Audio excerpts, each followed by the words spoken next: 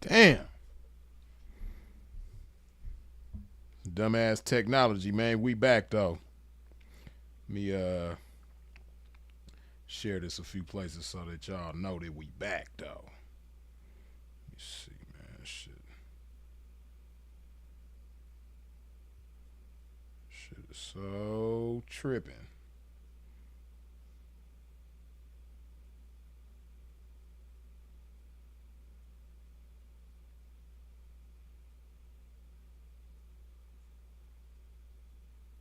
Why is it doing showing like that?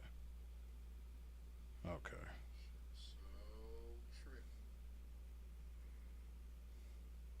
Okay, look like we good now, man. That shit. YouTube always on some bullshit. Or it might not even be YouTube. It's probably the stupid ass app that I'll be paying $40 a month for. That's some trash. Well, I ain't gonna call it trash because it got a lot of things that I like about it. But man, this should be tripping. Got some things that I definitely don't like about this joint neither. Shit. Hold on. Let's see. Y'all already know, man. Wipe your feet off at the door when you step into a pimp's domain. That like button.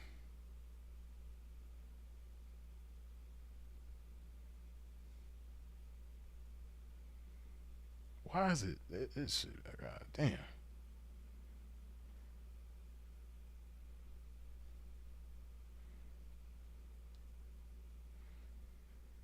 How come it ain't showing the thumbnail, man? Y'all tripping.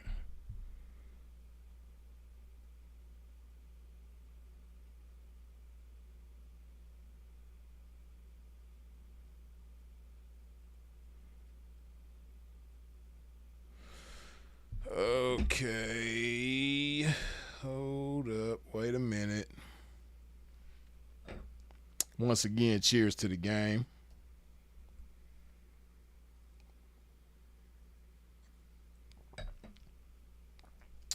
Give me just a second to get some things in order. Does it look like this shit is tripping right now? Just a little bit.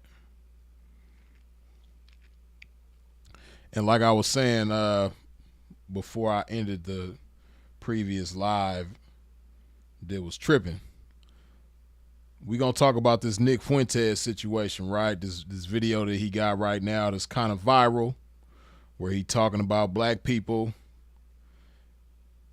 And as I said before, I'm saying again now,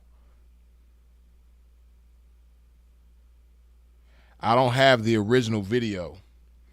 For some odd reason, it's like top secret G14 classified info to get the original video. People doing reviews on it, but I can't find the original video nowhere. So if one of y'all could do me the favor, if you have it, or if you know where to find the original video where Nick Fuentes was going on his rant about black folks, come on, goddamn. Okay, cool. If you have the original video link, do me a favor and drop that joint in the chat, man. Have it. Otherwise, I'm gonna have to do a review of a review. But either way it go, we gonna get it done though, because this is very necessary to chop this game about, man. Because you already know, man, nobody is gonna break this shit down like this ism, man. Nobody is gonna have the unique perspective and point of view of this game, like the game itself. So you already know, man, Pimpin' gonna break this shit down like no other. Hold up.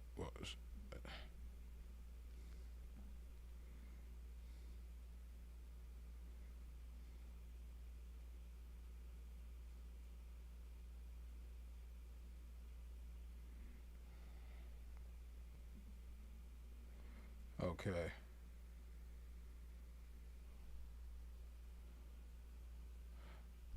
Yo Dutch says, I only ever heard about Nick from him running around with Ye and people saying he racist.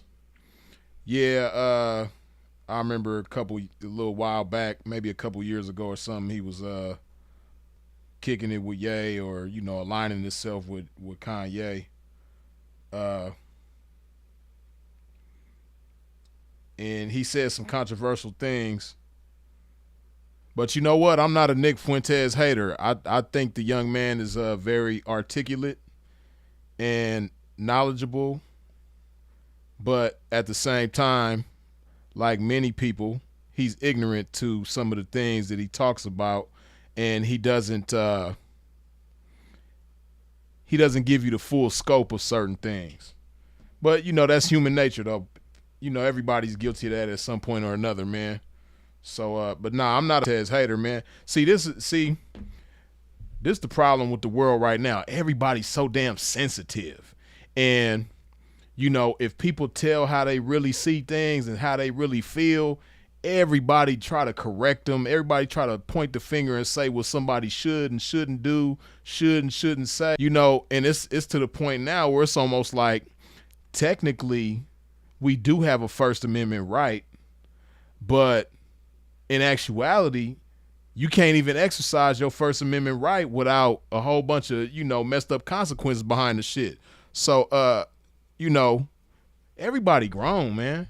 So people should be able to say what they want to say without being, I remember a video a little while back where some dude supposedly went to Nick Fuentes' house with guns and shit, trying to, unalive him and all this old type of shit because of some words that he said on the internet. Like, come on, man. Like, that ain't gonna stop nothing. It would unfortunately end his life, but guess what?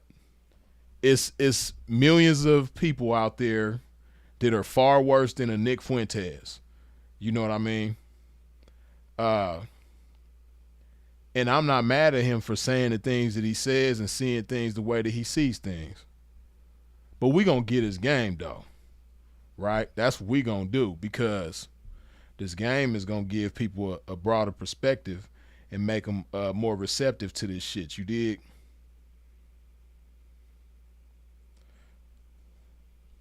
I was hoping somebody had the link to the original video, but it looked like don't nobody got the original link. Just like I don't have the original link. So we to it, man. Hold on. Let me find one of these review videos.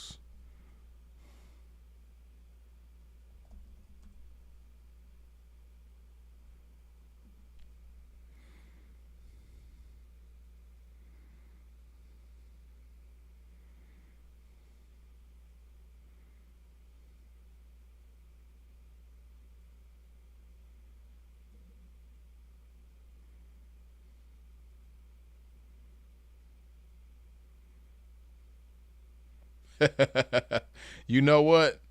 It's funny how the game worked, because this will actually be probably more fun than the original video. But I don't know if they got the whole, if they gonna play everything. Let me see. Hold on. This might actually turn out to be more fun though.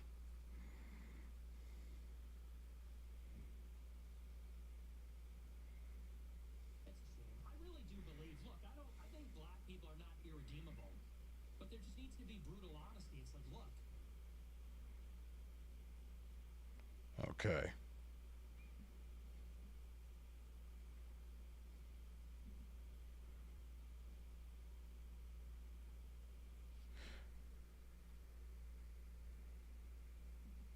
Okay, now.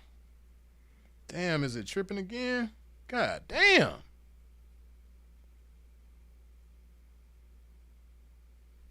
This shit. Oh, man, this shit is some straight bullshit, man. God damn. See something, man.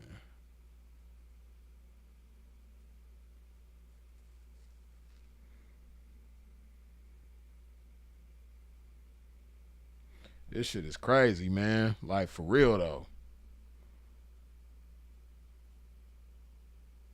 They ain't trying to let a pimp be great right now.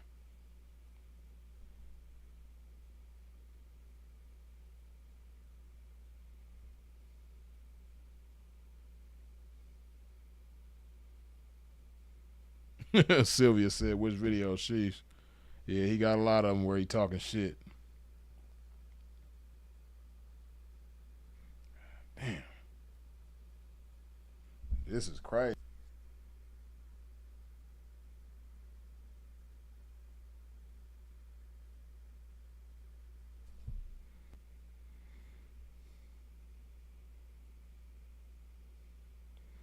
This shit is really pissing me off, man. Like, for real, though. Like, for real, man. This shit is crazy because, like, I keep on having this problem with this stupid ass app. But unfortunately, there's not a better app out there for what I like to do.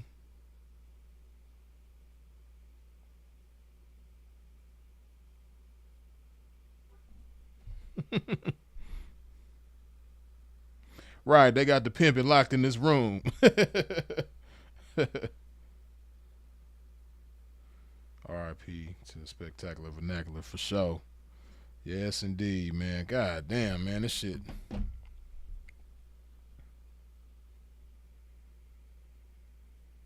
Cool. Y'all let me know if this shit is really pissing me off that the visual is tripping the way that it is. Like, for real, man. This shit crazy.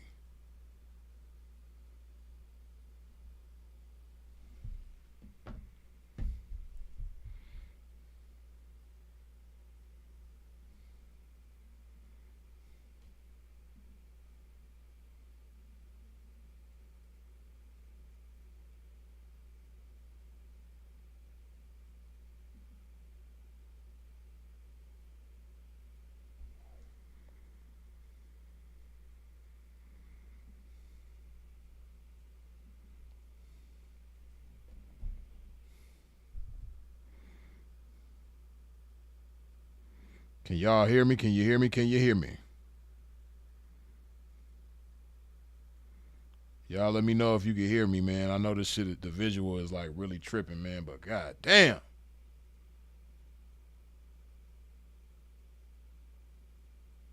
Yeah, I know y'all can see me, but see what y'all can't see is that, or I don't know, maybe you can see that uh the visual and the audio is off track.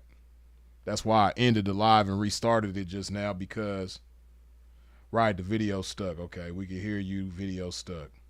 See, that's what I'm talking about, man. This shit is fucking crazy. Like, god damn. You see something, man. Hold on. This shit is crazy. Give me a second, y'all. Hold on. Stay right there.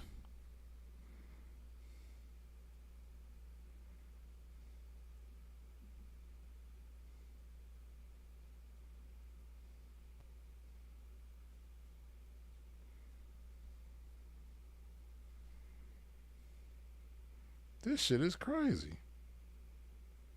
Even this shit is stuck. That shit is. God damn, man. Even this shit right here is stuck. Let me see,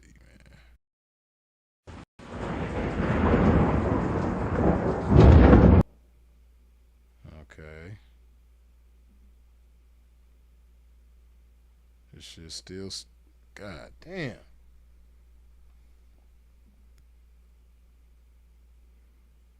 Yeah, give me just a second. Hold on. Stay right there.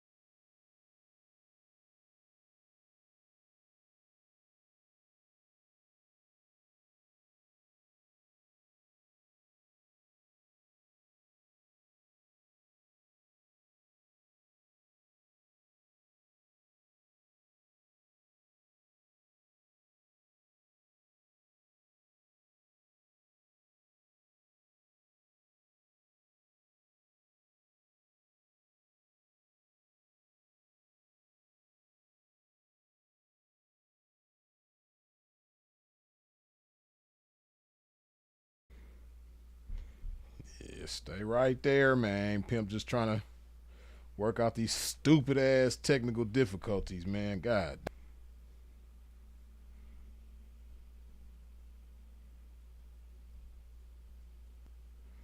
Just trying something right now. Hopefully this shit work. Cause this shit is really pissing the pimp off, man. Every time with this stupid ass app. Motherfucker pay too much money for this shit. Like, I mean, $40 a month just to be able to stream and record on this app, for it to be working the way that it does. That shit is crazy. Okay, now, hold on.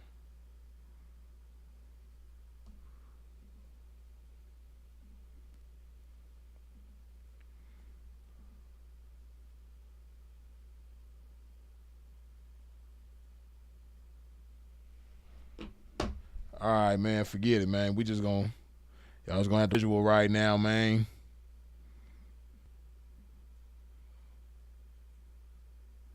We gonna get into it though. This slow ass shit. God damn.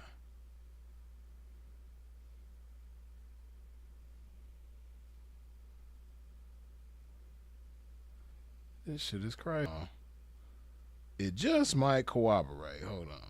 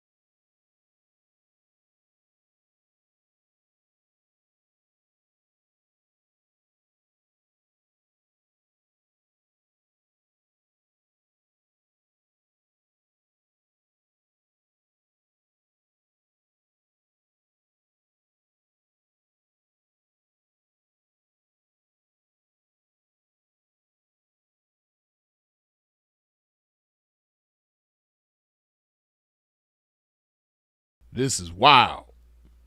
Like, god damn. What the fuck did I do to make technology come against this game like this, man? This shit crazy. What did a pimp do? Like, for real though, what I do? This shit is crazy. I'm doing everything right on my end to make this shit run correct. Like, it's like then talk some shit. God damn. Fuck did I do?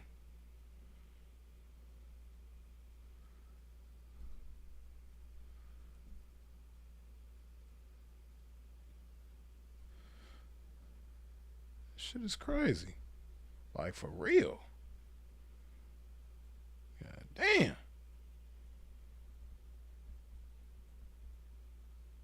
Nah, I already did that. I already restarted my computer. I restarted the phone that I'm using as a camera. Everything, man. This shit is just tripping.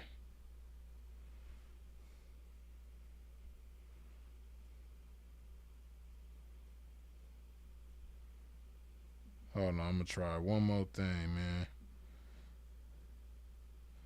Hold up.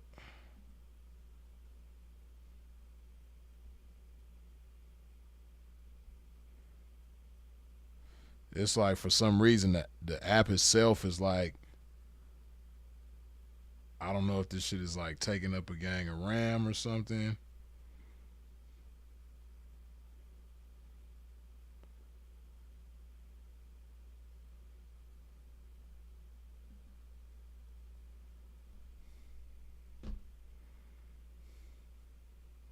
Shit, wow, man. Fuck it, man.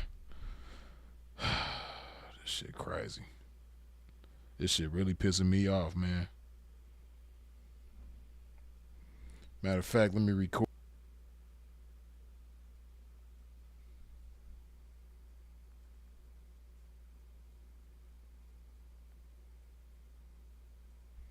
This this shit is fucking crazy. God damn. This is wild, man. Nigga pay way too much. Like, this shit is crazy. It's like I'm giving a motherfucker $40 a month for nothing. Every time I try to go live, it's always something, man. This shit crazy. God damn. Yeah, nah, Lojo, I went on Rumble, but I didn't see the what's it called? I didn't see that particular video. So if it is on his Rumble, I don't know if he put that shit on private or something. I don't know what he did. But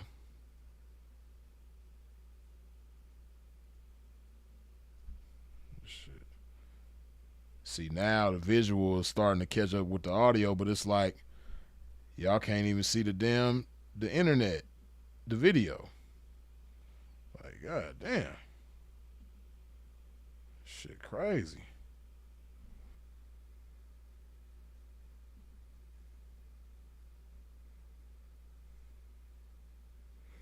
Okay, shit. God damn. All right, man. Let's see if we could do this shit now, man. Now, you know what's funny, believe it or not, I actually like Nick Fuentes more than these lame-ass twins right here. Boy, these twins right here, they got to be the lamest, most buffoonist. Yeah, I'm making up a word for they lame ass. These two twins right here is the lamest. I don't even want to, but we don't even accept these fools. Like, these dudes right here are so damn lame. So damn lame. Like I said, if I had to choose between, you know, Nick Fuentes and the twins, yeah, Nick Fuentes, he get to stay, man. Twins got to go. These dudes is lame as hell. Like, extremely lame. They was better off. See, for those of y'all who don't know about these, the Hodge twins, they started off doing the bodybuilding content, right? They was both into the bodybuilding.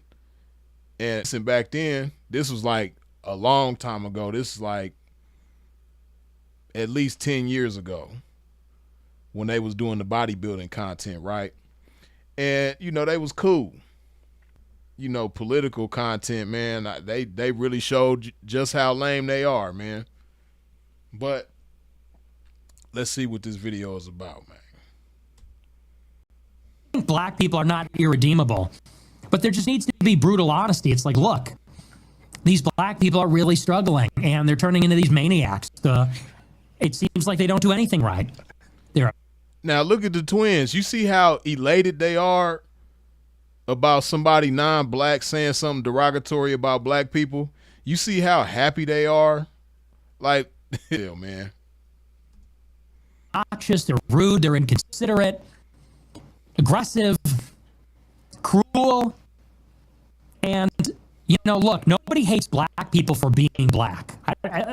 If there are people like that, I think that's exceedingly rare. And you see a Nissan Altima speeding down the shoulder, and you say, what the f***? You're not supposed to do that.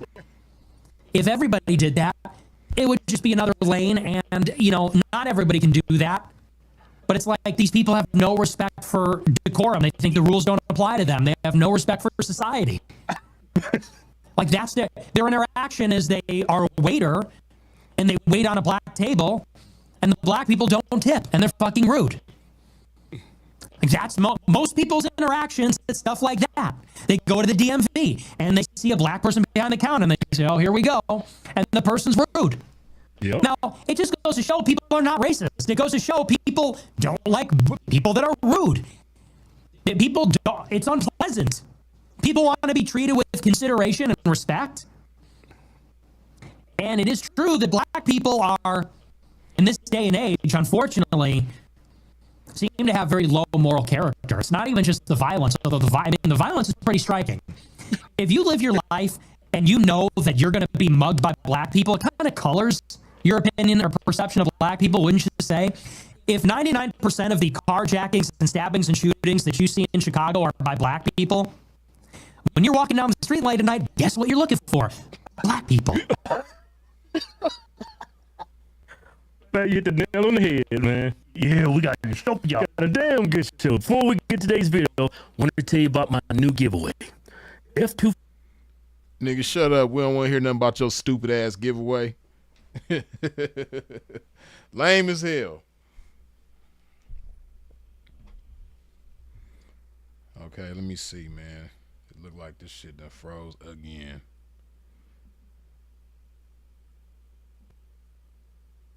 This shit is crazy, man. Like, what the fuck?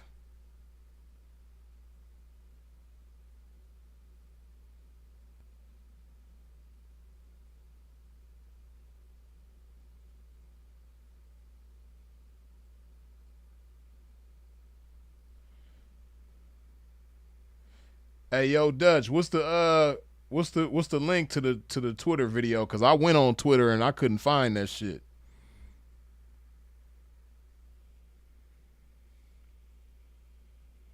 Then this shit is like, it won't even, this shit is crazy. Oh, god damn.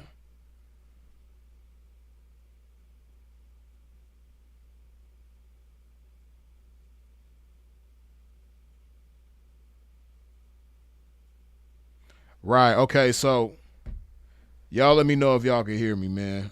Okay, yeah, y'all can hear me. And it's sad because at the age they are, I think they like 50 years old or close to it or something like that. To be 50 years of age and to be as ignorant and lame as they are and corny as they are, it's disappointing, right? Damn, this shit done froze again. Let me do this. Hold on.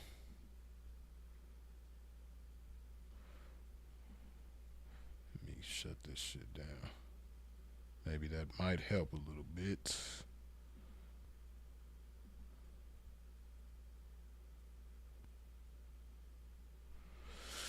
Okay, now.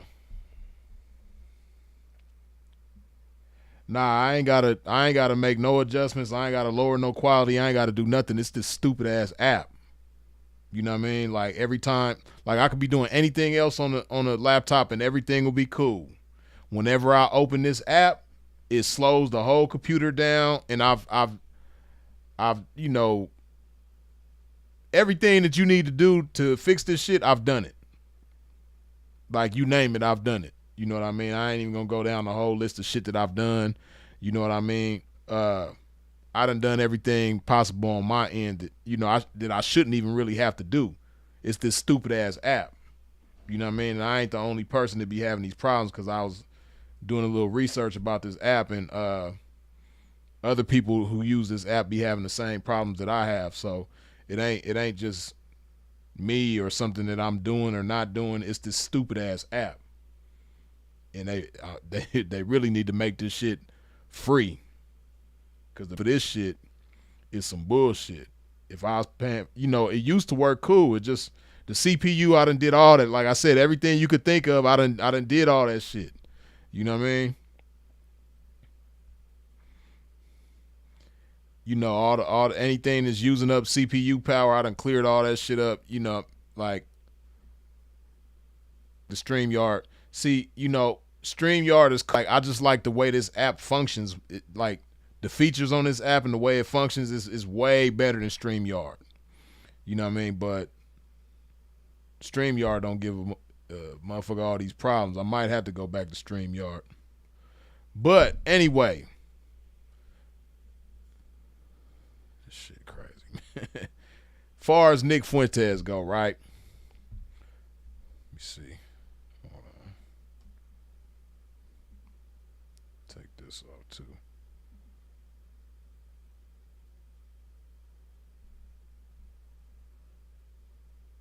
Okay, we might be getting better. Nah, I ain't using no Android, nothing on this. The camera that I'm using is my iPhone. This is my Android right here. The laptop is obviously a MacBook. Everything is Apple right now. It ain't even, I can't even blame Apple for this shit though. It's the app. It is the damn app. You know what I mean? But back to this game though, in the words of Simple to P that we never left. Nick Fuentes, right? Now, we just watched the video. and Nick Fuentes was, expressing his viewpoint, if you will, of black people.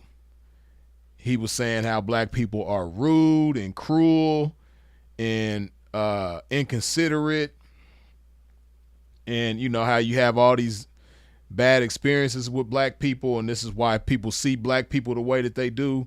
He gave a few examples of how, like, if you're on the freeway and there's traffic and you see a Nissan Altima fly down the shoulder, that 9 times out of 10 that's going to be a black person. Or if you go to the DMV and it's a rude employee, that rude employee is going to be black. I'm not going to argue with him about that or disagree with him about that. But this is what I will say. On the same token that he's saying those things, I can say that from my experience with white people, and that would also be true. The cruel I could imagine are white. I don't know anybody else in history who has been more cruel in the history of humanity than white people, right? It's not to say that all white people are that. It's some white people out there that I got love for, plenty of them. But nobody has been more cruel than them, right? So you can't even talk about cruelty or people being cruel and put black people at the top of that. Like, no, right? So, but it is true. You do have black people out there that are cruel. You have black people out there that are rude, inconsiderate, everything that he said, right? But again, on the same token, I could say everything that he said that he experiences with black people, I've had those same experiences with white people. I've had white people be cruel to me. I've had white people be inconsiderate to me. I've had white people be rude, disrespectful, all of that, right? But I'm not going to sit here and say that applies to all white people. But this is what I will say, though, right? Let's get to the root of the problem, because everybody is focused on the fruit of the problem, but what is the root of the problem, right? Okay, we are all in America, right? So for people in America who are from America, the way that we walk, the way that we talk, the way that we look at life, the way that we do everything is based on what we learn here in America, right? Now, what is the root of what we learn? Let's go back to when the United States of America was established, right? Or even before it was the United States of America, when it was, colonies, from Great Britain, right? When this country was established by, British immigrants, first of all, we were brought here. And we were brought here originally with a certain type of culture and all of that. We were stripped of that, right? So the way that you see us behaving in America, the way that you see us doing anything in America, it's not based on our original culture and our original belief system. It's what we learned and adapted to since we've been here, right? And, the conditions that come with that and everything, right? But this is the thing, right? Black people have not created any institutions in America. Black people don't control any institutions in America. Black people have not created any systems in America.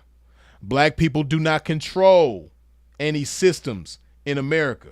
So any institution or any system which dictates everything that goes on in this country was not created or dictated by black people, right? We don't have any control over the bottom line of this country. And we can't say what goes. And you seen with Kanye, You seen with R. Kelly, you seen with Puffy, you seen with Bill Cosby. If it don't matter how much money you have, if they want to strip you, they will strip you, which means you really don't have shit. You can be a black billionaire in America.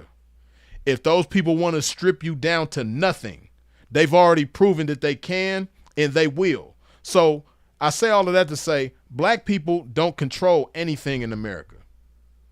Yeah, black people got own businesses, and yeah, black people, have influence, and yeah, black people have, some black people have what's perceived as wealth, but we don't have any power in America. None. Black people don't control anything in America. But who does control everything in America? Everything in America is controlled and dictated by white people. Right? So, which means we don't even speak our own language. We don't even know what our own languages are as black people. The language that we use isn't even our own, let alone, any systems, so like I said, we don't control, or we haven't created any institutions or systems whatsoever in America, right? So let's talk about some of the systems and institutions that are in place in America.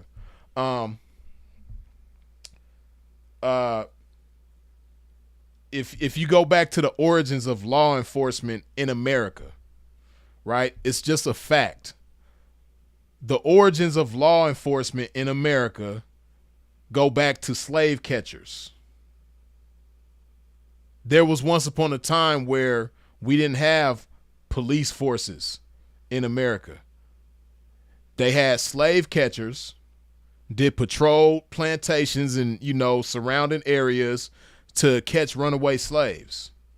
That's what it started as. Obviously, it evolved into what it is today. But this is the origin of it. This is the origin of law enforcement. So whenever you see police patrolling your community or whatever, wherever you live, whether you live in an affluent area, the ghetto, or anything in between, whenever you see police patrolling your area, just understand the origins of that.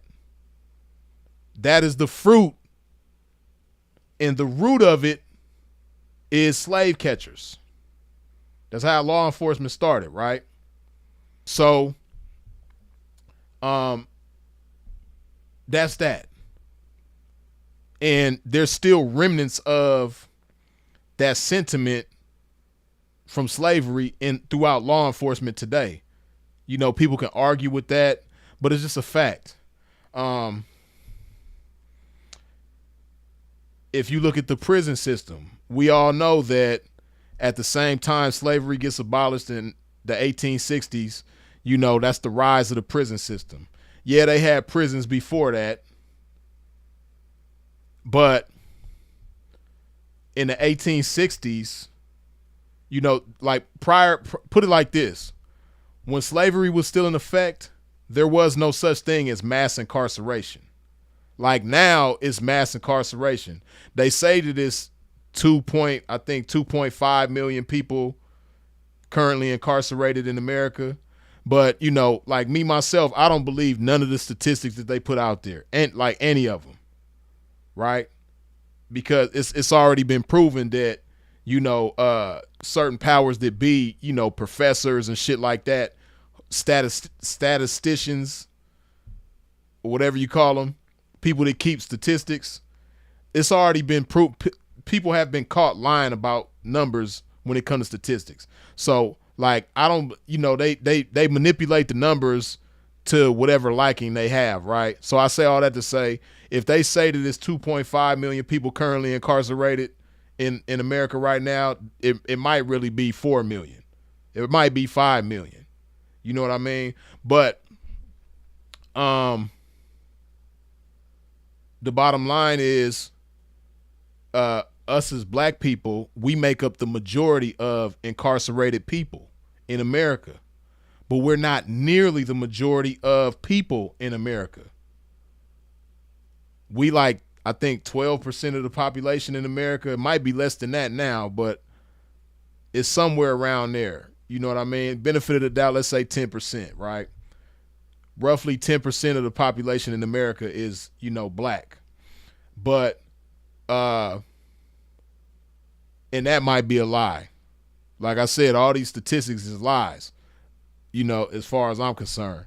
But, they say that I think it's like 67%, basically 2/3, 2 out of every 3 people incarcerated in America is black. So how is it that we only 1 out of 10 of the, but overall we 2 out of every 3 people in jail is black? And different states is different. Like different states have different numbers, right? Like I think New Jersey has I think it's 10 black people for every 1 white person in jail in New Jersey. I think California is like 7 black people for every 1 white person in jail. There's no state or no place in America where white people make up the majority of people that's in jail. So why is that, right? So obviously it's an ugly truth, but it is a truth. Black people are more prone to make certain decisions that will land them in jail, right? Why is that? If you take groups of people and relegate them to certain areas, and in those areas you deprive them of opportunities when it comes to economics, opportunities when it comes to education. If you put people in certain areas and you make the living conditions in those areas rough and opportunities scarce, what you think is going to happen? If you take a bunch of white people, put them in projects, put them on welfare, don't let them have, no man in the house,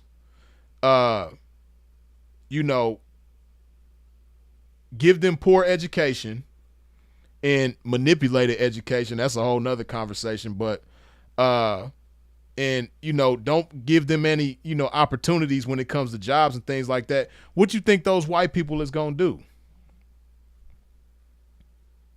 And to be real with you, there are parts of America that are like that.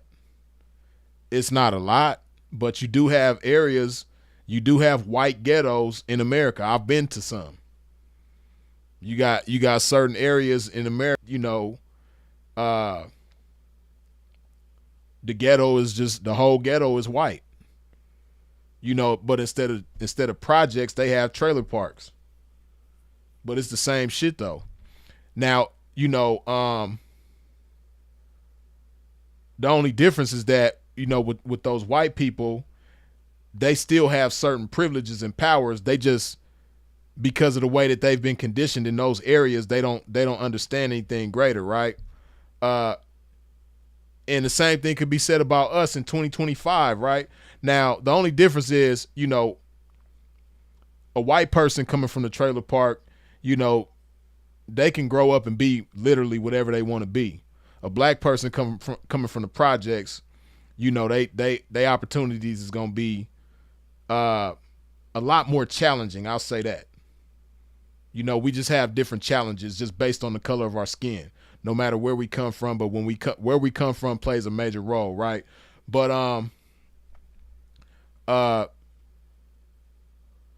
so back to Nick Fuentes' gripe. The fruit of the problem has some truth to it. You do have black people that are rude. You do have black people that can be cruel and all this type of shit. But the root of the problem, where did we get that from? Why did we get that? Right? Like, for real. Where did we get it from?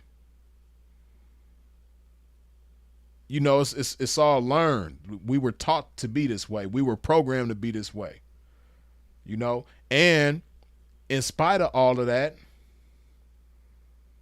it's not everybody. It's still not everybody. You still have a lot of black people to whom that doesn't apply, right?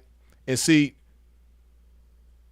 people like Nick Fuentes, they don't want to have the conversation of, the history of black people in America leading up to the civil rights movement, right?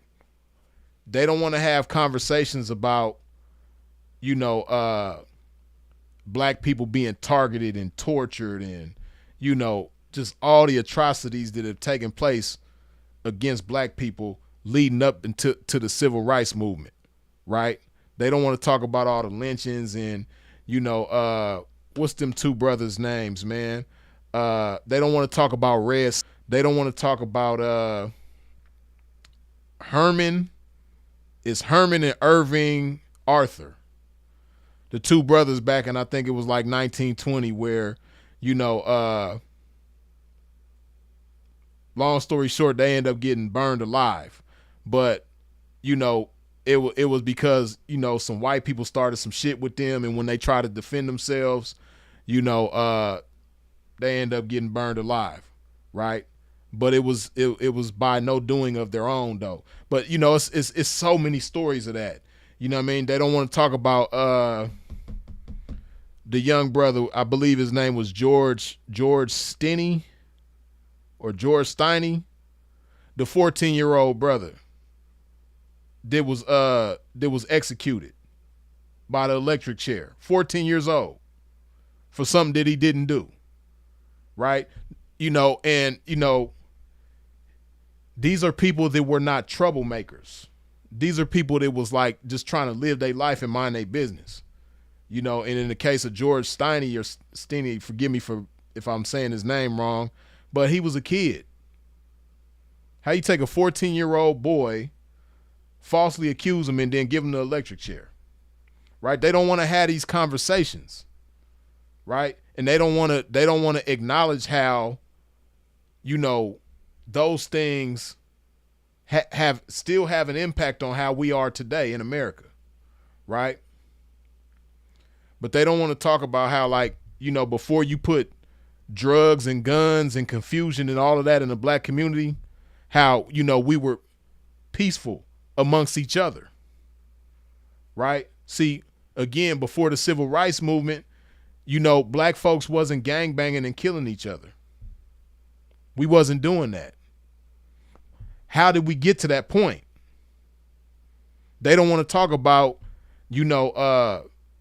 like I talked about before, police starting gang wars between different gangs, dressing up like this gang and going and shooting up this neighborhood and saying it is this gang, but it's really the police. They don't want to have them conversations. They don't want to have, the conversation about how when the welfare system came around in the 1960s that, them mothers that was on welfare with 8, 9, 10 kids was only given like 50 cents per child per day to support their family. 50, some places was getting like 50 cents, some places was getting like 80 cents, but they don't want to, even in the 60s, even though, the economy was way different back then, but that's crazy. You got a woman that got all these kids, you done made it hard to where her and her husband, it's like impossible for them to be together as much as they want to be together. Now she's stuck with these kids by herself. Her husband can't find no work because won't nobody give him a job because he black. And,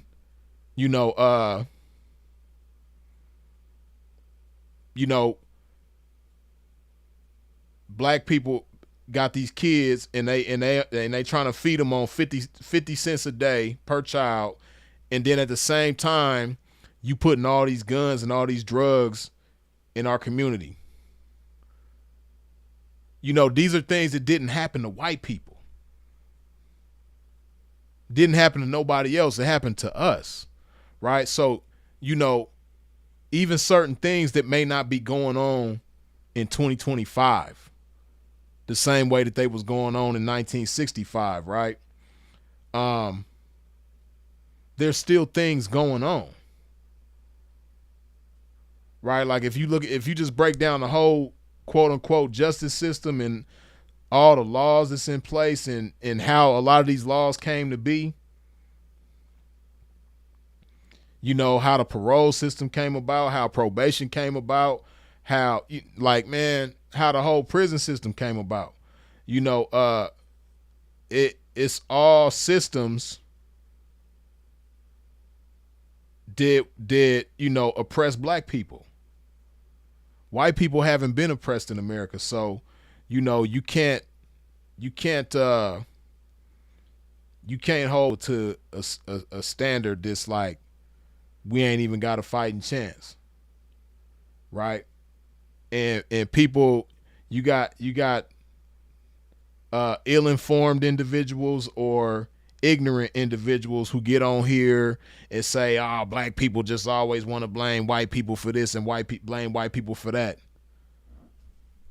Nobody is lying though. Now, don't get it twisted. I'm never a victim, right? And I don't believe anybody black should see themselves as a victim, right? But the truth is the truth. You can't get away from the truth.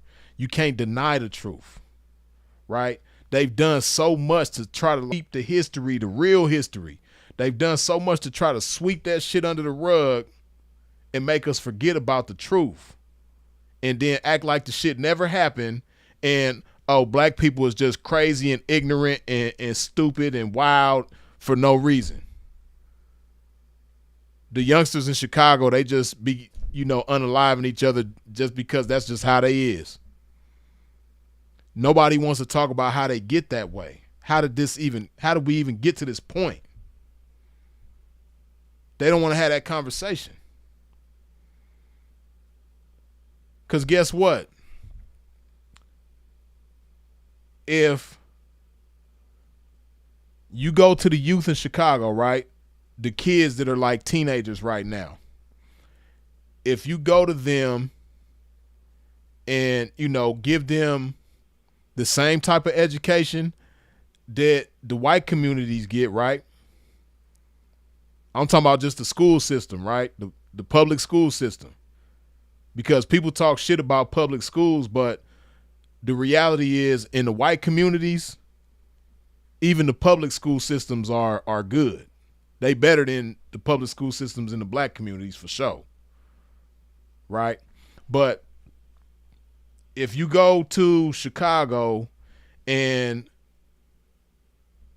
the public school system, if you give them the same quality public school system as you give the white communities, right? And then at the same time, you give them the same opportunities for higher learning, college and university as you do the white communities. And, basically if you give our kids the same stuff that you give their kids, you think we gonna be out here gangbanging and unaliving each other and selling dope and getting high and all? No. It's because of the way you structured our community and what you put into our community that makes us that way. If you give us the same shit that you give yourself, that's what you don't want. Because on the real, we probably gonna turn out better than you. But you ain't gonna never let that happen because, again, one thing black folks will never be able to do in America, and I'm saying never. I don't give a damn 1,000 years from now. One thing black people will never be able to do in America is control institutions, control systems, create institutions, create systems. We will never be able to do that in America. White people will always be in control of that. White men will always be in control of systems and institutions in America. Always. They always gonna have full control of this country. They always gonna be able to strip black people of whatever they want to strip them of and dress it up and make it, like they made y'all hate Kanye because he put a MAGA hat on. So when they take his billions of dollars, you as a black person, you like, yeah, that's what his stupid ass get. He talking about slavery was a choice, and he shaking hands with Donald Trump, and he putting a MAGA hat on. That's what his dumb ass get. Yeah, take his money. This is how they done program black people to be, right? But you're not even understanding what's going on. They put out these, false docu-series about R. Kelly, putting a whole bunch of yeast on shit, making them into this monster, so that when they come with the mute R. Kelly shit and then they put him in prison for 30 years, yeah, that's what he get. You're not looking at what they doing to black people. Like, it's ridiculous that they tried and convicted R. Kelly, Robert Sylvester Kelly, R. Kelly. They convicted that man of the RICO. The RICO. R. Kelly. They convicted R. Kelly of the RICO. Like, stop and think about that for a minute. That's crazy. Ain't no way in the world that R. Kelly should be guilty of the RICO. Puffy should have never even been able to be tried for the RICO. That shit should have never even came to be. Like, he should have never even been on trial for no damn RICO. But this is what they do.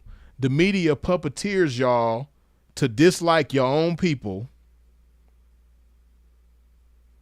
And, it's one thing to dislike somebody or dislike what they do or what you think they did.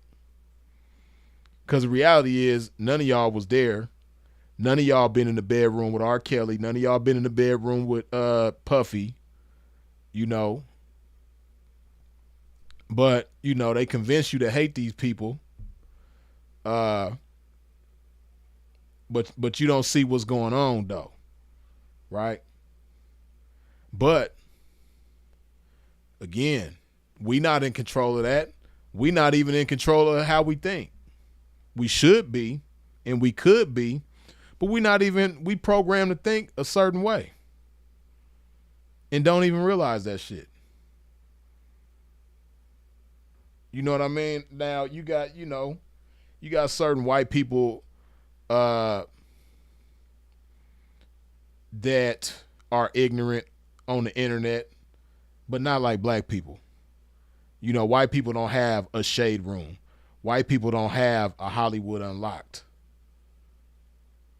White people don't have all them, these platforms that perpetuate self-hatred. They don't have that type of shit, right? But we do, though.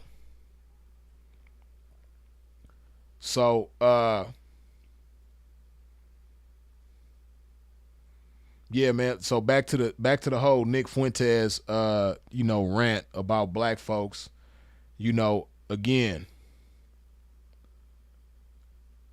I'm not going to say that the things that he said are untrue, but what I will say is that it's not only true about black people. That's not a black person thing. That's an American thing. Being rude, inconsiderate, entitled, that's an American. Those are American things. Those aren't black people things. And who's responsible for America? Who created America? Who runs America? You already know. Right? So, blame black people for things that go on in America when we have, total absolute power over the government. When we have the power to strip white people this doing foul shit of they billions, when we have the power, which will never ever be, at least not in America. When we have the power to do that and we start doing all that type of shit, then blame us for what goes on in America. Right? Because they like I said, that's an American thing. All the problems that he tried to put on black people, those are not black people problems. Those are American problems that black people just so happen to be associated with. But those are American problems. right? Now, you know, it's crazy because this round we are. This how conditioned we are. You know, it's crazy because once upon a time we were physically restricted from doing certain things, right? But the mental restrictions that they've put on us are the most effective, coldest shit ever done. Like, for real. The way that we keep ourselves in check, because how we've been programmed mentally, hey man, that's the coldest shit in the world. That's the coldest shit probably ever took place since Jesus walked on water. For real though. Like, the way that they've programmed us to hate each other and, you know, keep ourselves at the bottom and not support each other, and be, you know, spend so much money on entertainment and not nearly that same type of money on education. The way that we like frown upon education, like the way that they've programmed us to think that all of us are meant to be bosses and entrepreneurs, and the way that they've programmed so many of us to think that we too good to work a 9 to 5. Like, everybody want to be a hustler or a dope boy, or, you know, run a business, and don't know the first thing about none of that shit, but just really don't want to work a job. Like, the way that they've done that to us, to where like we on that hamster wheel, where we just keep each other on that hamster wheel. We have kids on the hamster wheel and they stay on the hamster wheel with us. We raise our kids on the hamster wheel and they learning all the same stupid shit that we doing on that hamster wheel. They grow up and they repeat the cycle, and they have their kids on the hamster wheel, and you know, we don't even realize that that's what's going on. We don't even see the hamster wheel. We own it and we stay on it, but we don't even recognize that that's what's going on in order to get off, you know, let alone trying to get off the hamster wheel. How can we get off if we don't even see that that's what's going on? Right? So, yeah, that's what it really is. So, you know, when I see Nick Fuentes say what he says, you know, I'm not even mad at him. Right? And, you know, that's that's a part of the conditioning of us too. You know, we get mad, you know, and that's really that's really rooted in the feminism, which, you know, that's a white agenda too, but, you know, ain't nobody gonna talk about that, you know, a white woman agenda. But, you know, feminism has made it where, you know, even us as black men, you know, we get in our feelings whenever somebody say something that we disagree with. Like, I know a lot of people seen that Nick Fuentes shit and, you know, gonna talk shit to him, about him, and all that type of shit, but, you know, that's not gonna do anything. And then not just that, but like, there's no reason to even be mad at him. Like, seriously, why are you mad at somebody like Nick Fuentes just saying how he feels? That's how he feels. Now, how he feels versus the reality of things ain't necessarily the same. You know, for him, like, if he speaks for himself, then hey, you know, that's for him. You know what I mean? Then you got to keep in mind too that Nick Fuentes is from Chicago, right? And the programming and conditioning that they've put on us, Chicago is one of the worst affected places of that, right? Like, the self-hatred that we learned, hey man, it's thriving in Chicago. And that just so happens to be where Nick Fuentes is from, right? So, you know, he's speaking from the standpoint of somebody out there. And then not just, but see, this is the thing too, right? Um, Everybody ain't like that. Even in Chicago, you got good, upstanding black citizens in Chicago. You got black people from Chicago that get up and go to work every day. You got black people from Chicago that are educators. You got black people from Chicago that are assets to their community in various different ways. You know what I mean? It's just unfortunate that the gang banging and the violence and the drugs and all that just got a grip on the youth, right? But again, where did that come from? Where did that come from? Again, we don't have control over institutions and systems, so we don't even have the power to put drugs in our own community. We can't even do that if we want to. Now, if they put the drugs on the table, if they just come to the hood and say, here go these drugs, some people is going to mess with them, some people ain't. But we don't have the wherewithal to go get some drugs and flood the community with them. If you go all the way to the top of that, the people in charge is not black. The same thing with guns, right? In Chicago, they shooting like crazy. Where are the guns coming? Where are they getting these guns from?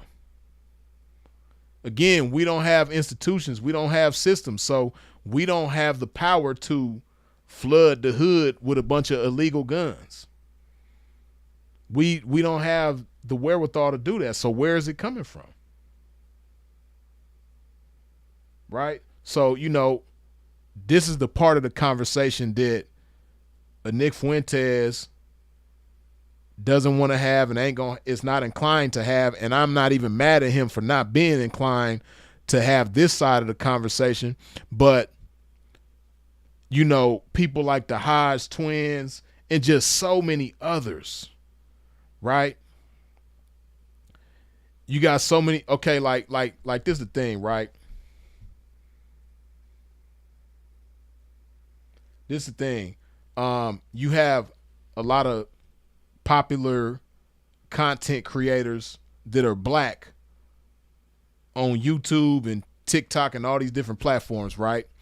And a lot of them are not quote unquote hood. A lot of them didn't come up in the urban environment, right? So a lot of the black content creators that are popular right now, they're educated. They went to good schools. They grew up in good families. And more power to them for that, right? But it's unfortunate to say, but it's the truth. A lot of those people that are black, that are popular on YouTube, that are disconnected with the, what goes on in urban society, they don't really have the empathy for their people that they should, that I wish they did, right? They can't really feel for it because, they might not have had aunties and cousins and siblings that was on drugs and, in and out of prison and all that type of shit. And that's great, right? Because that goes to show you that, the shit that's being said by Nick Fuentes don't apply to everybody that's black. Because a lot of these popular black YouTubers are not of the hood, right? But because they're not of the hood, they're disconnected when it comes to like what's going on in the hood and how, black people are affected, these systems that are in place that we didn't create and we have no control over, right? These institutions that are in place that we didn't create and we have no control, it affects us, right? So, like, let me just see, man. I'm gonna see if I could give an example. Let's see if this app don't get to tripping.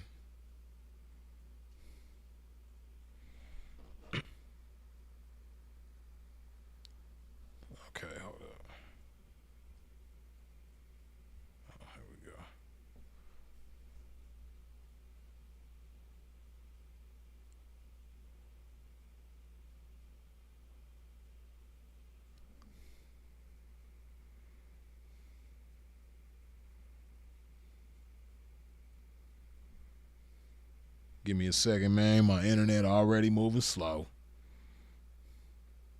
Shit crazy.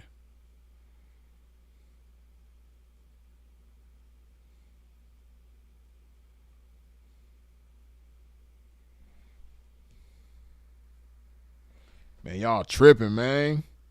It's 216 of y'all up in here right now, but only 136 of y'all done went the door.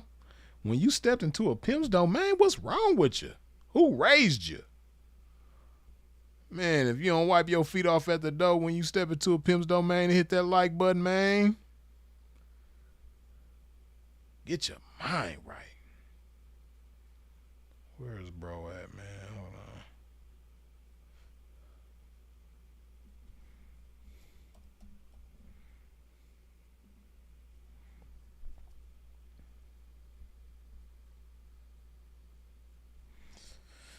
Hold up.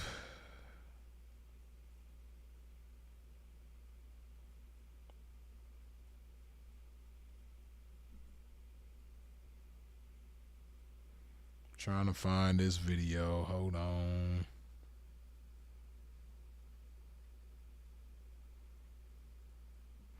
Trying to give it a good. The fuck? What the fuck? Boy, YouTube be tripping. YouTube be tripping.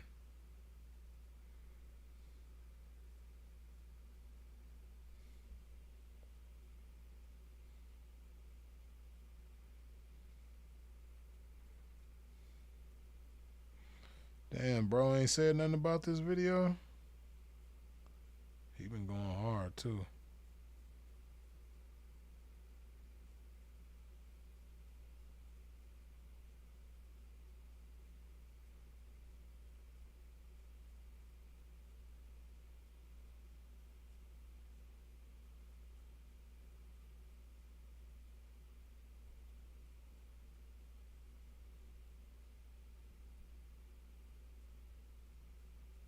Damn, I was trying to see if Anton Daniels spoke on the Nick Fuentes situation, because I wanted to use him as an example, right?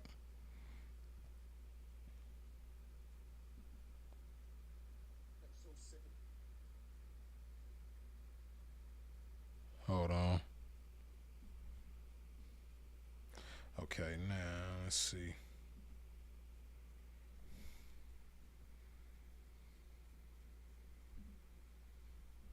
Come on, man. The fuck?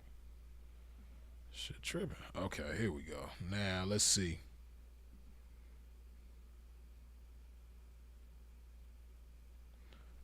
Boy, this shit be tripping.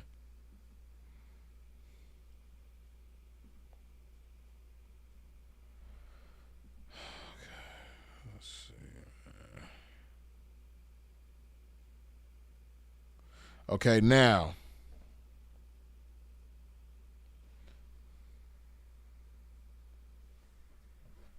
Oh, y'all put the link in the chat for the video finally? Where is it at? That's the link, Freeze. Where is it at? Freeze, I still got the link for the Nick video.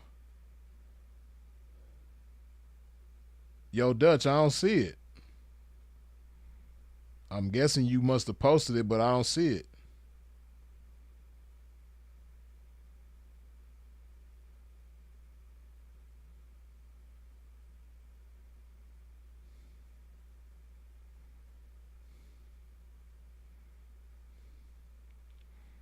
But anyway, let me get to this, right? So, like I was just saying, you have a lot of popular black YouTubers who are kind of like disconnected with a lot of what goes on in the black community, right?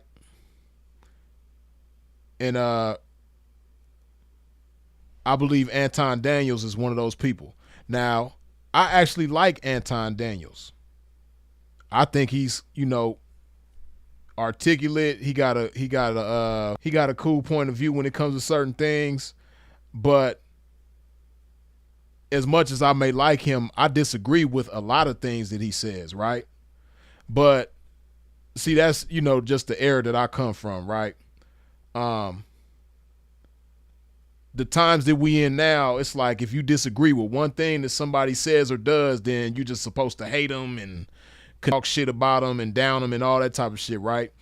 But me, and you know, me coming from the game got a lot to do with that too, right? When it comes to this pimping, right? You know, we have a community where we could bite each other's heads off, we could chop each other up, and then go have a drink together. You know what I mean? Chop some game together. You know, look out for each other, help each other out, and then we might be at each other's throats. You know what I mean? Over you know, anything. But this is how we stay sharp though. We keep each other on point, right? But I say that to say, like, you know, in the game, it's a whole bunch of pimps who I done went at it with, you know, verbally, and then at the end of the altercation, we cool. You know what I mean? Sinful to P, prime example. Me and Sinful to P used to be at each other's throats. We used to bite each other's heads off, and then afterwards, laugh, kick it, go do shit, be in traffic, get at bitches, all type of shit, right? So, that's crazy how the screen done froze me like that. God damn. Fix me, man. Why y'all freeze a pimp like that? Come on, man. But anyway, okay. It done unfroze a pimp. Well, it keep freezing the pimp. But anyway, I say all of that to say, me coming from the game makes it where even though I may disagree with some things that somebody says, or I may disagree with a lot of things that somebody says, I can still find value in that person, and I can still appreciate that person and people, right? Like I said, I disagree with a lot of shit that he says, but I appreciate a lot of shit that he says as well, right? I like that he is ambitious, and he ambition in a way that encourages other, you know, black folks to be ambitious. I like that about him. Is, you know, I could go on and on, but in spite of me liking certain things about him, I disagree with certain things too, right? That he says. But overall, you know, he's okay in my book, right? But he falls into that category of people that I'm talking about on YouTube, right? Black creators that are popular, that got a voice on YouTube, but, you know, are disconnected with the black community in a certain type of way that, you know, strips for their own people, right? And Anton Daniels is one of them people, right? So now I haven't even seen this video before. I'll be watching Anton Daniels videos, but this particular one I haven't seen, but I just kind of got a clue about his stance on this video, and I'm pretty sure I'm going to disagree with it. But let's just watch.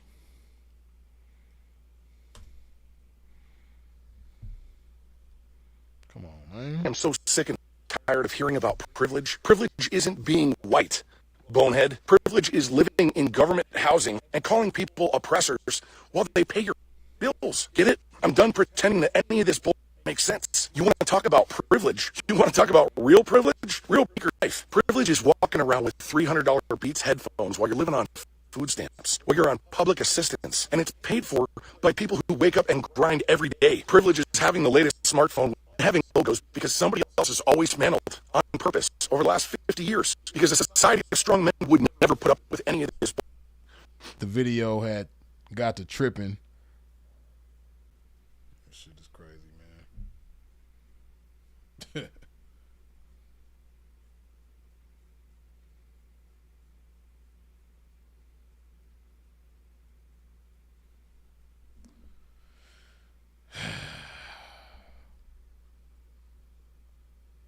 This bullshit ass app, man.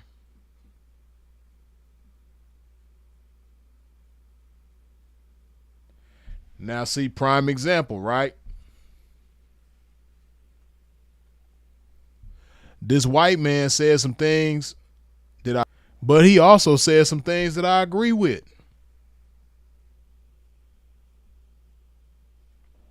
But I was trying to get to Anton Daniels' take on the video. And I think we good now.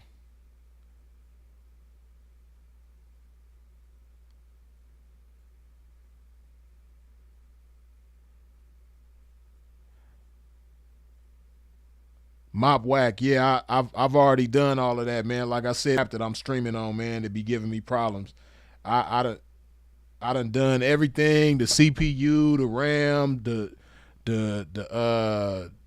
changing the quality to 720p, like I could think of to make this shit run smoothly, man. I've done it. It's this stupid ass app, man. This is really pissing me off. You know what I mean? And they stay coming with new updates for the shit, but don't none of that shit fix the problem. It's this app, man. And I wish there was another app out there that was as good or better than this one. But I ain't even gonna get into all that though. No stranger to danger say we all know Anton is going to agree. Yeah. But see, like I said, this is my first time watching this video just like y'all, right? Or some of y'all might have seen it already. But I'm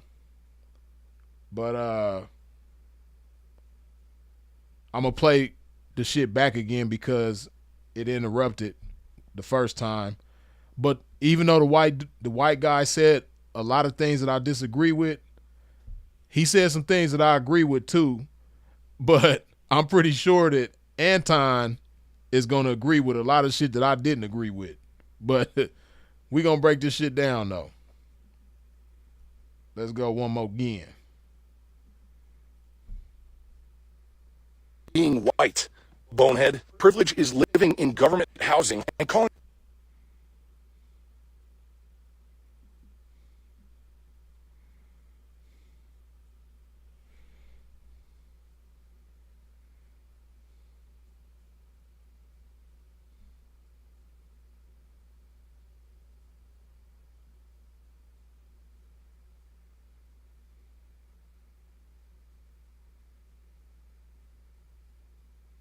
God damn. Come on, man. I'm so sick and tired of hearing about privilege. Privilege isn't being white, bonehead. Privilege is living in government housing and calling people oppressors while they pay your bills. Get it? I'm done pretending that any of this bull makes sense. You want to talk about privilege? You want to talk about real privilege? Real privilege is wearing $200 sneakers when you haven't worked a day in your life. Privilege is walking around with $300 Beats headphones while you're living on food stamps, while you're on public assistance, and it's paid for by people who wake up and grind every day. Privilege is having the latest smartphone with unlimited data and having zero idea where the bill goes because somebody else is always picking up the tab. Privilege is being able to protest every little thing that offends you without worrying about calling in sick to work because you don't have a job. Privilege is being able to cheat, lie, fail over and over again in life and still get bailed out while people who play by the rules get punished. That's privilege. This isn't about race. This isn't about class. This is about accountability. We've got a culture that rewards victimhood and demonizes work ethic and responsibility. Meanwhile, the people holding everything together for the rest of society, they get taxed into the ground. Their businesses get choked by regulation, and they get personally vilified for speaking up and saying that this is bullshit. You want to talk about privilege? Then start with the people who've never paid the price, but who also scream the loudest. Because they've never had to build anything. They've never had to defend anything. They've never had to carry any real weight. And the reason they get away with it, it's because we don't live in a society of strong men anymore. No. That's been dismantled on purpose over the last 50 years. Because a society of strong men would never put up with any of this. And that's exactly why they came after us first. And he is so deadly accurate, yo. Y'all been sending me videos of people that have been hitting on every single point. And let's just be absolutely clear. And the reason why they have to talk like this, and when I say they, I'm talking about white people that are disgusted at what the cultural norms are, and black people. Yeah, go ahead, Anton. Speak for the white people, man. He loves speaking for white people, man. Even though, like I said, I got love for Anton. I like him overall, but he does do shit that I disagree with, and this is speaking for white people is one of them. But let's go. Basically complaining, and I don't even think it's black people, of course. I think it's black culture. And there's a certain demographic of people of black people that are the loudest. They complain the most. Every single thing is racism. They've never experienced racism. They've never employed nobody. They've never actually went and did the things that would make you a productive member of society. They always talk about tax the rich, and then let's throw in the white apologists on top of that. You know, I was watching and I reviewed a video of a black woman that was going off on a black guy that was working at Walmart. And the white woman at the end, if you watched it all the way to the end, apologizing to the woman, and she wasn't even familiar with the fact that the woman had basically offended and threw off and was trying to fight the guy that was just doing his job at Walmart. And so every last one of these people are easily offended but never take any accountability for the role that they play in their lives. And we can see this with the Carnival cruises. We see it with all the protesting. And it's funny because I've always been more curious because you'll never find a shortage of people that are easily offended jumping on these applications and saying what they want to say. And I think that that was also one of the benefits of Elon Musk buying X, formerly known as Twitter, for us to remove censorship and for us to actually allow for people to say what they want to say when they want to say it. And I may not necessarily agree with every single thing that everybody says, but at the same time, I don't believe in censorship, and that's one of the beautiful things about America. Now, what you're basically seeing is a group of white people or white people that are starting to get a little bit more backbone, and they are calling out the BS. Now, of course, they're still not going to say, most of them is not going to say, well, black culture is absolutely trash. Sometimes they'll say something like black fatigue or whatever. But for the most part, they kind of stay out of the weeds and they don't get too involved with actually putting an identifier on it because they don't want to get removed from the applications. And people are vicious and people. I'm waiting for him to address the white privilege statements that this white man said because, like I said, I don't disagree with everything that the white guy said. I don't disagree with everything that the white dude said. He made some valid points, but the first thing that he said is the biggest thing that he said that I disagree with, which is, being white is not a privilege. Come on, man. In America, like, you're crazy. And then he went on to say a series of things that I disagree with in line with his first statement of being white is not a privilege, right? But Anton has yet to address that. I agree with the censorship bullshit and everybody being so easily offended. We all on the same page there. I don't believe that, all this censorship shit should be going on. I believe people should be able to say what the hell they want to say. And if you don't like it, tough luck. You know what I mean? That's the way I see it. You should be able to say what you want to say. And, as long as you're not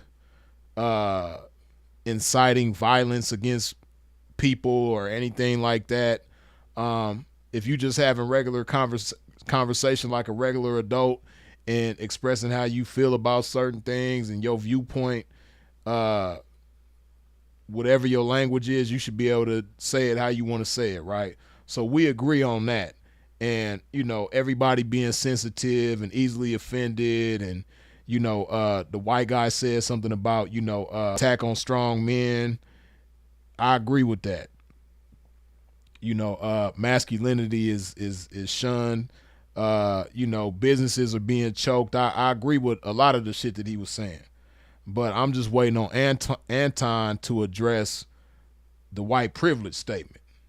I'm because it's like you can't just step over that.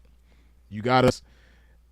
That's a very bold and big statement that you just cannot ignore. This white man saying that being white is not a privilege. Like, I'm waiting on him to address that. We 4 minutes in and he ain't said nothing about it. Let's see if he say something about it. Ugly, and they start to do things when they don't like it. They don't want somebody that got an opposite opinion of them. They just want people to agree with them, and they also want to be substantiated or felt good when they feel some type of way about how you are acting. And so even me, I I listen to this guy and I agree with him 100%. Right?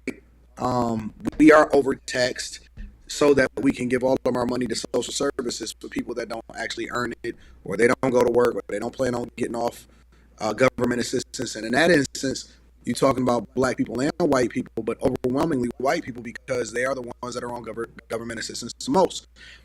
You think about this whole Black Lives Matter situation where nobody actually came back to the front of the congregation after Candace Owens exposed the organization for being frauds and having a lot of hypocrisy and taking the people's monies and not necessarily doing anything, while it upheld in the most as far as the alphabet community and those people, because it was basically a bunch of gay women that were in a house all together. And they were leveraging the money in order to make sure that they lived a great lifestyle, right? You talk about the victim Olympics, and I hear it all the time. If I call it out, if I say, hey, listen, I was born in the inner city of Detroit, and you just got to grind and hustle, and you work your way up. And even when I went broke, I stayed in the mire and I lowered my lifestyle until I was able to run it up. And even when I had it, I still stayed down for at least 7 more years. And then now I can live the life that I want to live, and people make excuses as to why they can't do it. I do a review video and I say, hey, listen, the finances is this way, but I also offer a solution. And they call me a coon. They call me a sellout. They call me all of these things. And so, there's a segment of people that just want to be victims. There's a segment of people that are always going to complain. There's a segment of people that everything is going to be racist, and racism is the reason for their failure, even though they've never experienced any form of racism in their lifetime. Black people were better off when they actually were experiencing some of the things because they were more focused and dedicated at large. Obviously, you always going to have the stragglers just like any other culture. But they were more family oriented and they dedicated themselves to actually being productive members of society. Now, all of them are single baby mamas. They tie themselves to the federal government. They do walk around in the best clothes and the best shoes, and they always taking vacations. Yet they are complaining that the Trump administration is now requiring. See, people love pointing this out about, certain groups of black people who, are on government assistance, but, like the white guy said, like Anton is agreeing with, basically having, certain designer things and luxury items and stuff like that in spite of being on government assistance and stuff like that. But again, this is all a part of programming, and you cannot walk around that. You can't just step over that. We're programmed to be this way.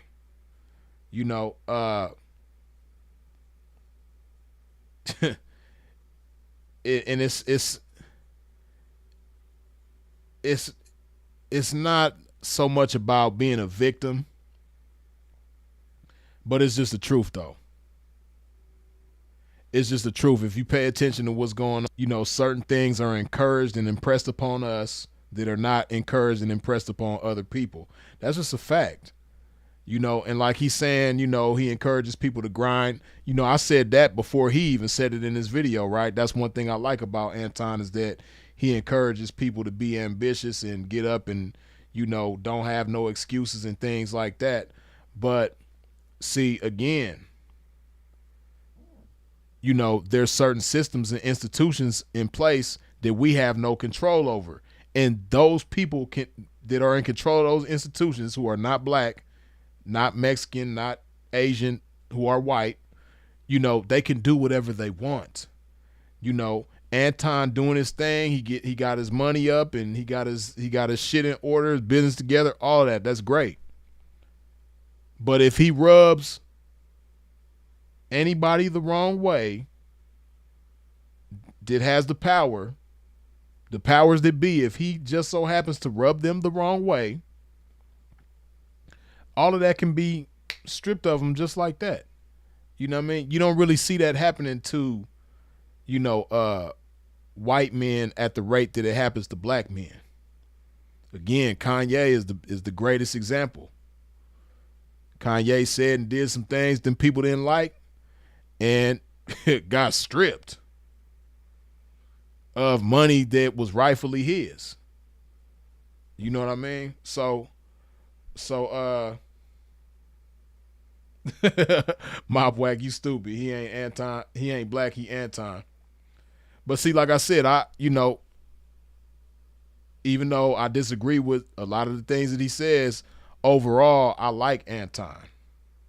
You know what I mean? I'm not an Anton hater, but I call a spade a spade. I do disagree with a lot of the things that he says, but people will say certain things like, yeah, you got these women on welfare, wearing these designer this and expensive that, but nobody is talking about why. Like the white man who pointed that out, he's not talking about why that is. Anton is not talking about why that is. There's a reason why, you got so many people that come from the ghetto that, don't have jobs, and this don't apply to everybody. I would go as far as to say that's like a small, I would say that's a small portion of the black population in America to whom that applies. Who don't have jobs, that's on welfare and got expensive clothes and designer this, that, and the third. I would say that that's a small part of our population as black people in America. But, this is what the media, again, these institutions, these systems, they magnify that and make it bigger than what it actually is. And they make it seem like the majority of black people in America are, jobless and on welfare. Anton just said it himself in this video that, the majority of people on government assistance is white, right? So, okay. But again, like I said, we get magnified in a bad light. They're not going to talk about how black women are, the highest, as far as a group of people with higher learning. Nobody is like, black women is up there. You know what I mean? Like, you got more black women than ever. You know what I mean? They're not going to talk about that. People will talk about that, but that don't get promoted in the news and all that type of shit, right? But, again, even for that small population of people that they talking about on this video, they're not going to tell you why that is. Why is it that way? Actually preventing them from buying harmful foods for the children that they say that they need the money for. And we all know what happens inside of the hood. We all know what happens when that woman get her SNAP benefits and she get her EBT card, is that you can get half off. Basically, they finessing the system. It's a form of fraud. You can go in and you can get your groceries for half off because that's what they selling them for. And so when you think about our culture, we said, as far as people complaining and always want to blame it and say that it's white privilege, it ain't nothing white privilege about actually going to work and grinding, because I see plenty of white people that are complaining about their circumstances and saying that they can't survive. And there's plenty of white people that got laid off. There's plenty of white people that vote liberal, and there's plenty of white people that like to identify as something as a minority. White women in particular, in order to feel some type of way so that they can join into the go along, get along gang. And now I agree with him on that. Of course, he's skating on thin ice with the language, but I know what he's saying. You know what I mean? Basically what he's saying is like, you have certain, and it's funny because not too long ago, I was just saying the same thing that he just said. I was telling one of my students this, right? Because I had a student a few months back who, was prior to getting with me, was real involved with that whole these are my pronouns and non-binary, all that bullshit, right? This young lady was really like, kind of like rooted in those ideologies, right? And at the same time, black this, black that. I'm so black. I'm blackity black because I'm black, y'all. but you so black, but at the same time you get mad when somebody call you a female. You a woman, but don't call me a female. That's an ugly word. All this type of shit, right? And I was letting her know that you don't even know the origins of the shit that you call yourself standing on. You don't even know who it comes from. You love the fact that you black, and I love the fact that you love that you black. But a lot of this shit that you call yourself standing on is really anti-black. And it's rooted in some shit that's anti-black. It comes from people that are anti-black, right? And I just said it in what he said it, but to add on to what he said, that's just a great trick that them people done played, right? Again, feminism. Feminism started by some non-black women. We know who they are, right? Then they come in with the whole, alphabet thing. And then, they see, like I said before, I've said this before, and I'm saying it again now. Then people have a great way of taking up other people's fights and making it they fight, right? The whole Black Lives Matter, as he just said, that's real shit. They made black people's oppression their oppression. You know what I mean? And what that did was it made it where now, white people and all these other different people that ain't black, now they can neutralize themselves with us. They can make themselves just as oppressed as we are. They can make themselves just as marginalized as we are, because I'm a L, or I'm a T, or I'm a Q, or I'm a B, and all this. So I'm one of these different letters. I'm a part of this alphabet community. So what I mean, the same plight that black people are facing, what I mean, I'm facing it too, even though I'm white as hell. That's pretty much what he's saying. So like I said, I agree with that part.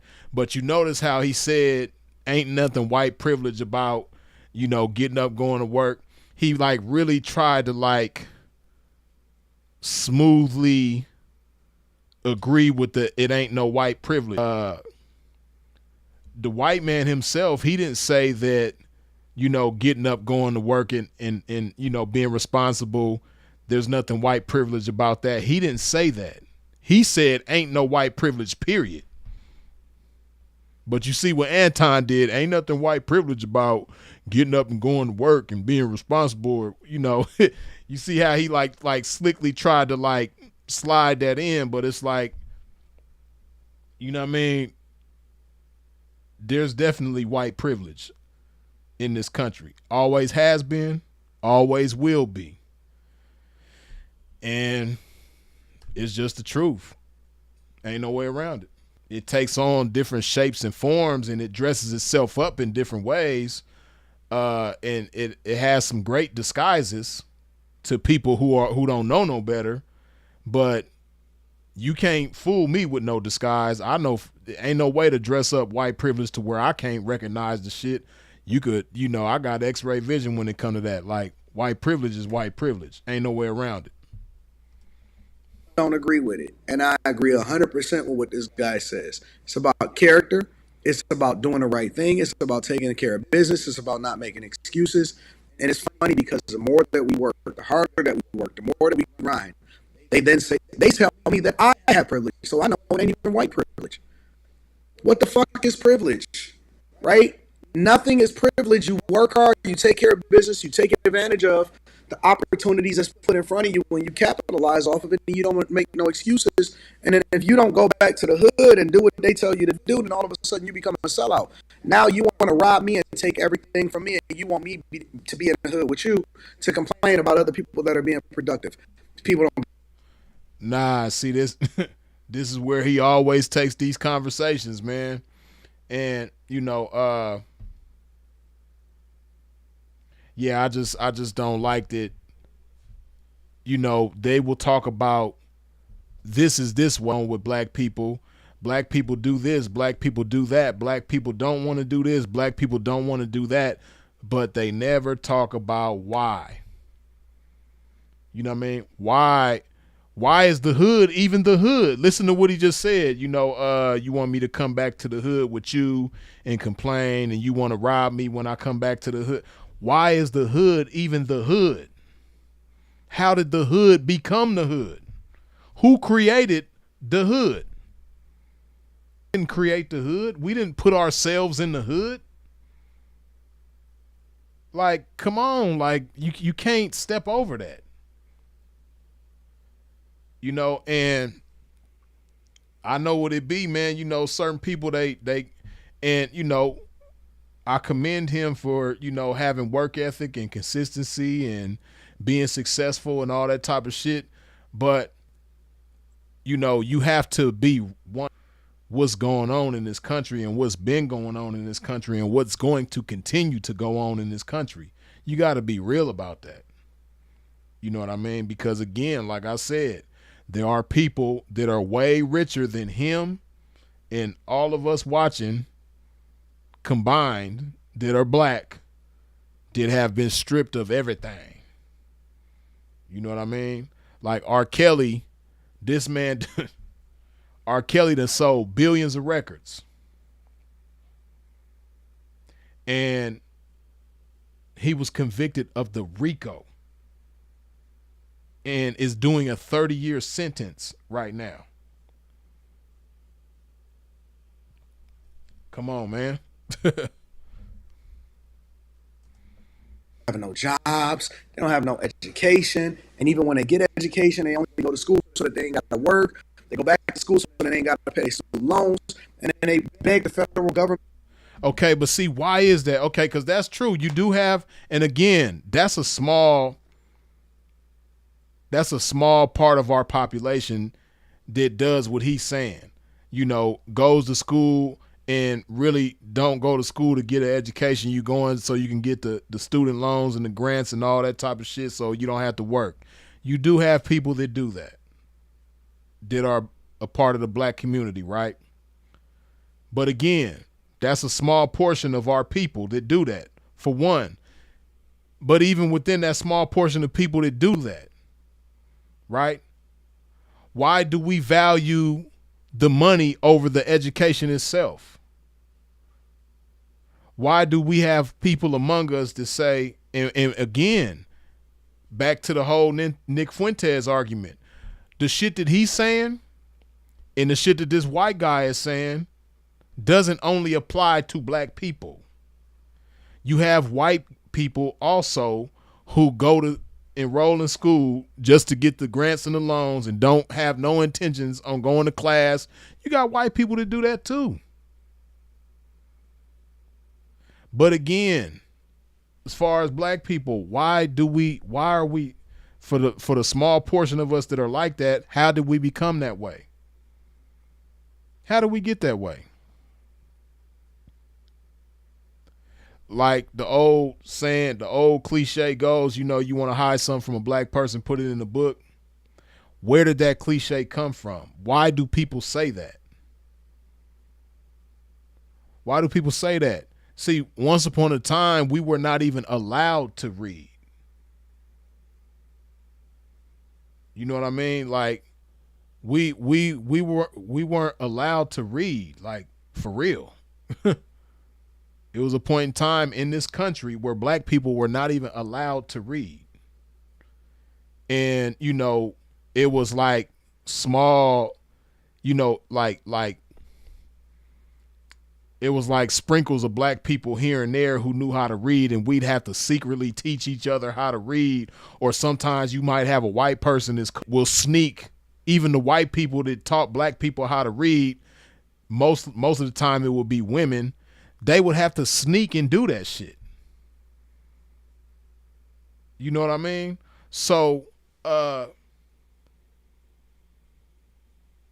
we still affected by this. This is still, you know, you know, you can't sweep certain shit under the rug. That's the bottom line, man. And if you're going to talk about what's going on, talk about why it's going on. Don't talk about what's going on without talking about why it's going on.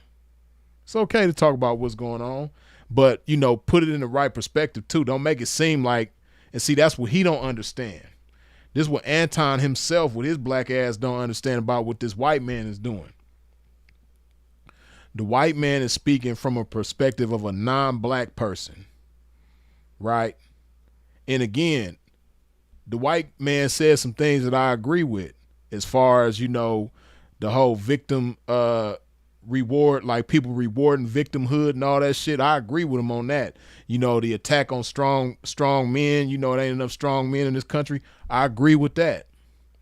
But his first statement, the first thing he said, ain't no white privilege. I disagree with that. That's false. And anybody who don't want to acknowledge that is in denial. You know what I mean? Shout out to the white people that keep it real and acknowledge the fact that there's white privilege. You know, because it for sure is. Ain't no way around it.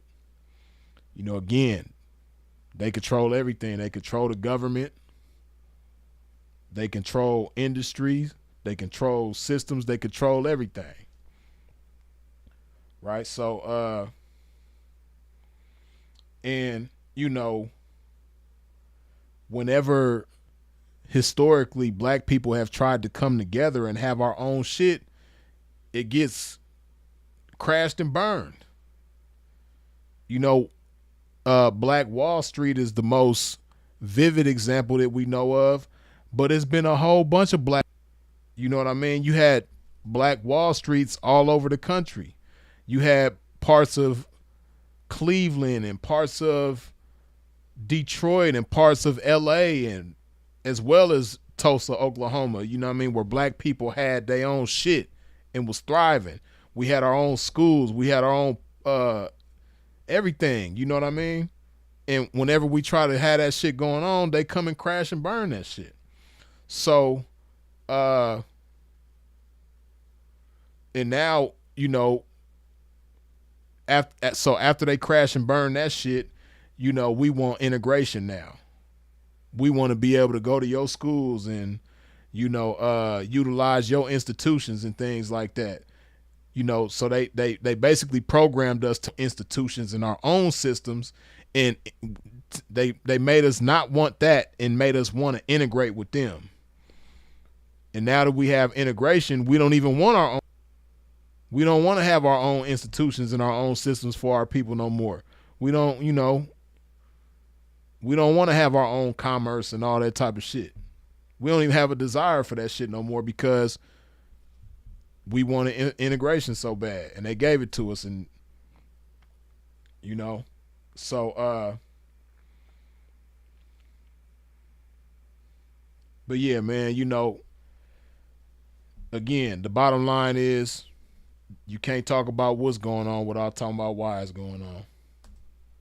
To then forgive the student loans on behalf of the taxpayers, we supposed to pay for that shit.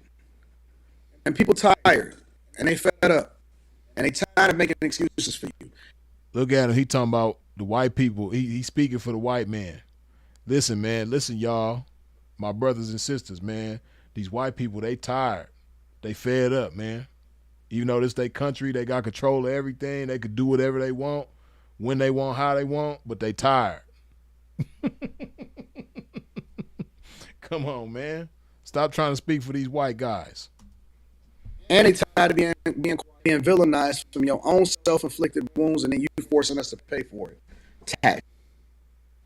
This man said they tired of being blamed for your own self-inflicted wounds. That's crazy. God damn. Like, see, if Anton hadn't been on YouTube as long as he have, I would think this is like some AI shit that a white man is behind. I would really think this is some white man AI is behind this shit and they making themselves look like a black man. But, you know, self-inflicted wounds, that's crazy.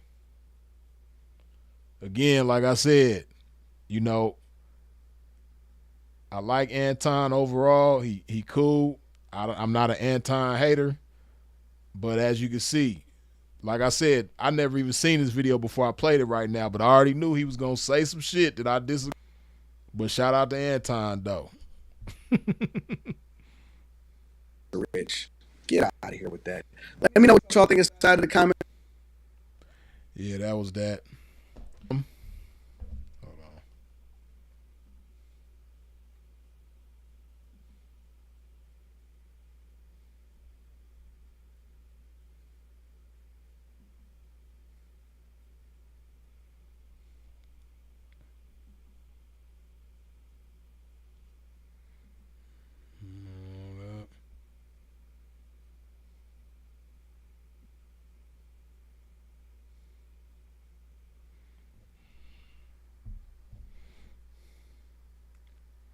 on. Y'all say he pandering, huh?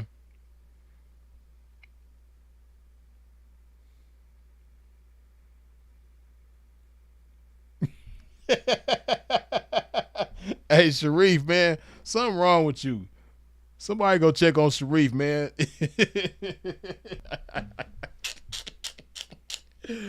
Hey, Sharif, that's why you here, because that's something we got in common, man. I'm stupid and you stupid, too. Sharif crazy. This man said Anton be at Chipotle wearing flip-flops and glitter polish on his toe.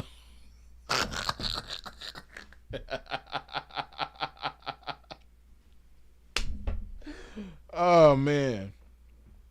Something wrong with you, Sharif, man. What's wrong with you, man? Another episode of the Morning Millionaire Show. No stranger to danger. You stupid. Yeah. Oh, Anton, man. You know it would be sad, man. And this is I already touchy subject for certain people, man, but it's just the truth, man. It's crazy how certain black folks from certain places, it be the darkest black folks that had the most hatred for themselves. That should be crazy. Like me, I love dark skin.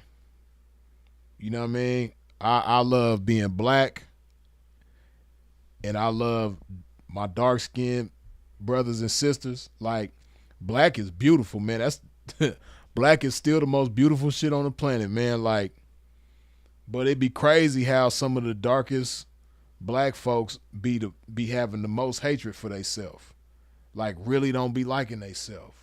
And it's like, if you understood who and what you were, like, you would be madly in love with yourself and everybody that looked like you. For real. But that shit be crazy, though. It be sometimes the blackest folks, man. Like, well, the blackest folks as far as melanin goes.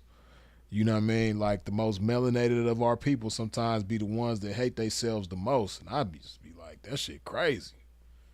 Like, oh yeah, Tommy Sotomayor, he yeah, Anton, he don't hold a candle to Tommy at all.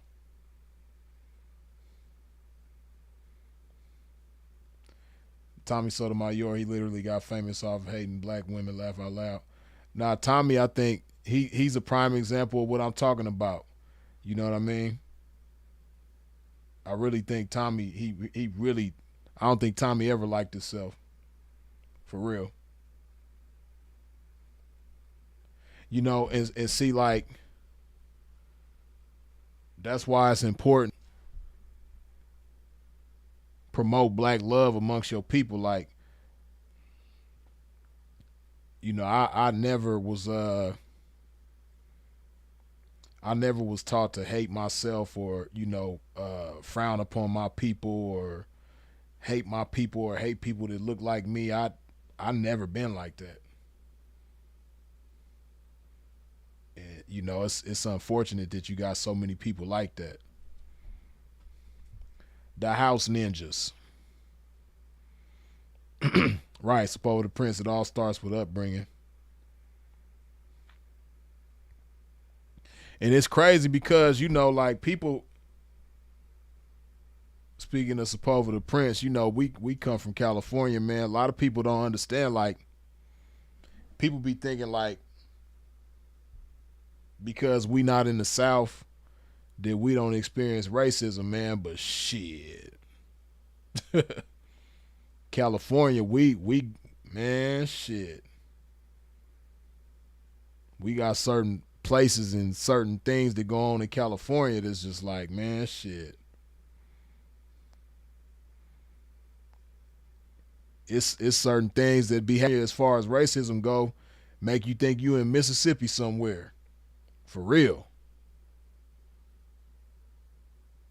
And like it ain't as blatant as it used to be, but it still goes on though.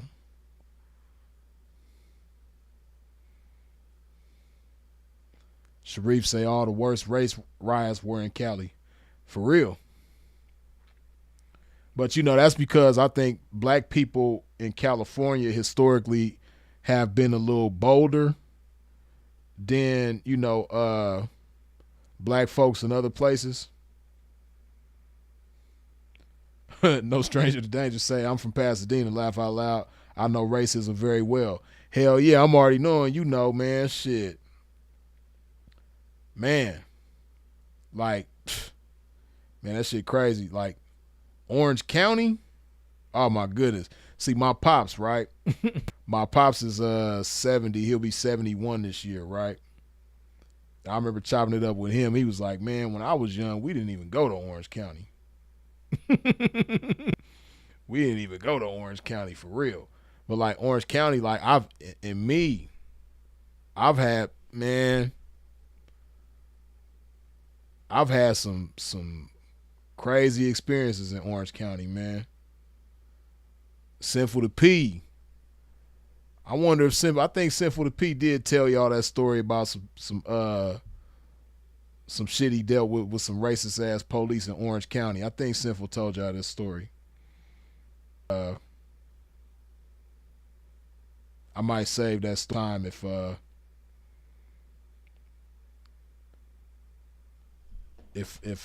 y'all never heard it. You won't catch me at the beach in OC. Man, for real, the OC, man, shit. I remember one time, man, I think I told y'all this story too, but one time, okay, so it's a jail in Irvine, California County. They got a jail in Irvine called the Music Jail, right? And oh yeah, Ventura County too. Man, that ain't no joke neither, but in Irvine, they got a jail called the Music Jail, right? And me and my partner Smooth, my brother Smooth, shout out to Smooth. Me and Smooth, we went to go pick up his cousin Stacy, who was getting released from jail in Orange County, right? He getting released from the Music Jail. Now, if you black, I advise you not to go to the Music Jail, especially at night. But me and Smooth, we go up there to pick his cousin up, right? He getting released. Now, mind you, it's wintertime, and Irvine get kind of cold in the winter, for California. It get colder than L.A. It was like 40 degrees that night, right? But we coming from Long Beach, and we in the car with the heater and all that shit, so we got T-shirts on. We not thinking we about to have to stand outside, right? Now, at the Music Jail in Irvine, when you pull up to the jail, they got a checkpoint. When you come in there to pick somebody up that's getting released, it's not like you just pull up and the person just, nah, you have to go like onto the property of the jail. You gotta go past the gate, and then you gotta drive a little distance, and then that's where people waiting to get picked up by their people, right? So me and Smooth, I'm with Smooth driving, we in his car. We pull up to the little checkpoint, right? The lady asks Smooth for his ID. Smooth give the lady his ID. Then the lady asks me for my ID. and I give her my ID, right? She runs our L's and sees that both of our licenses is suspended, right? So she make us pull into the property and park. When she didn't let us know that she had ran our shit yet, right? So she held on to our both of our IDs. Like when we gave them to her, she held on to them and she was like, pull over there and wait. So we pulled over, but it was inside the gate though. It was on their property where she made us pull over and wait. Now, while we sitting there waiting, we waiting like a good 15 minutes, right? Mind you, we're the only non-white people that's pulling up there to pick up they loved ones, right? But everybody else, I'm paying attention because where we was sitting, we could see people pulling in. All got groups of people. Some people was 2 people, 3 people, 4 people in the car, right? I'm the only passenger who she asked for ID. Every other car, none of the passengers had to show their ID. That's one thing, right? Then 2, every driver whose ID she checked, she just eyeballed it and then handed it right back to him and let him through, right? We the only ones whose ID she held on to, and I'm the only passenger whose ID she asked for, right? So we sitting there waiting. Then a different white guy, he comes up to us and he says, he hands us both our IDs. He say, yeah, both of y'all licenses suspended, so y'all can't drive this car, and y'all got to get out this car, get off the property. So they made us get out the car and get off the property, and it's like 10 o'clock at night, cold as hell. It's like 40 degrees outside. We got T-shirts on. So I had a little chick in Long Beach, and Smooth had a little chick in Long Beach. We both had to call these chicks that we knew. One of them had to go pick the other one up and drive down so that the other one could drive the car off the property, right? And when they came, they checked both of their license to see if they was valid. Even the one who wasn't going to be driving the car, they checked her shit to make sure, but both basically was straight. And then they finally let one of them go and pick the homie Stacy up, and then we, went back to Long Beach. But that just go to now. If you tell certain people this, they'll be like, "Oh, that's not racist. That's just normal. That's like, I don't see anything wrong with that." But like anybody who know what racism look like, obviously, like we was the only black people there, and we was the only people they did that to. You know what I mean? Everybody else that went through there, their license could have been suspended too, but they didn't care because they was white. You know what I mean? So, and the homie Stacy, he had been sitting outside for like an hour and some change because it took us, we had to wait for the lady to run our shit, then kick us out the car. Then we had to wait for the girls to come from Long Beach to Irvine, which that's like a 45-minute drive or some shit like that. I don't know. It's at least 30 minutes though. But yeah. But that's how Orange County is though. You know what I mean? Now they ain't gonna just, call you the N-word with the hard ER in every case. Some cases they will though. You know what I mean? But in other cases, the racism be like subtle. But yeah, man. Lieutenant Anton would have been like, yeah, get him.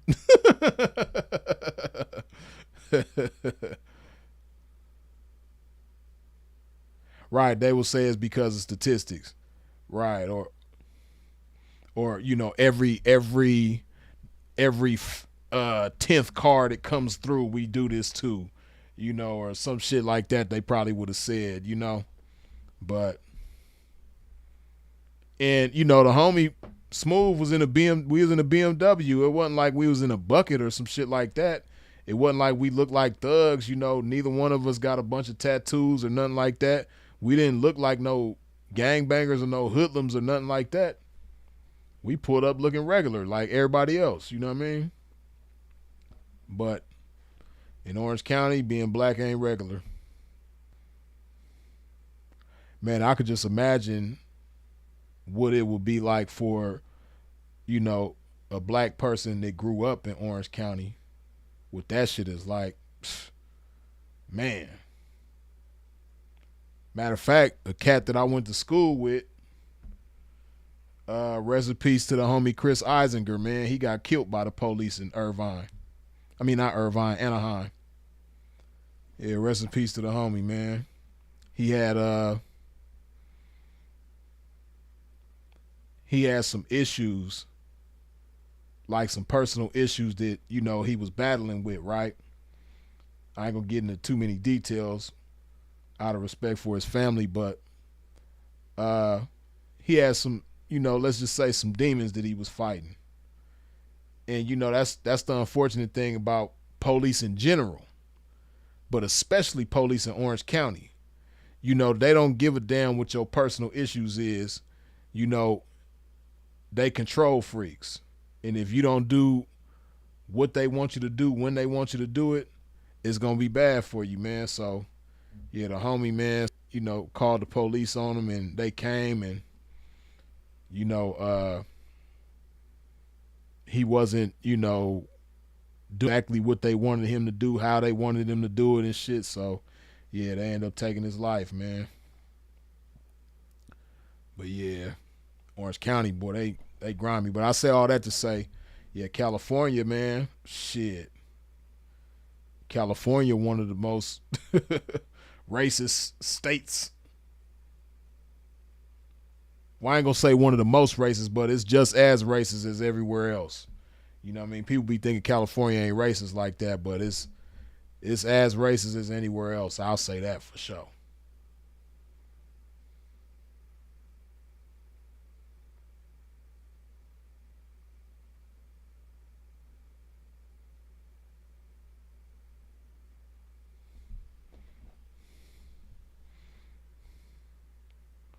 I had a homie from Anaheim. He was knocking shit out of CDC. Yeah. Yeah, I know some solid dudes from that Orange County, man, especially Santa Ana, man. You know, you got real ones everywhere. But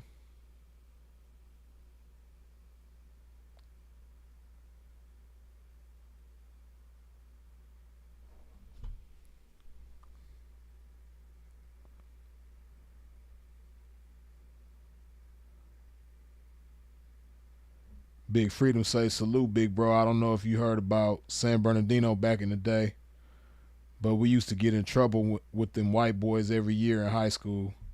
Well, I could imagine San Bernardino. You know, I got a lot of family from San Bernardino too, especially on my dad's side of the family.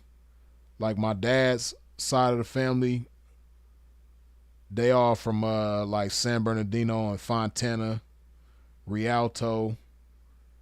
You know, they all from the IE around that area on my dad's side. And then I got some family on my mom's side that's from San Bernardino too, but not as many as my dad's side. Like my dad's side, it's a whole bunch of our family from San Bernardino. But yeah, I know them, especially them sheriffs out there, them San Bernardino sheriffs, boy. Yeah, they be on bullshit.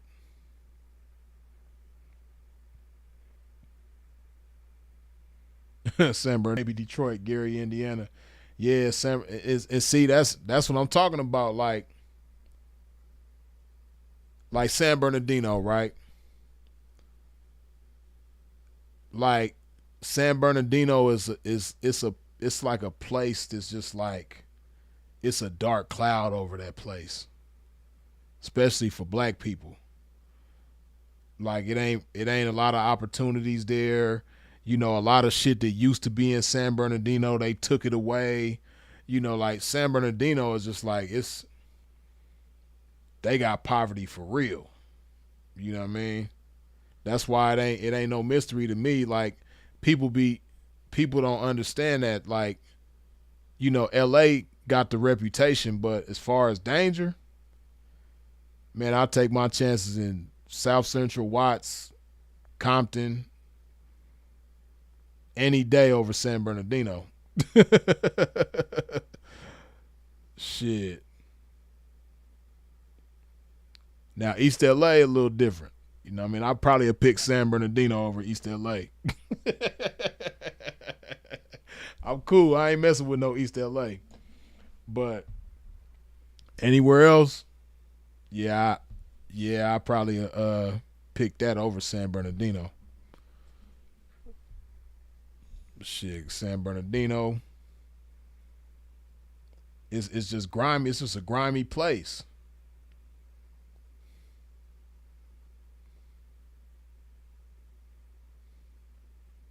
Freeze nigga, what about Riverside sheriffs on University Drive back in the day? Oh man, yeah, them Riverside well, I ain't had no run-ins with the, well, I can't, not that I can recall. I done had so many police encounters, man, it's a shame. But I can't really recall Riverside sheriffs, but I have dealt with the CHPs in Riverside, and yeah, they they be on bullshit.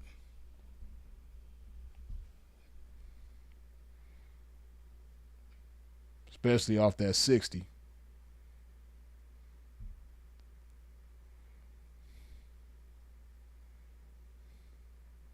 It's kind of like that on my end, New Jersey. Trey Tibbs, I was just talking about New Jersey earlier on, man. Like, New Jersey, one of the worst states, if not the worst state, as far as the ratio of black men incarcerated, or black people incarcerated to white people. It's like 10-1 in the New Jersey incarceration system, or whatever you want to call it. It's like 10 black people to every one white person out there that's locked up.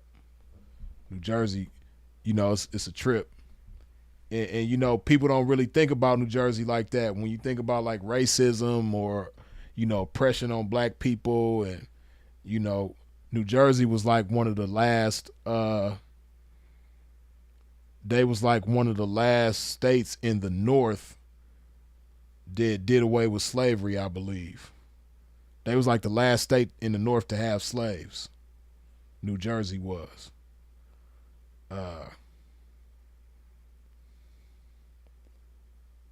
True, I'm from Atlantic City. Yeah, hey, in Atlantic City, that's another place. Poverty, you know what I mean? Shit, lack of opportunities and all that type of shit, man. See, that's what I'm saying. Like, you know,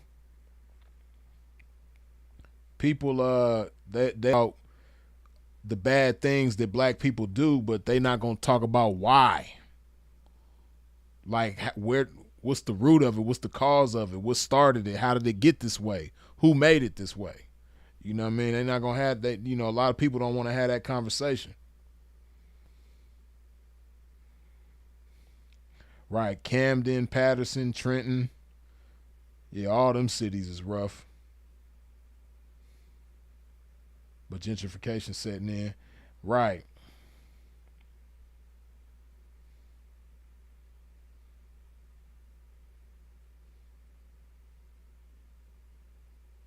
Yeah, like Genuine RSA say, it's by design. It's definitely by design. Judge Mills, Jersey, racist as hell. I got arrested in racist Belmar, New Jersey.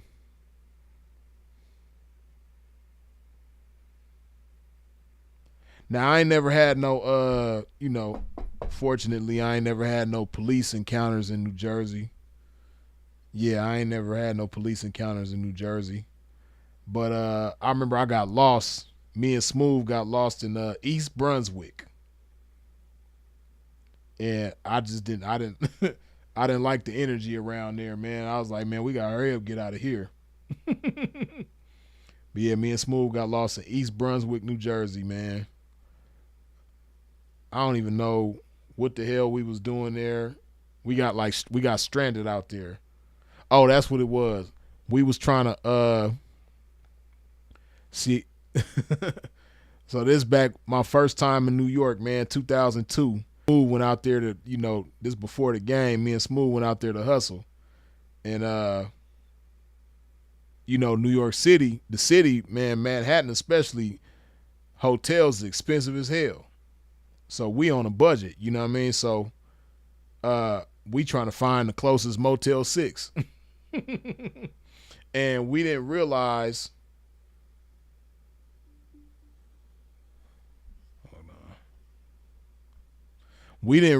how far away East Brunswick was from the city.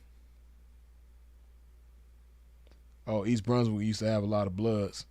See, I didn't know that. I ain't know nothing about that, that little town. Bruh, East Brunswick cops, right, RT-18 are the worst. Yeah, me and Smooth got lost out there because, so I have found, I don't know if it's exactly in East Brunswick, but it was a Motel 6 out there that we was trying to get to. If it wasn't in East Brunswick, it was like close to East Brunswick. But that's why we caught the train, the cab. It took us about like an hour to get there from the city, right? And then when we got there, we couldn't even find the Motel 6, and we was stuck like in the middle of the night. And then we spent the whole rest of the morning trying to get back to the it was, man, we spent the whole rest of the morning, the whole rest of the night trying to get back to the city. Because, East Brunswick, at least where we were, it was like nothing there. It was kind of like rural a little bit. Like it wasn't, we was like in the middle of nowhere. A lot of Indians out there. Okay, yeah, we was out there in the middle of the night, so I didn't really see much of it. I just know we went there, got lost, got stuck, and then went back to the city. Definitely a lot of Indians for sure. Okay, the Indians got East Brunswick on lock, huh?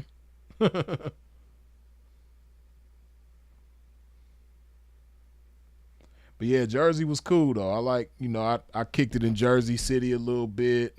I got some money in Woodbridge, New Jersey.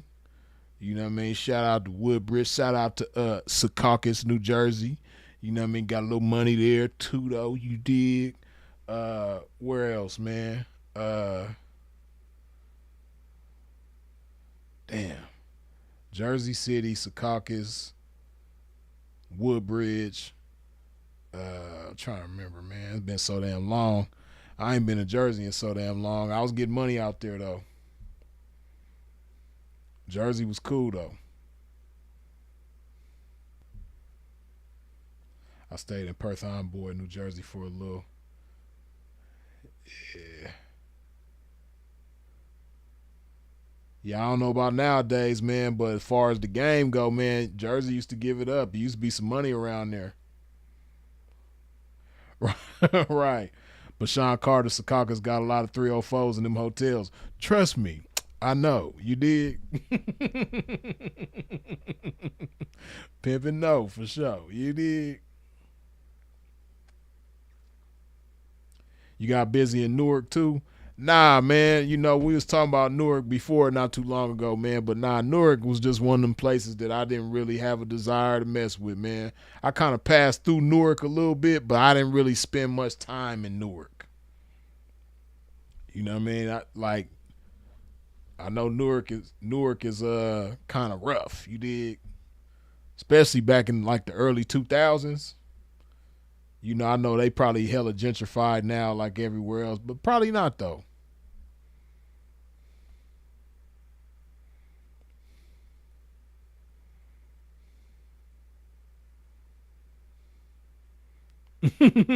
Right, like Odie the Brody say, nigga pull up on freeze like you got them burners for the low. Yeah, back then I did though. You dig?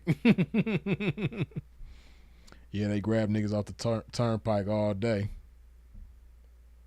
Newark is like the Brooklyn of New Jersey. Yeah.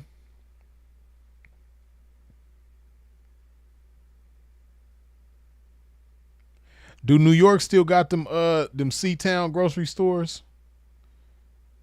I remember like C-Town was like the main supermarket in New York, at least as far as I seen back in the day. In the early 2000s, it was like C-Towns around there.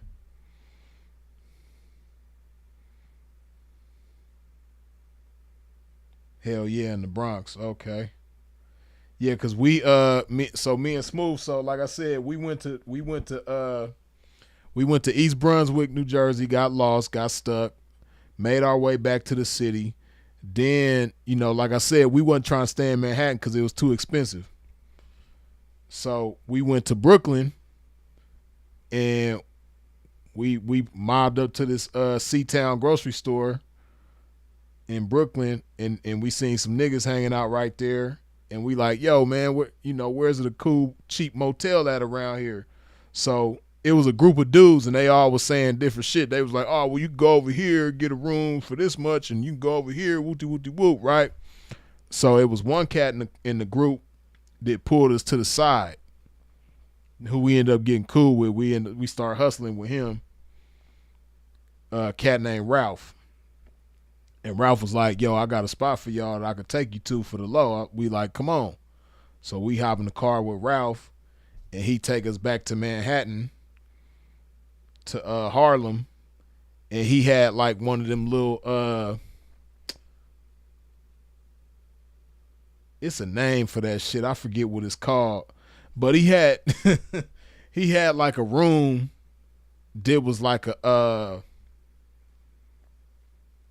well, it was like a little apartment. It was like a little studio apartment, right? But it was in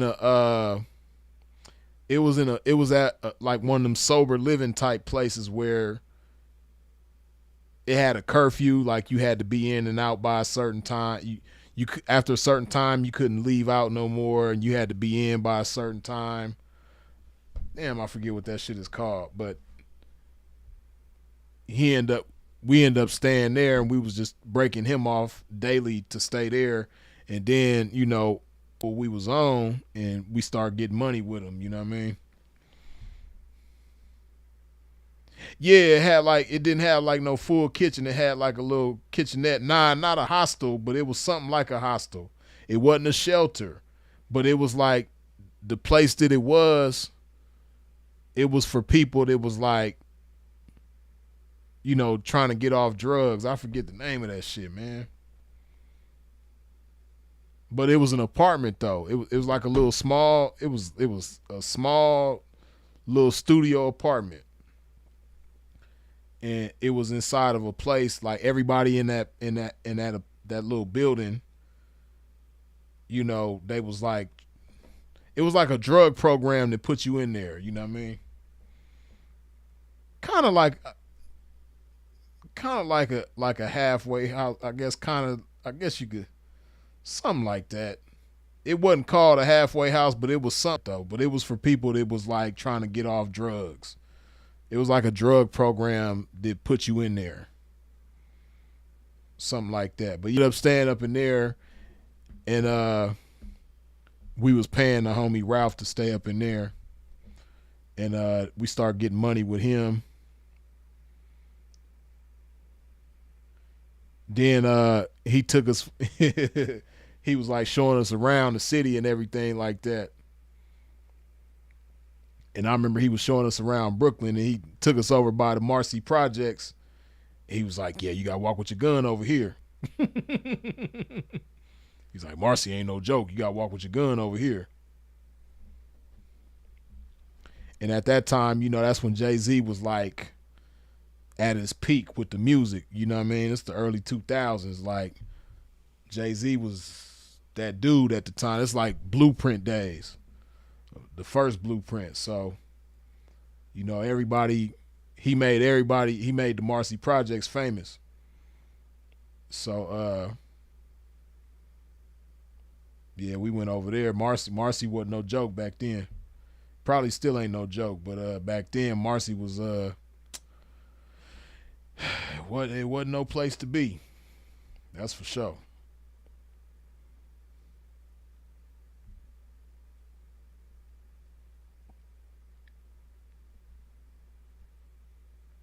I guess you could say it was like a sober living type place. But we never seen nobody though. Like we didn't have to check in with nobody or nothing like that.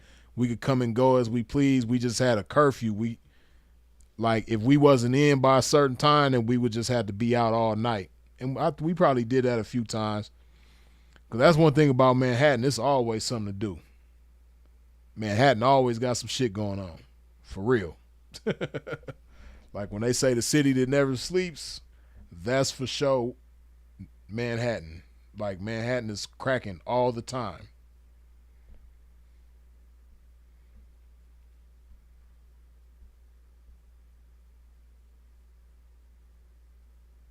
And that's one thing about Manhattan too, boy, man, shit. Beautiful women. I always say it's between Miami and Manhattan as far as who got the most beautiful women, or just New York City, period. I can't just say Manhattan. The whole New York City, man. Like, it's between New York City and Miami who got the pound for pound most beautiful women. But it's like, man, in New York though, it's like everywhere you go, it's like super drop dead gorgeous ass women. Like, and it's funny because I remember, so like in the early 2000s, man, J-Lo was still the shit. J-Lo was like, you know, top sex symbol female, right? And this before I went to New York, right? My homeboy was telling me, he was like, man, you go to the Bronx, man, it's a million J-Los. Like, it's J-Lo be like a regular bitch in the Bronx, man. You go to the Bronx, it's a whole bunch of Puerto Rican women that look way better than J-Lo. Me and the other homie was like, man, hell no, J-Lo, man, ain't nobody just crushing J-Lo. I went to New York and it made me a believer. It made me a believer, man, like, just hell. But you go to the hood in the Bronx and, you know, Spanish Harlem and Washington Heights and all that shit, man, there's so many chicks that was crushing J-Lo back then. Like, for real. Oh, yeah, there are a few C-towns left. Okay, yeah, like back then, C-towns was thriving. It was C-towns all over New York back when I first there in the early 2000s.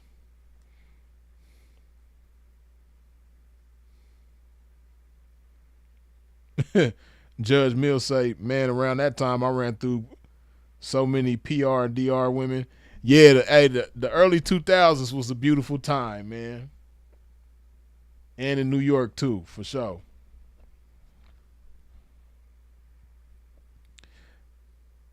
But Sean Carter say New York got more beautiful women than Cali.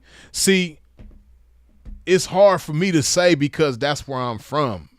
You know what I mean? Because like, whenever I had this discussion with people that ain't from, well, I'll say even L.A., because even if you ask certain people from the Bay, like I remember one time I was in Miami, and I was with a group of my partners. They was from the Bay, right? They was from Oakland. Well, I think one of them was from San Francisco. The other two was from Oakland. But we was just talking about what cities got the best looking, you know, just like the highest percentage of attractive women, right? And me, I was saying, like I'm saying right now, that it's between New York and Miami. And all of the homies from the Bay was on one accord. They was like, nah, man, LA got the best looking women, man. LA for sure. LA killing everything. And I guess because, like I said, that's where I'm from. Like, it, you know, I don't see it like that. Like, maybe it's because that's where I grew up, born and raised my whole life. You know what I mean? I don't know. It's just different when it's where you from, like, versus going somewhere else. I don't know. But I always say it's between New York and Miami, but people that ain't from L.A. always put L.A. in that conversation for sure. To me, it's Miami, AZ, and New York. Now, I can't lie. See, you know, AZ is like second home, but I can't lie, though. AZ got some shit. It's some gorgeous ass. But you know, Arizona's like a melting pot too. So, but California is too though, or L.A. is. I'll say, L.A. is a melting pot too. But Arizona is kind of like a melting pot. You know, you got people from all over, especially people from them cold places, people from the Midwest and the East Coast. You know, they flock to Arizona. It's a lot of Chicago people in Arizona for sure. Shit, I be meeting so many people from Chicago and Arizona. I be thinking like Arizona, like they second home. You know what I mean? Nicholas Fuentes is a grifter. I don't doubt that. I just disagree with what he was saying. You know what I mean? Everywhere says Cali has the most beautiful women. Only place I seen come close is Florida. Nipsey Hussle. See, me and Nipsey on one accord then. Shout out to Nipsey. You dig? Rest in peace. Long live.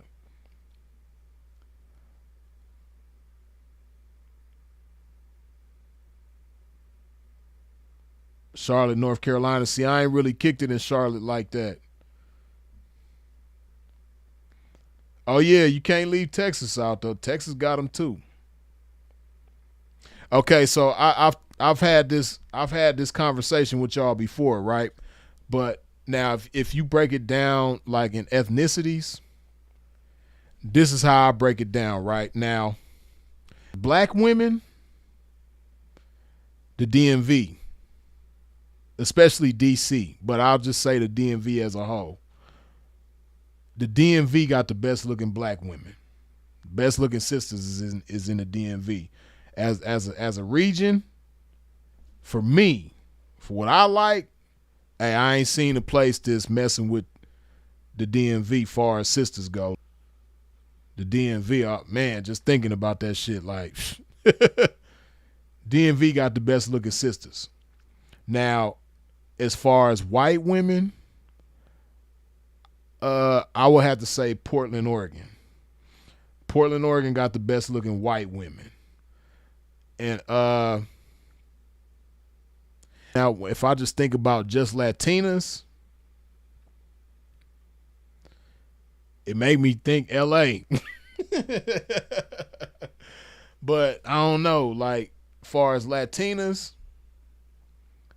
it's like a three-way tie between, well, damn, I might have to say a four-way tie because Texas got them too. Shit, man.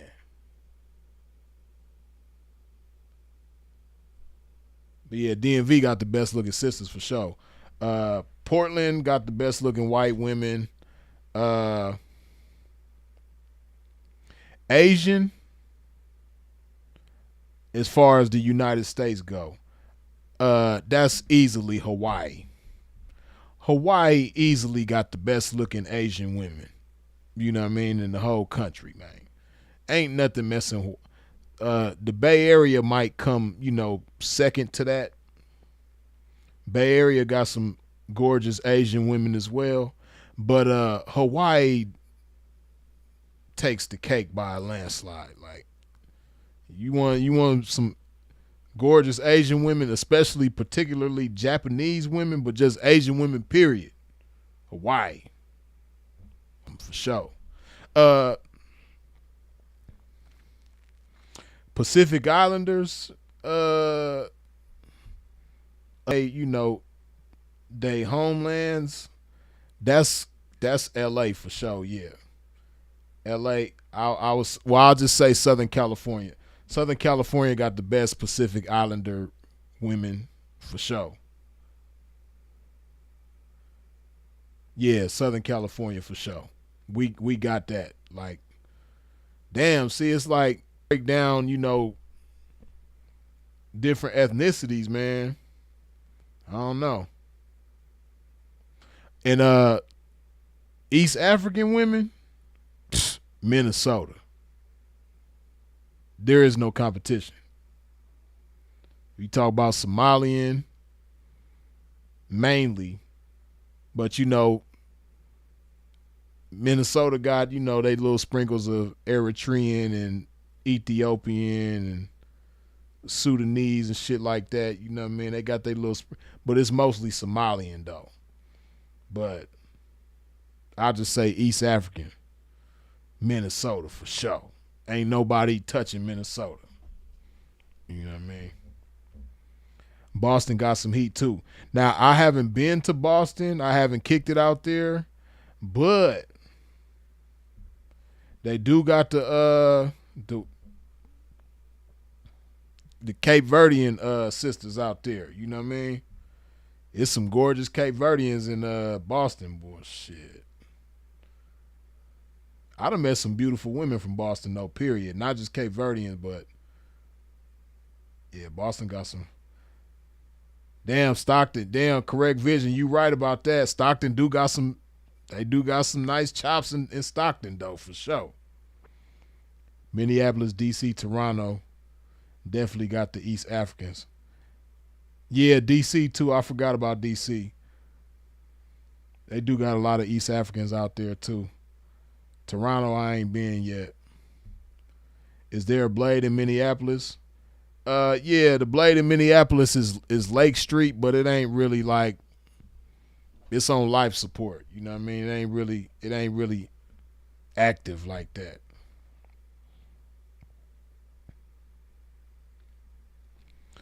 Sharif say, yeah, I've dealt with a lot of Cali women, North and South Cali, but NYC women are more concentrated, so it's like nonstop because more people walk in NYC and NY. Yeah, that's real. You know what I mean? Like, and maybe that's why I feel that way, because in New York City, man, like people be outside. It's real lively around there. Like it's a lot of activity outside. Like people be outside. Like you get out, you go walk to the store, cause like Sharif said, a lot more people walk in New York. You know what I mean? Like you really, especially if you in Manhattan, you don't need no car. You know what I mean? It's cool if you got a car, but oh yeah, Kansas City for sure. Now,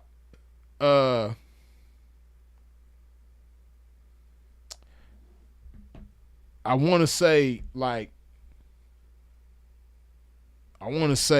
mixed breeds, but I can't just say mixed breeds because I just say light skin. Like Kansas City got some gorgeous light skinned women. Like for real. Like I don't know if they Creole, I don't know if they all, half breeds or whatever, but it's just something about Kansas City and light skinned women. They got some nice light skinned women out there.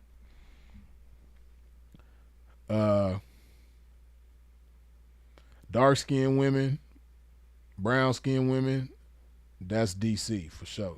DC got them all, light skin, dark skin, all shades of sisters, man. The DMV got them.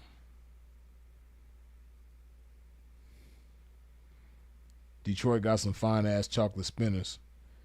Yeah, Detroit got some nice women too.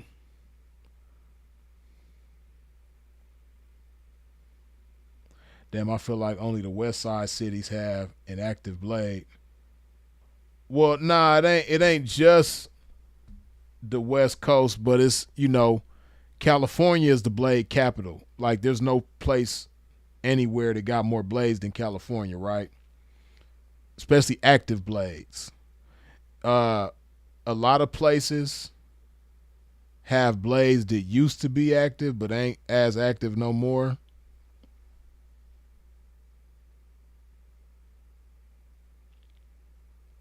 But yeah, Minnesota, that's the only Blade I know of is Lake Street. And Lake Street ain't really popping like he used to.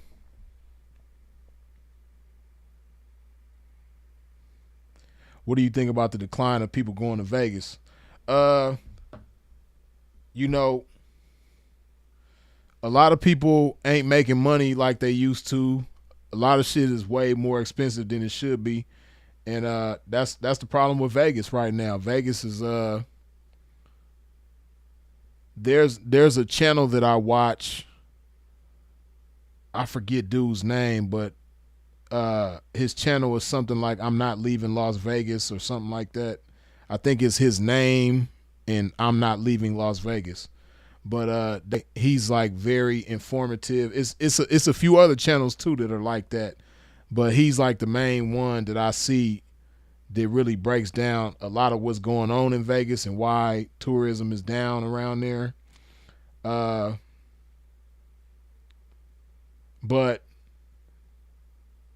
you know, Vegas, they made a lot of changes that wasn't cool out there. And me and Correct Vision was talking a little bit about this a little while ago. But like, for instance, right, one of the things that people liked about Vegas was the buffets. You know what I mean? And the buffets was good. They wasn't like no bullshit buffets. Vegas has some good ass buffets around there, man.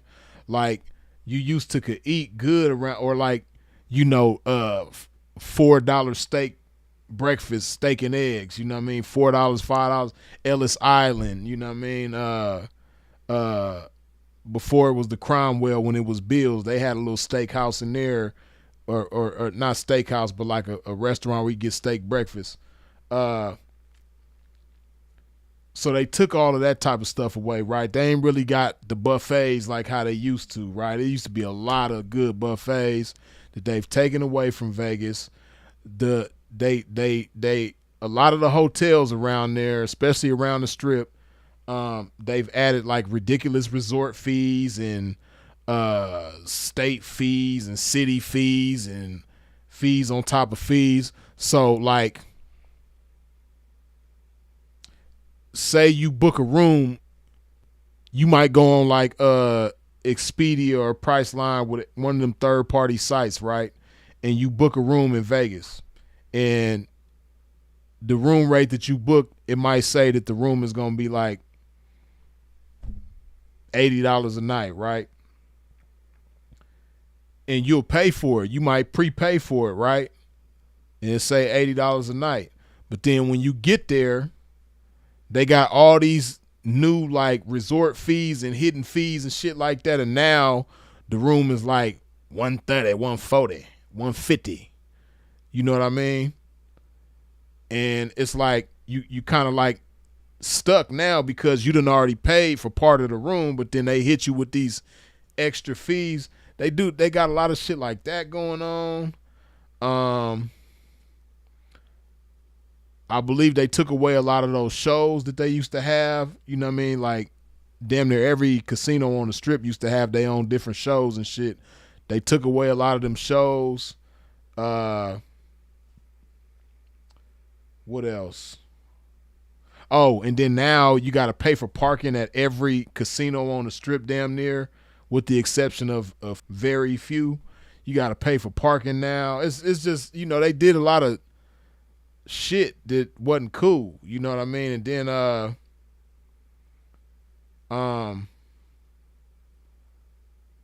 you know, I'm not really a big gambling person, right? But if I'm not mistaken, I think like a lot of the tables are there's not as many tables as it used to be. I think like dice games and card games and stuff like that at the tables. I think they took a lot of casinos like minimized the tables, or at least like they got like machine tables. Like it's not an actual human being dealing the cards at as many tables as it used to be. Something like that they did. But basically they made a lot of changes to Vegas that, like, you know, it's not even the same city no more. So, right, they took away most of the food specials and free shit and comps. Yeah, you know what I mean? Like that's one of the things that people used to love about Vegas. Right, LV has basically turned into California, no stranger to danger, for real. That's what they pretty much.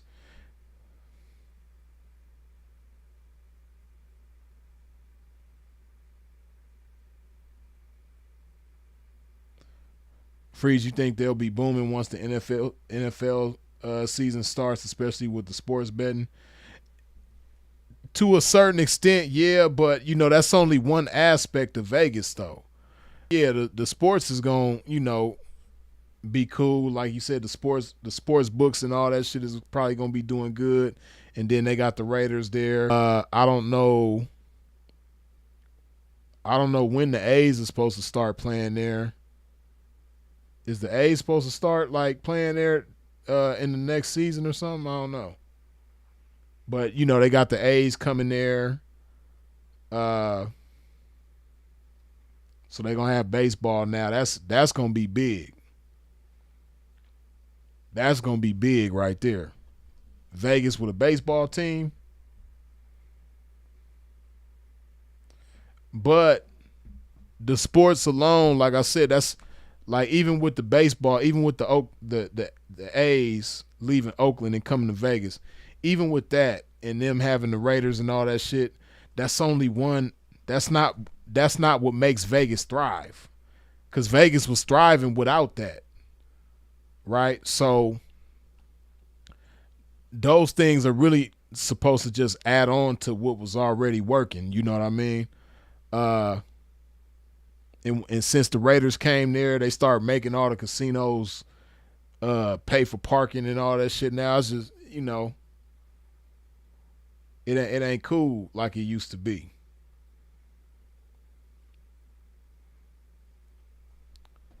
You know, the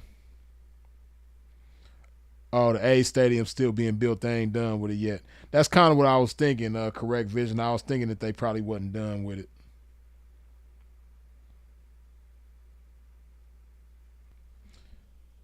I ain't even been shouting out the Supers. Been a few of them. I'm gonna get to your question in a second, the child. Sin City 16702, good looking with the $5 holla. You talking about racial stuff? You talking about racial stuff in LA between Latinos and blacks or with whites? I was talking about with white people, but you know, see, people use the word racism loosely, man. But you know, black folks and Mexicans, we don't have the wherewithal to be racist. It's not possible in America for blacks or Mexicans to be racist. Now, we do have instances where we're prejudiced against one another, and that can be bad. But I believe in recent times it's been getting better. We still got a long way to go in certain places, like especially where I come from, Long Beach, man. Like, shit. Well, I don't know, because I haven't like really spent much time in Long Beach lately, so I can't really speak to what's going on right now. But historically, like when I was young coming up in Long Beach, man, like blacks and Mexicans, man, it was bad.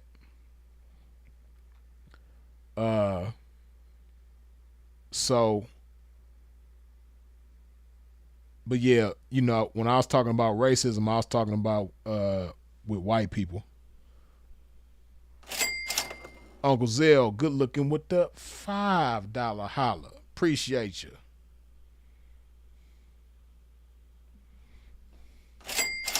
The child, good looking with the $5 holla. What is your favorite blade you have been to? Oh man, all of them now. All of them. What's your favorite blade, Freeze? Psh, all of them. But nah,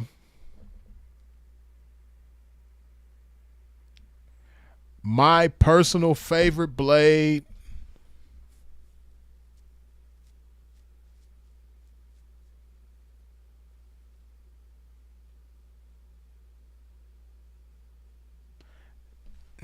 if I gotta pick one blade that's my favorite, I'd have to say Sepulveda, man. Like Sepulveda, Sepulveda. Sepulveda would have to be it, man. Even though I love Beach Boulevard, I love Harbor Boulevard, I love Hope, I love OBT, I love 27th Avenue in Arizona. But my favorite though, my favorite blade of all time, I would have to say it's Sepulveda, man. That good old Sepulveda, man. Aurora. Correct vision say Sepulveda and Aurora.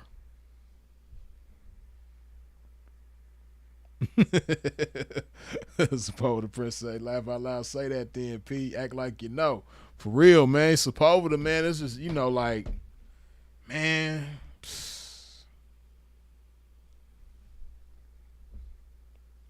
Now, even though I done had some fun in Hollywood too, you know what I mean? Like, I done had some fun on on Sunset, Western, all of that. But see, I'm too young to have experienced Sunset when it was really, really sunset, like in the 70s and the 80s. Like, I didn't get to experience that sunset, because when I hear the stories about Sunset, man, to me, like, ain't no Blade messing with that. Well, I don't know. Like, this is an interesting topic for like some older cats who was active in the game, like in the 70s and the 80s and stuff like that. I would love to hear what their favorite Blade was, because the game was completely different back then, and there was a lot of Blades that were super active back then that ain't active no more. So I'd really like to have this conversation with some of them. But man, I be hearing stories about that New York, man, that Manhattan. Man, they was doing their thing out there back in the day, man. 80s. Yeah, they was having a lot of fun, man. OBT in Pennsylvania Avenue. Yeah, OBT, man. A lot of great classic times on that OBT.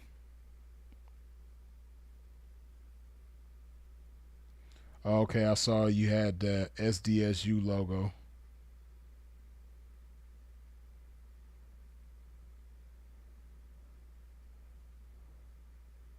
Oh, okay. Missouri. Yeah, that looked like the Poly High School, the Poly Jackrabbits too. That kind of looked like they shit too. Kinda.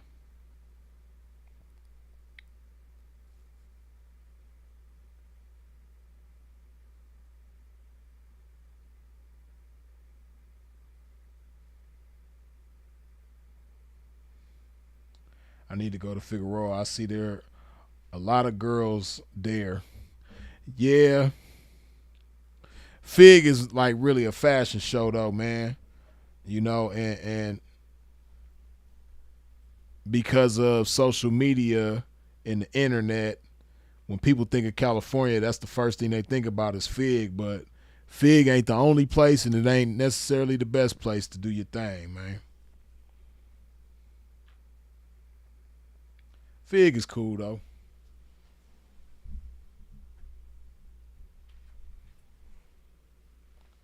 Plug this phone up, about to die.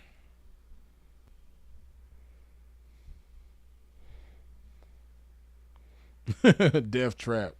That Fig, huh? Yeah, man, like I said, California is the Blade capital, man. Like, man, from northern to southern and all in between, man, from San Diego to San Francisco and Sacramento and all in between, man. There's so many Blades in California that's active.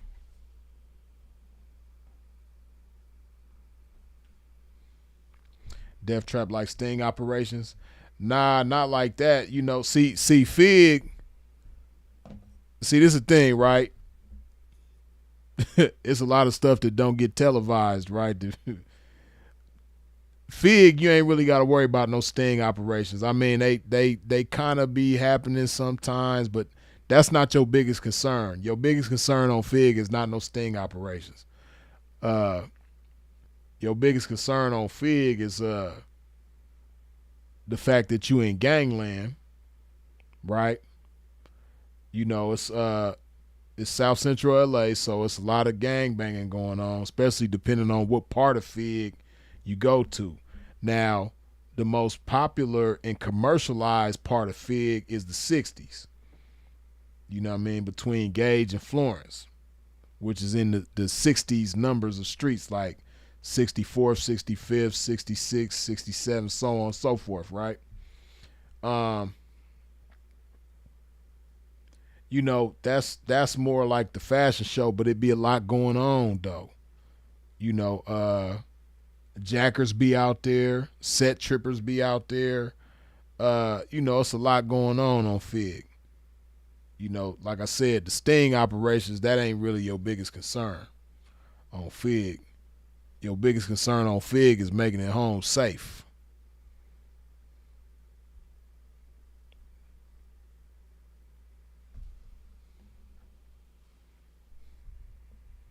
Yikes, thanks for the heads up.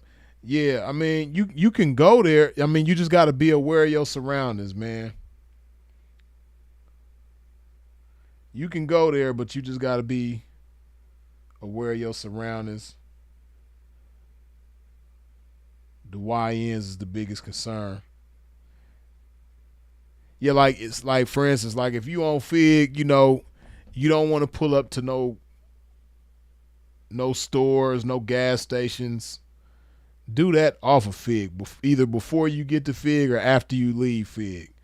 If you need gas or something like that, go somewhere. Don't go to no gas station on Fig or anywhere close to Fig. You know what I mean? Don't pull up and jump out at no 7-Eleven or no liquor store, no AM, PM, none of that.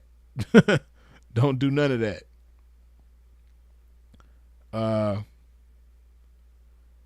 Because like shit get tricky so fast on Fig. Because what you got to understand is like you have certain individuals in places like Figueroa Street in LA, right, where you can't see everybody, but everybody can see you.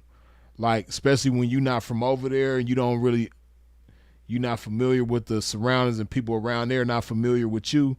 Like, you got people that's paying attention to everything, that's watching everything that's going on, but you can't possibly see everybody though.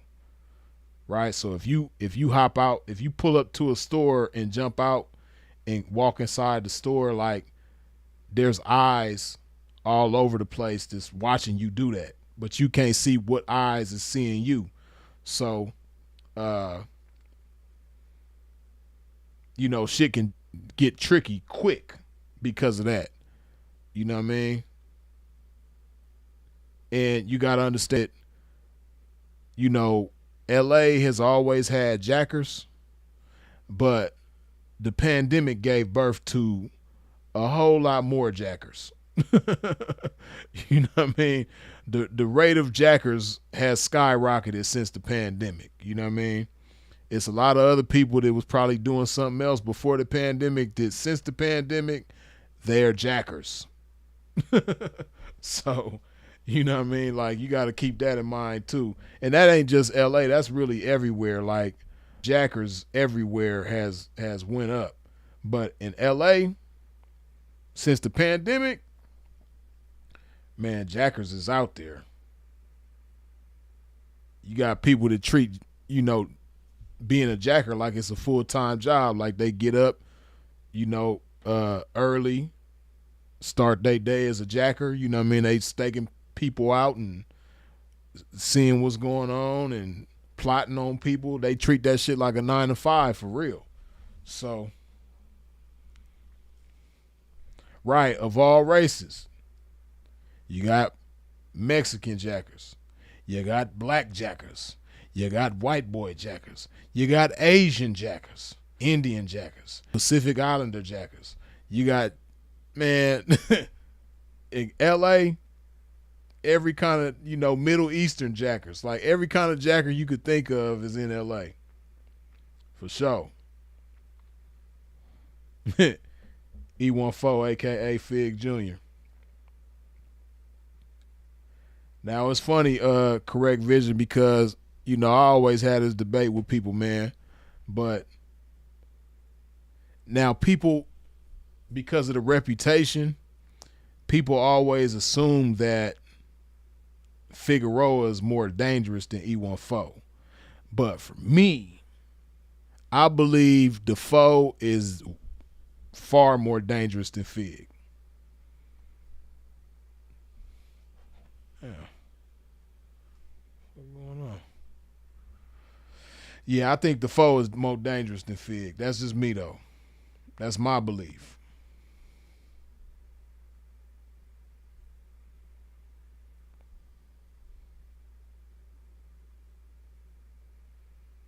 Right. See, Sharif, no. Yeah, Manhattan back then, law 12th Ave, West Side Highway, behind the Port Authority. The days before Giuliani cleaned up 42nd Street, Tricks used to roll up in yellow cabs. Man, see, that's the days I wish I was around, man. I was supposed to be born about 20 years earlier, man. If I was born at least 20 years, a good maybe 25. If I was born about 25 years earlier, you know what I mean? I'd have been all in New York doing my thing. I know for sure I would have been. Yeah, a lot of New Yorkers don't like Giuliani, and I understand, man, because Giuliani, that guy right there is really the devil in the flesh. If there's a person that was ever like the devil in the flesh, J. Edgar Hoover for sure. He was the devil in the flesh for sure. J. Edgar Hoover for sure. But right behind J. Edgar Hoover, Rudy Giuliani, man. That dude right there is the devil. For sure he is. I ain't even from New York and I don't like Giuliani.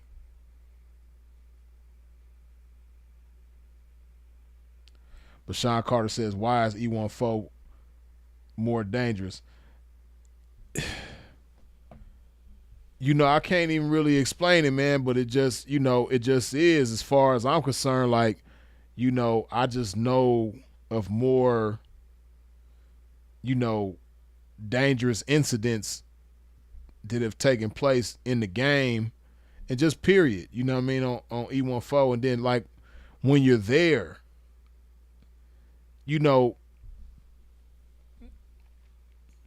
Fig kind of like Fig got a certain type of energy to it. But E14 is just like, it be so much going on, like, it be so many cats riding around like 4 deep with Pooh Shiesties on. See, you got to keep in mind, like, it ain't just E14, it's just Oakland, period. You got to understand what's going on in Oakland, right?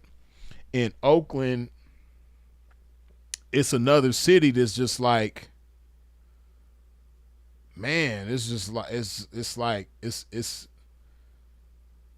just in despair. Like, they done took away all the teams. That tells you a lot right there. Just a few years ago, Oakland had a basketball team, a football team, and a baseball team. Now all of them teams have left Oakland. So and they was there for forever. Like, the Raiders been there forever. The Warriors been there forever. The A's been there forever. You know what I mean? So, like, these are teams that have been there for decades that just all left at the same time. So that tells you a lot about what's going on in Oakland, right? The crime rate is just through the roof. Like, it's really Gotham City. Like, Oakland is Gotham City for real, right? So, people constantly getting robbed, people constantly getting hurt. It's just like, you can't park your car nowhere. You can't, like, them bippers, like how I was talking about jackers be treating that shit like a 9 to 5. Them bippers, for those of y'all ain't familiar with the bippers, those are the people that break into the cars. They got it's a little device called a bipper that they put against your window, and it shatters the window. Then they swan dive into your car and get to, you know, taking whatever valuable they could find. Now I know it's just as far as the bipping. I think San Francisco is probably worse. Oakland bad too though. I got bipped in Oakland. You know what I mean? And it's just like it's like it's such a normal thing in the Bay to get bipped. It's like if you have not personally been bipped, you know somebody close to you in arm's reach they been bipped, and some people done been bipped 3-4 times. Right? So what some people do, like what I do, like I ain't been to the Bay in a minute, right? But whenever I go to the Bay, I roll all my windows down. And of course, don't leave anything of value inside the car. Just make sure you ain't got nothing valuable in there and just leave your windows down.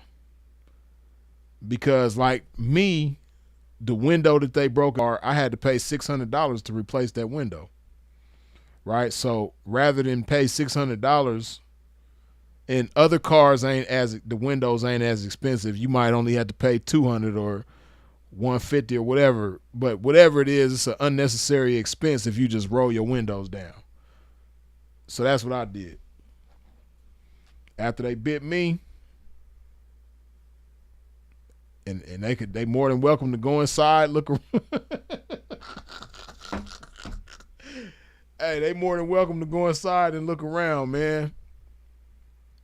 You want to go inside my car, look around, cool. You know what I mean? You ain't got the key. Otherwise, if you had the key, I ain't even tripping if you turn the stereo on, play some music or something. You know what I mean? But just don't take nothing, and don't break nothing. Don't take nothing, don't break nothing, and we cool.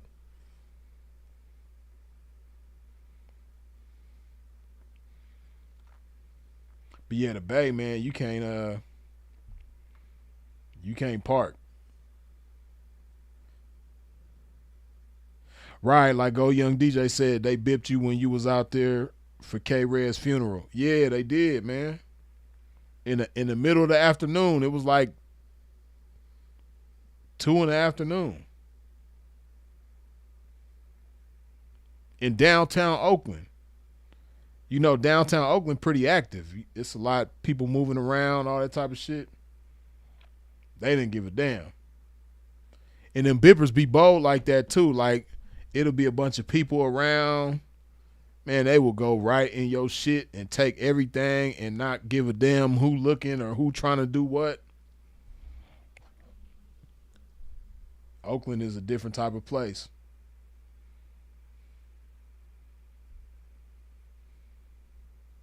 Right, downtown is between east and west. Right, it's like right in the middle.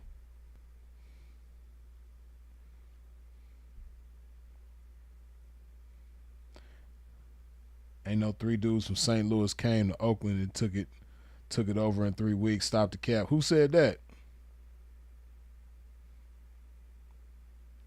Orlando Bando said, Oakland is nothing like St. Louis. 3 St. Louis dudes went there last summer and took over the city in 3 weeks. St. Louis people be cracking me up, man. Bless y'all heart. Hey, man, guess what? LA went to Oakland. LA went to San Francisco in the 80s and took over. I'm mixing all these cities up. LA went to St. Louis in the 80s and took the whole city over. That's why y'all got Crips and Bloods out there right now. But ain't nobody coming to California and taking nothing over. Especially in today's times. It really ain't happening. If LA, Oakland, and take Oakland over, what make you think St. Louis went? 3 guys from St. Louis went and took over Oakland. When LA didn't even go to Oakland and take over. Why you think Oakland ain't got no Crips and Bloods? In the Bay is like one of the only places in California that don't have Crips and Bloods.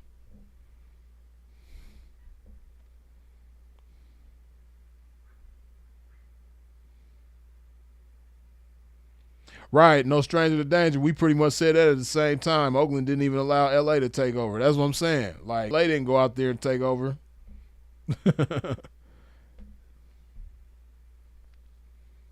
Keep in mind, that's where the Black Panthers come from, man. So they energy, shout out to Oakland, man. They energy, they just different.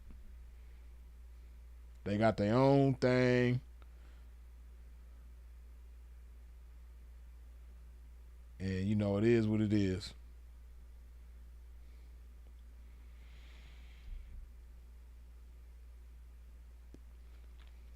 Right, California set trends. We start a lot of shit. But shout out to St. Louis, though. You know what I mean? It just be certain people from St. Louis that be trying to talk like, like, like it is what it ain't. But shout out to St. Louis, though. We got real peoples everywhere.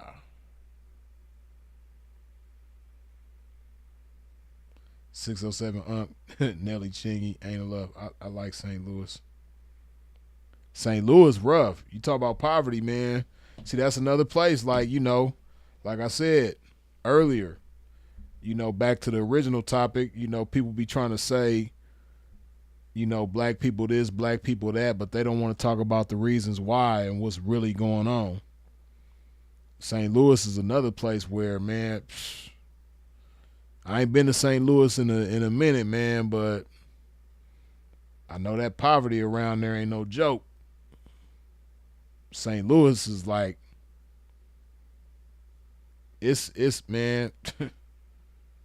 St. Louis is a city where like the majority of the city is, how like certain places you go, like they got a hood, then they got a nice part, and they got a kind of in the middle part.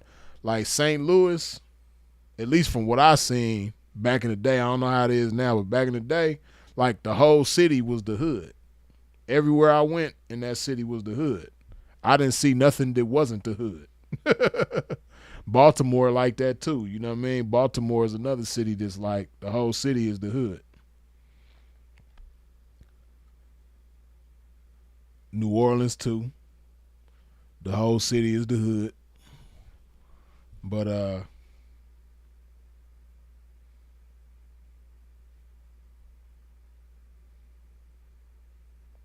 right, St. Louis County period is rough.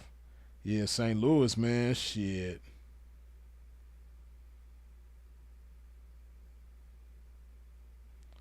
Someone stole my hats in St. Louis. Yeah, St. Louis, man, they got, especially East St. Louis too.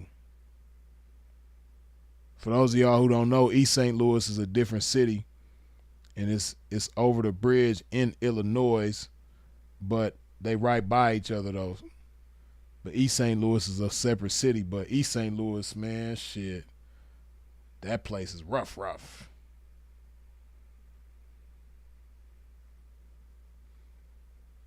Yep, sounds like B More in Philly. Yeah, St. Louis is rough, man. I got some money around there though.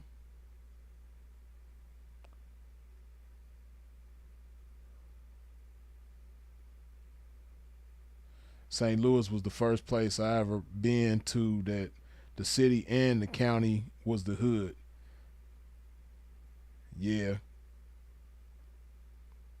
Yeah, on the Illinois side. Right. You know what I mean? It's just, it's rough, man.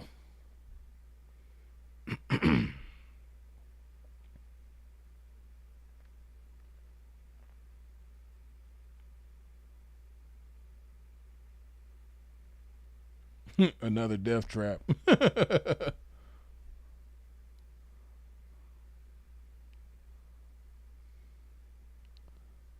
Sharif said facts, car windows, ass 24/7 in Oakland. I remember in 2019, I went to a gas station on Hagenberger inside the Mart, and an armed guard was in there. Yeah, man, like I said, Oakland is just like, and I hate that, man, because when I see cities that's like predominantly black, cities like Oakland, Richmond, St. Louis, Baltimore, Philly. You know, I be wanting cities like that to like thrive, man. Like them is supposed to be some of the best cities that you could go to and visit, man. It's supposed to be like a treat to visit them places, man. But when you take everything away, that's just like Oakland, man. Like, you know, it's no mystery to me why Oakland, like why the crime is the way it is. Like I said, they took away all the sports teams. If you talk to people that's from Oakland, they'll tell you like a lot of the recreation centers, you know, stuff for the kids to do that the kids ain't really got shit to do. So, man. And I know the education system probably ain't about shit. The teachers don't get paid nothing, so it's like the teachers ain't even enthusiastic about doing their job like that probably. You know what I mean? So, and then shit, even for the teachers, they probably in fear for their life too, just being around there. So it's like, man, yeah, Oakland is just it's messed up.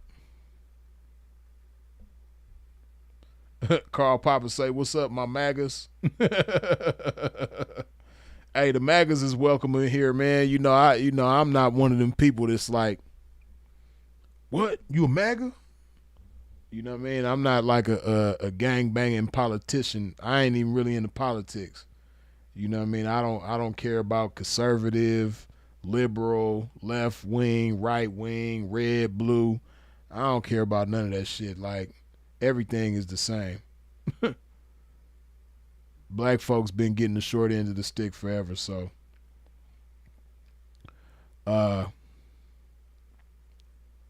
you know, I don't really care about like that MAGA shit don't really offend me. It's just funny to me. It's a funny statement. Make America great again. When was it ever great? I mean, it's great as far as opportunities for certain individuals, but I can see Make America Great.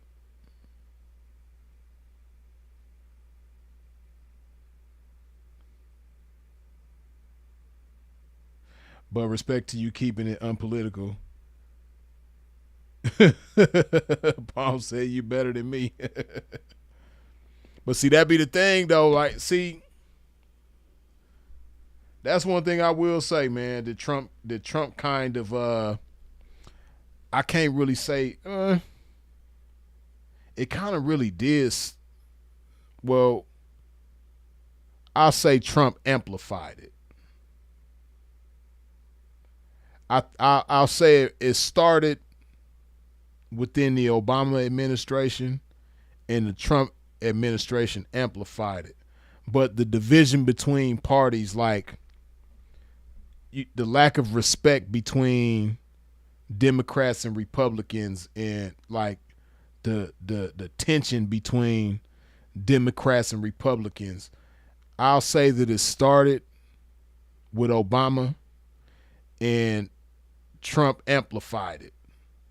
But now it's like to the point where, you know, Democrats and Republicans, they just like, they be on some gangster shit with each other. Like, they really be gang banging.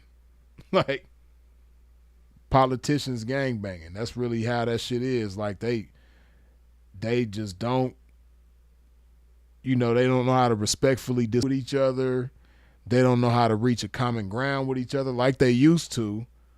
You know, the parties, they used to, you know, kind of like be able to find a common ground with each other and respect each other's viewpoints and all that.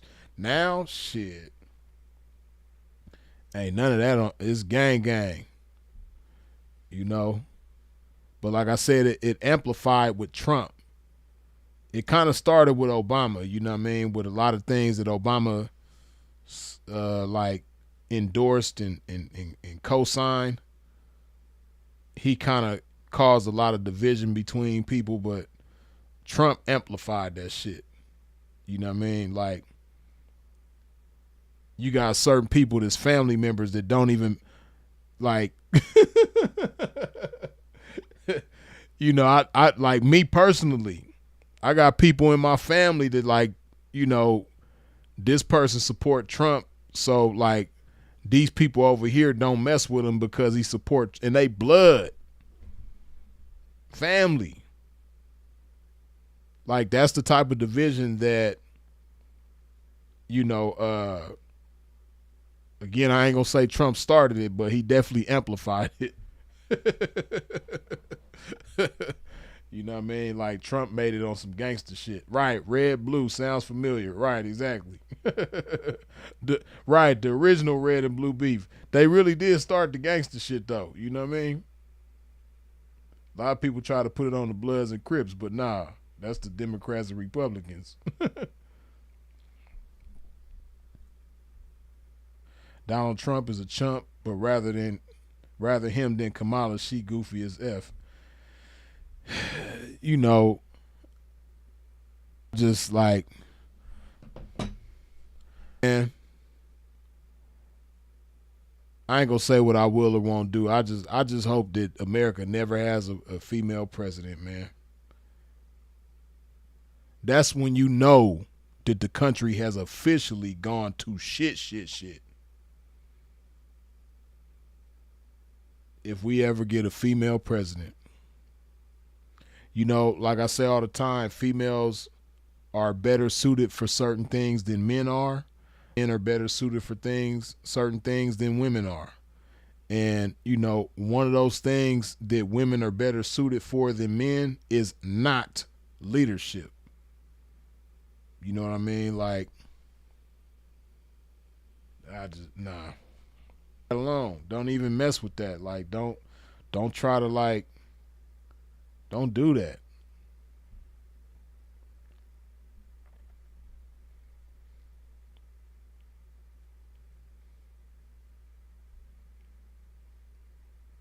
But yeah, I'm like me, and Carl Popper. I don't know if you're new to the channel, but if you are, welcome.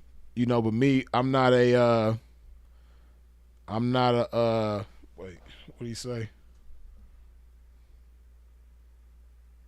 Damn, where'd that comment go? Hillary would have ended the USA. Yeah, her or Kamala even would have ended the USA. But you know, I think that's just all a I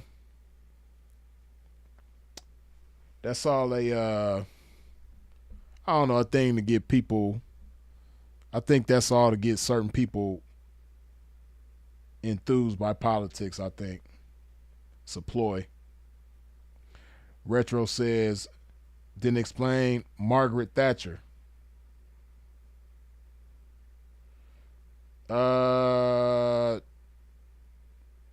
Margaret Thatcher, is that who? I don't think that's who I think it is.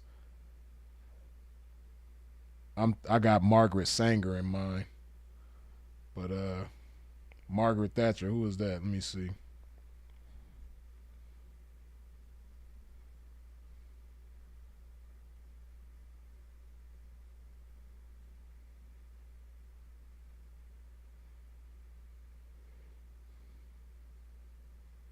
Oh, British stateswoman who served as Prime Minister of the United Kingdom from 1979 to 1990.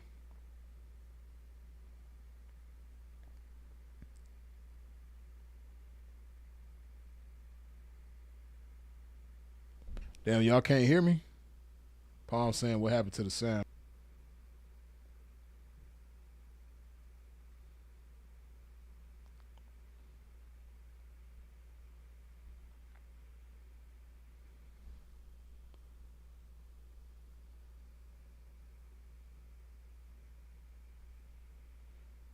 She basically parroted Reagan though. No. I don't know.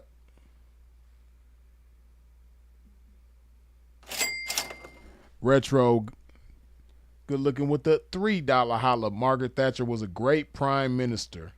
Now, you know, I don't know about, you know, British politics and how things work. You know, I don't really know about that, so I can't really speak to that. But what I would imagine Okay, Emperor Walker says you can hear me just fine.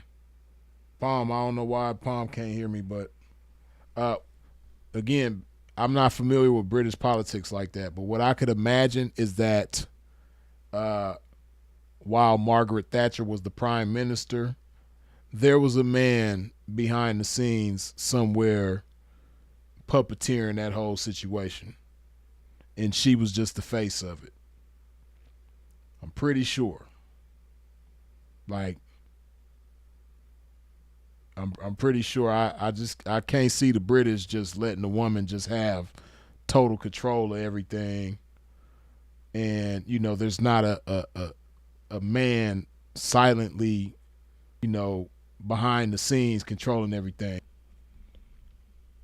And what I do know is that the royal family, again, I'm not the most familiar with British politics, but as far as I understand, correct me if I'm wrong, but doesn't the royal family have like a lot of say so in what goes on around there? I don't know. I could be wrong.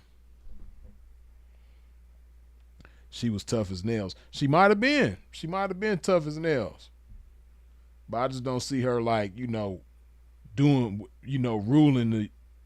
ruling with an iron fist. I don't see no woman doing that over a whole nation.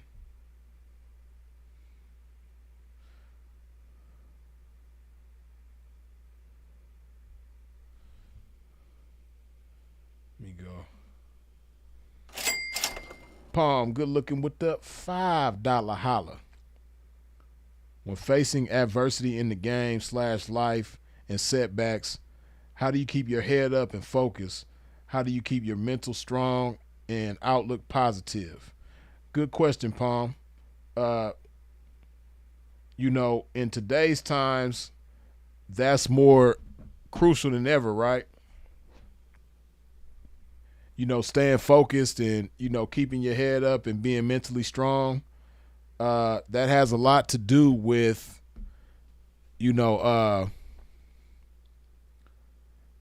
minimizing what you give your attention to, right? There's distractions like everywhere that you could think of.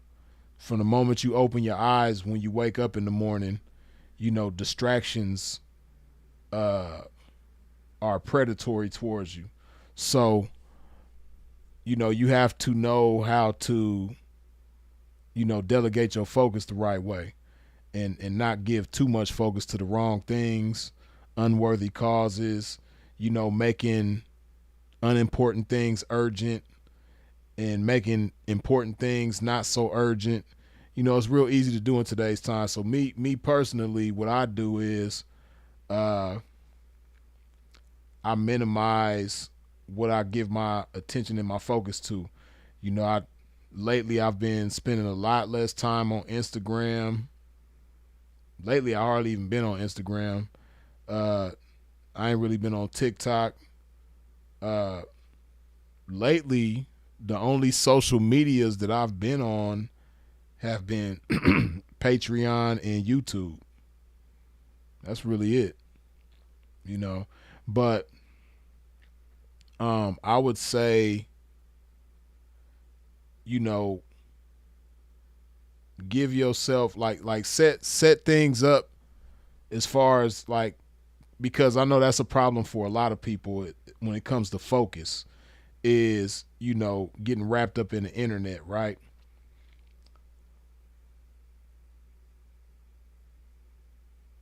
Retro, I agree with you on that. I ain't gonna repeat what you said, but I agree with you. They not meant to leave for sure. But yeah, I would say like as far as social media for certain people, honestly, I don't think kids should have it at all. I think there should be an age restriction just like it is on alcohol and tobacco and marijuana and everything else. I think there should be an age requirement for social media. I think you should have to be at least 18 years old to be on social media.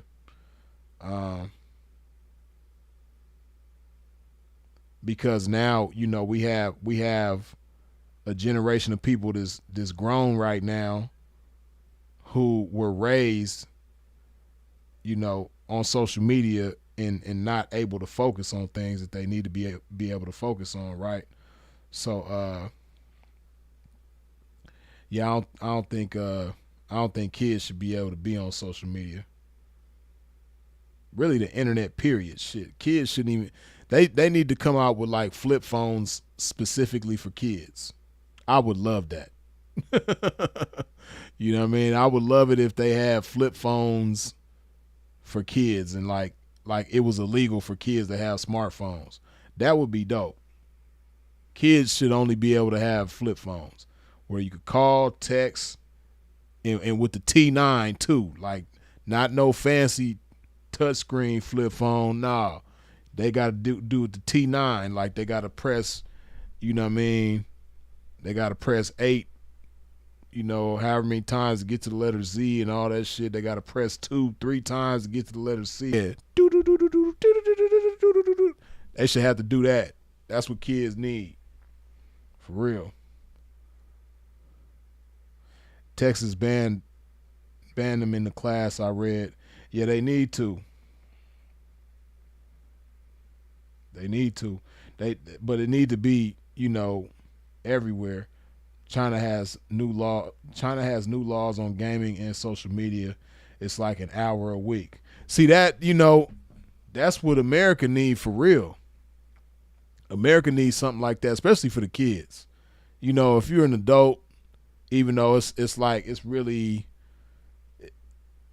social media is really kind of like having a negative impact on society, period, especially even adults.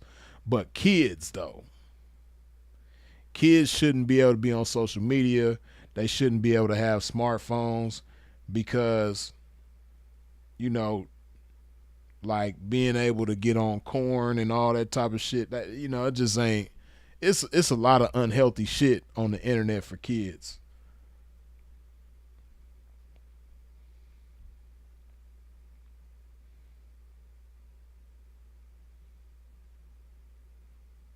Right, social media is this country's latest downfall. I agree. Delisha, good evening. I see ya. Welcome. Karl Popper says, I was permanently kicked from X for telling a Muslim that his religion could not withstand the truth shown on it.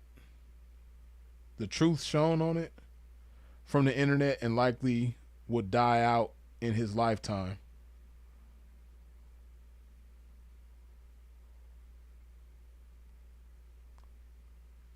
Yeah, now I know, I'm not really a big Twitter person, but I know it seems like Twitter gives you the closest thing to freedom of speech out of all these platforms. It seems like Twitter is the closest thing to it. But I know this whole internet period has, certain guidelines that you can't cross. Right? And Karl, you just got to know how to be responsible with your words. Especially in today's times on the internet, when you express yourself, you just got to know how to be responsible with your words, man. The English language is beautiful. It's the most complex language, but it's a beautiful language too, especially when you know how to use it properly. And there's so many different ways to get your point across. And you just got to learn how to do it in a way that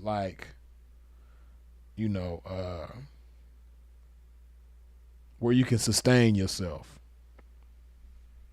Now, me, if I had it my way, everybody be able to say whatever they want without any ramifications, unless with the exception of, inciting violence.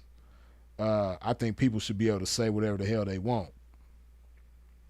And all these sensitive ass people could go shove it up their ass. But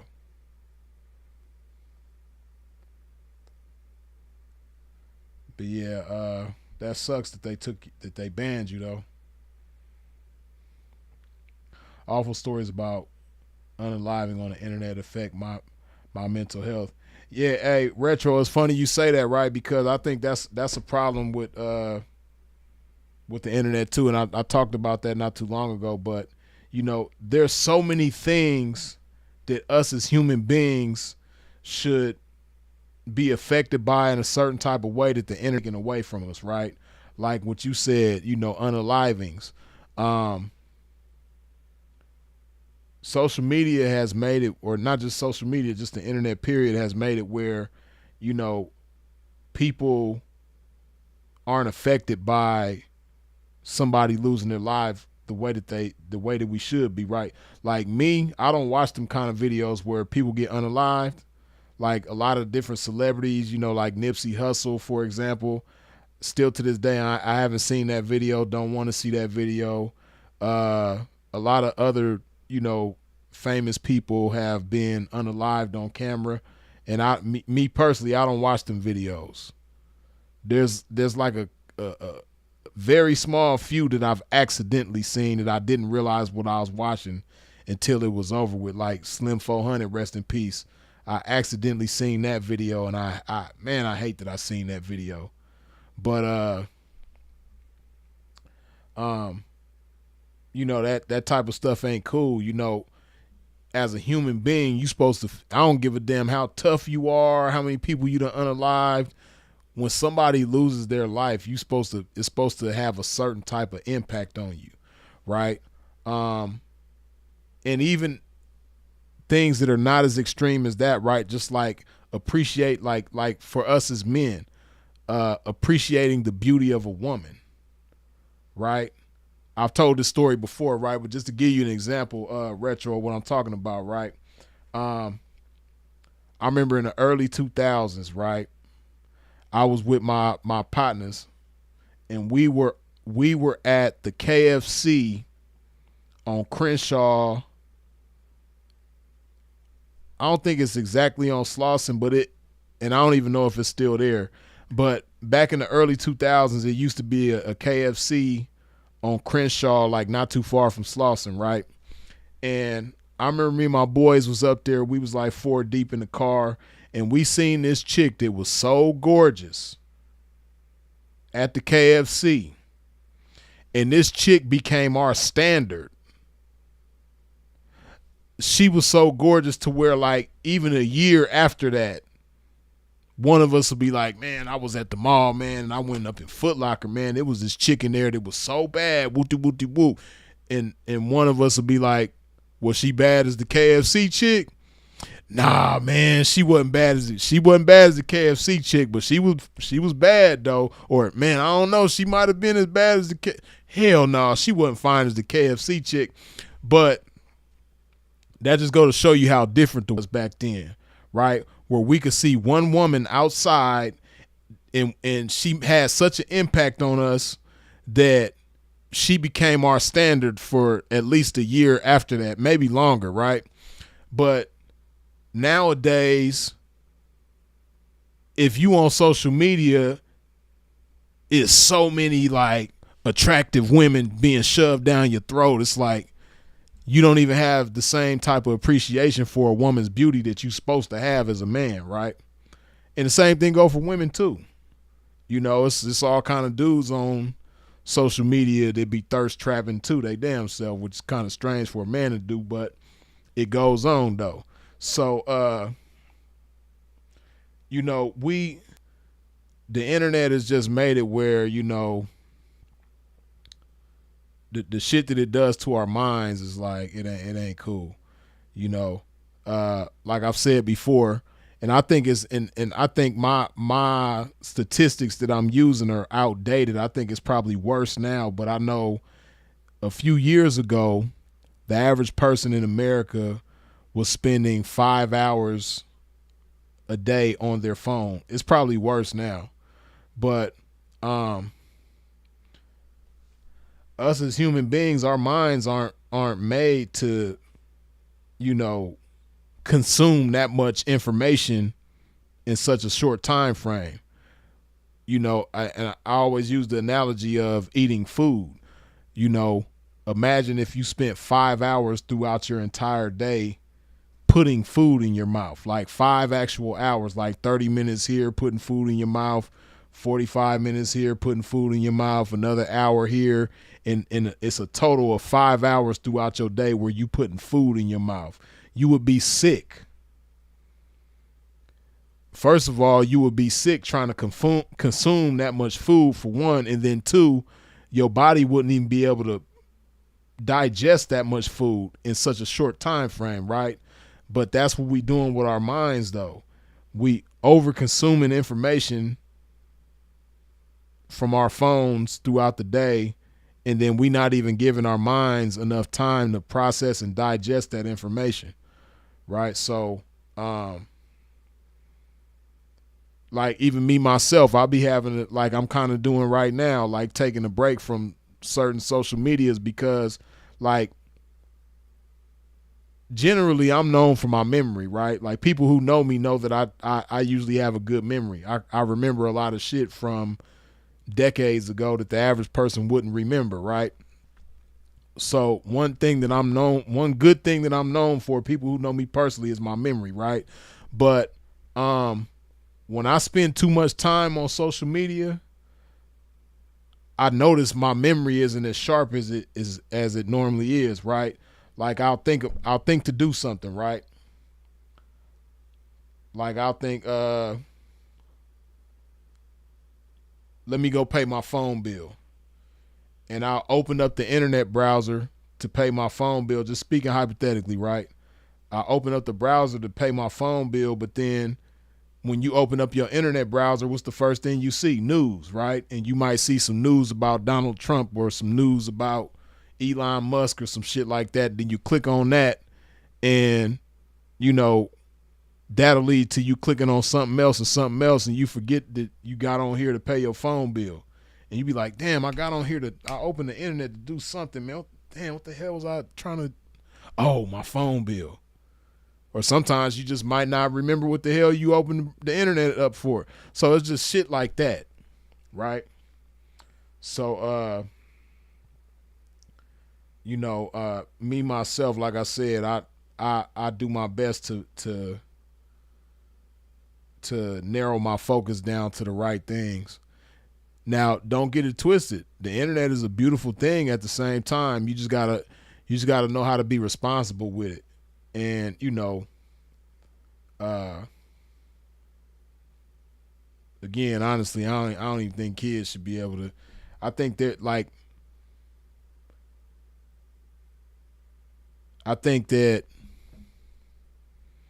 not just social media, but most websites should be age restricted. Like there should only be certain websites that kids under the age of 18 should be able to get on. You know, if it's something necessary for school or something that's like geared towards kids, then yeah, but the average website, kids shouldn't even be able to get on. They shouldn't even have access to so many different websites.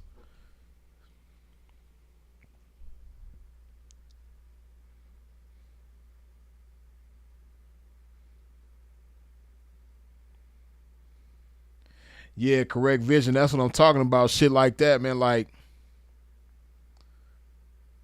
I hate that I seen that video, man.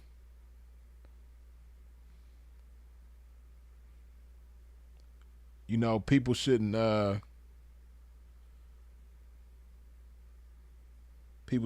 able to and it's crazy because it's like that, right? Listen to what we talking about. And what Retro mentioned, right? How, you know, it messes with her mental health to see, you know, those kind of videos. But them kind of videos is just like out there, like in abundance. If you want to see people get unalived, you can watch that shit all day long. But you can't say what you want to say because people feelings get hurt. People are so sensitive. They sensitive to that, but they not sensitive to, you know, people being unalived on camera and all that shit. That shit crazy. Right. Like Karl Popper said, I ain't gonna lie, scroll addiction is real. It really is. For everybody on the internet.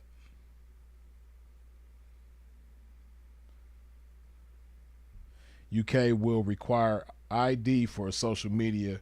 I think they just passed that. That's what I'm saying, man. Like it really should be. Now this is just me, right? Like I said, social media should be age restricted. You should be required to be an adult to be on social media. And then when it comes to certain aspects of social media, I think you should have to be licensed. Like to be able to speak publicly on the internet, I think you should have to be licensed because it's a big responsibility. You got a lot of jackasses that get on here and say stupid shit. And you got a lot of other jackasses that co-sign the stupid shit that people be saying on here.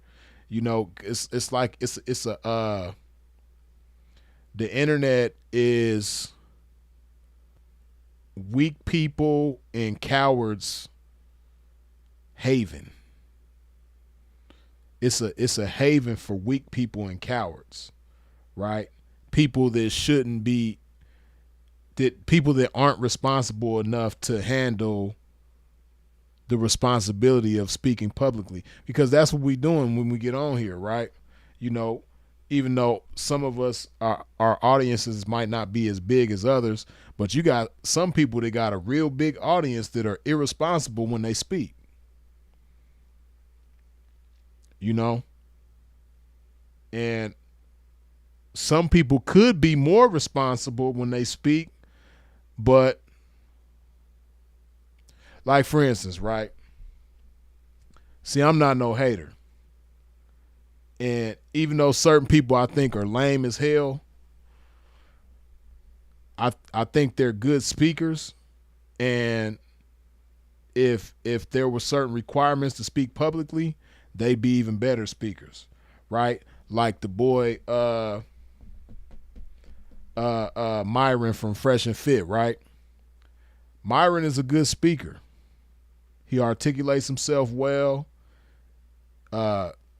He speaks well. He expresses himself in a certain type of way that can be good, right? But because he doesn't really understand the responsibility of public speaking, he just says a lot of the wrong shit.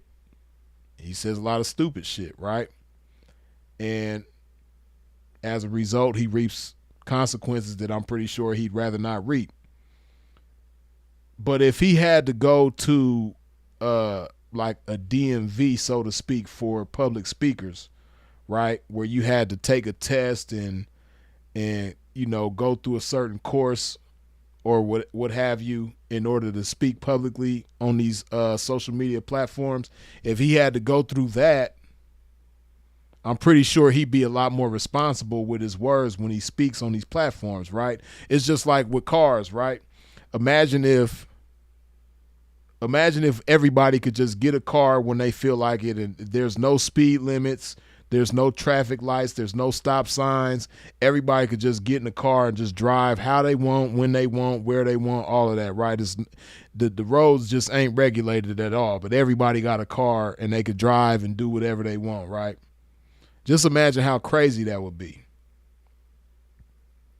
You know, a lot of people going to be doing 150 miles per hour, barely know how to drive, ain't going to be paying attention. There's no stop lights, so it's going to be a lot of accidents. You know, it's going to be crazy. But see, what people don't understand is that speaking publicly, at least as far as I'm concerned, speaking publicly is just as big of a responsibility as driving a car.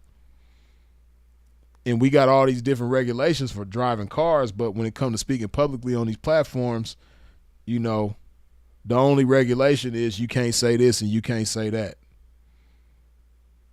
You know, because these people, those people, and everybody else is offended by what you say. So you can't say this word. This is a trigger word. That's a trigger word. This is a trigger word. All these stupid ass trigger words and all this, you can't say this. You can't say that. But as far as the responsibility of speaking, it ain't really no regulation to it. Right. But I think if there were, like if you had to take a test and be licensed to speak on these platforms, I think, people would be a lot more responsible. It wouldn't be as many, dumbass things being said on these platforms. And it would be better for everybody.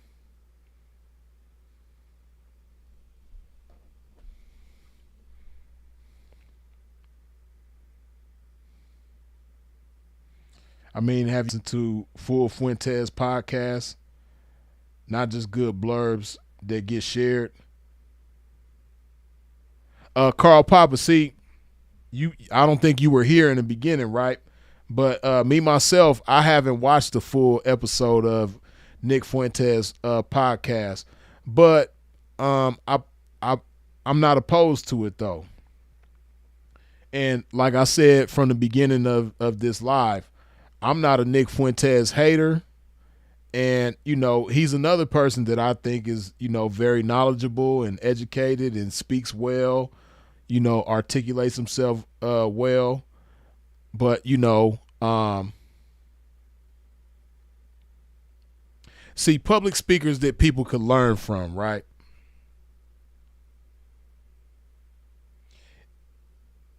Carl Papa, I don't know if you've ever watched any Malcolm X lectures or public speeches or even debates, right? That's really what you need to watch. Go back and watch some of those Malcolm X debates, right? And just pay attention to how he articulates himself, how he handles himself, how he's so responsible with his words. And even in situations where people are being disrespectful to him and talking over him, the way he handles himself, the way he maintains his composure. Like Malcolm X is like one of the greatest examples of a public speaker that you could find on the internet. If you just pay attention to how he articulates himself. And, Malcolm had his moments where he made mistakes in how he spoke, but when he was on his A game, when he was on point, like it wasn't really nobody that was like a better public speaker than him.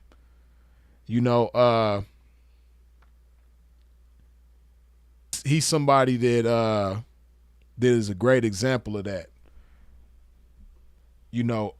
And even in instances where he disagreed with people, he knew how to express himself in such a way that was like it was raw, and like even if you might be offended by it because of the way he expressed himself, it's like you can't deny the truth that he's kicking. So yeah, Malcolm is like the greatest example of like somebody that a lot of people, even a Nick Fuentes, could learn from. Now again, I believe people should be able to say whatever they want to say as long as they're not inciting riots or inciting violence or anything like that. People should be able to say what they want to say on the internet. But if in Malcolm's example, but if you look at like the greatest public speakers, they knew how to express themselves in a diplomatic way that, even if they disagreed with people, they knew how to do it in a respectful and respectable way. Right. And, like the clip that I played earlier, did Nick Fuentes, when he was saying what he was saying about black people, because I'm just one person though, but everybody's not going to be like me. But because I know the truth about what he's saying, I don't get offended by it, right? When he's saying all these things about black people, I understand it better than he does. So because of my understanding, I don't get offended by what he's saying, right? Because there is some truth to what he's saying, but it's not the whole truth. It's not the complete truth.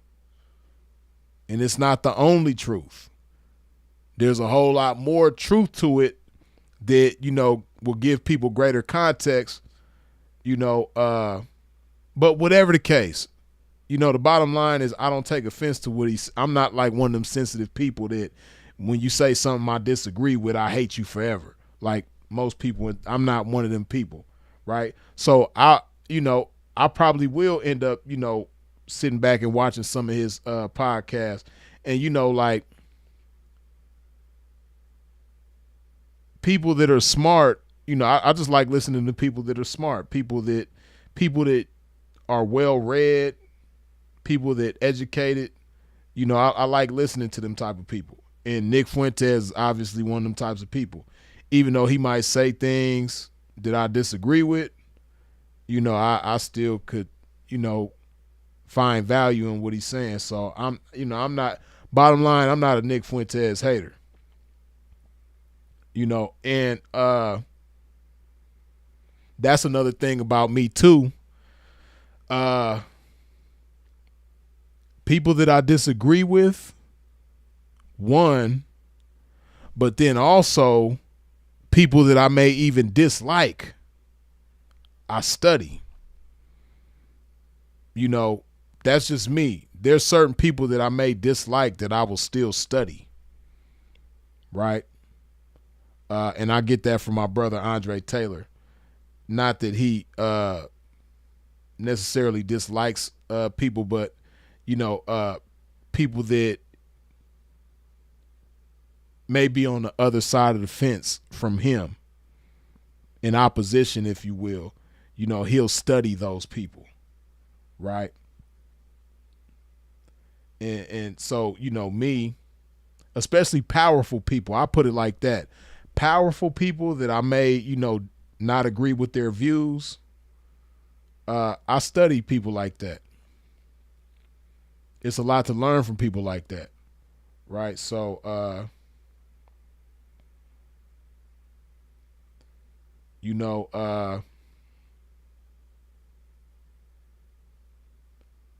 don't even want to say his name, but the historical figure from Germany that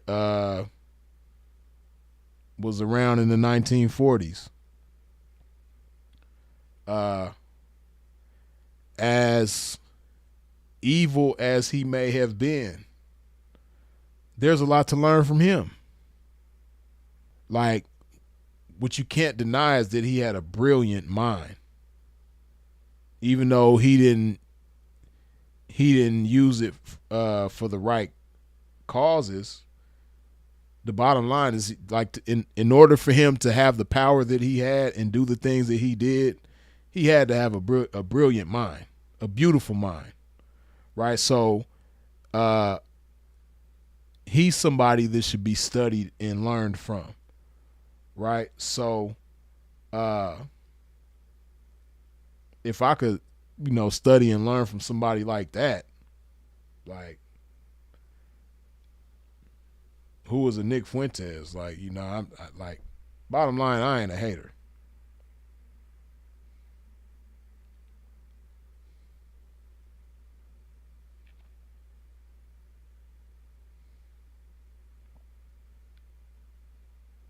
What makes Nick Fuentes smart? He I'll say that he's well read and he articulates himself well. Now, what I will say is, wisdom is another thing. You have a lot of people that are smart but not very wise. Wisdom is something completely different, right? And, some people acquire wisdom at faster rates than others. Some people almost never acquire wisdom. Some people are, a rival gang member to wisdom. You know what I mean? Wisdom is they op. But,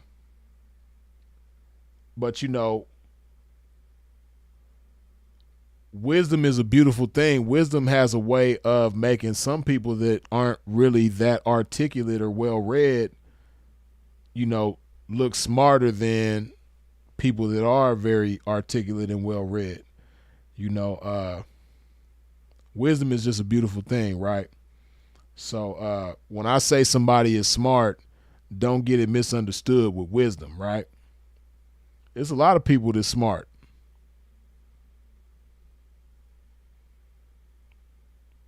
But wisdom is something completely different.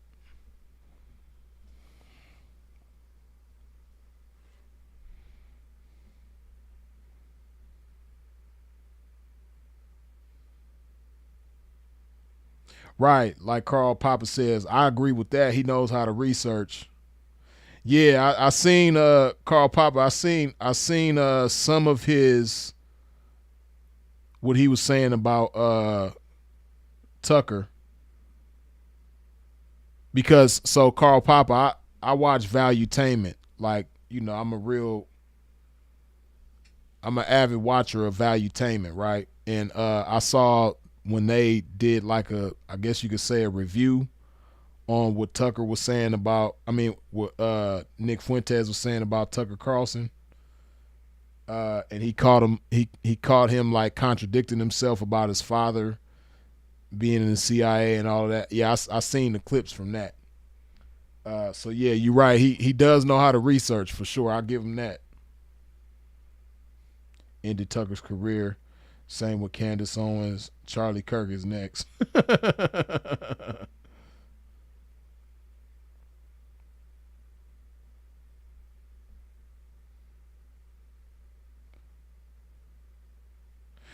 And see, that's, yeah, like Karl Popper, Nick is too young for wisdom. Who expects wisdom from Nick? Well, I ain't gonna say he's too young for wisdom. I'll just say we live in a different time where,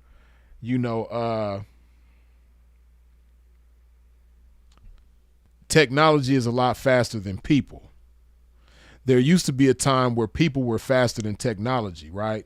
So people advanced much faster historically. If you take a 26-year-old from the 2000s on back, the 90s, the 80s, the 70s, the 60s, a 26-year-old, because I think that's how old Nick Fuentes is, if I'm not mistaken. I think he's like 26, 27. He in his 20s. But let's just say he's 26. If you take a 26-year-old from back then, they will be a lot wiser because of how the world was and how life was back then. Now, technology is way faster than most people. So because of that, it stunts people's growth in certain ways, especially when it comes to wisdom. People don't experience as much in as short of a time frame as we used to. So I say all that to say I agree with you as far as like who expects wisdom from somebody at his age in 2025, especially, right? The internet does like way too much for us nowadays, so it stunts our growth in a lot of ways. But back when we had to be more independent and relying upon ourselves, we acquired wisdom at a much faster rate.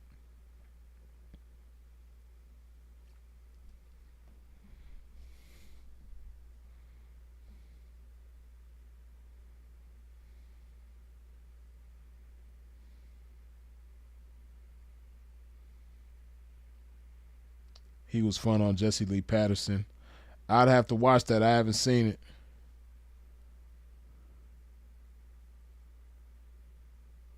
Right, back in the day, making a song in the studio was a big deal. Yeah, now you can make a song in 30 minutes.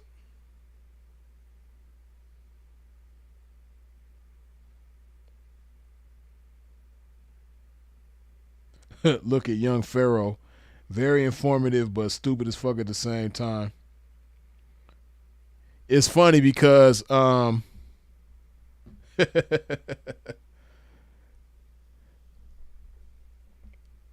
Nick Fuentes and young Pharaoh got a lot of similarities. It's just, Nick Fuentes got a more beneficial paint job than young Pharaoh. But both young, both hungry for knowledge, but wisdom not so much.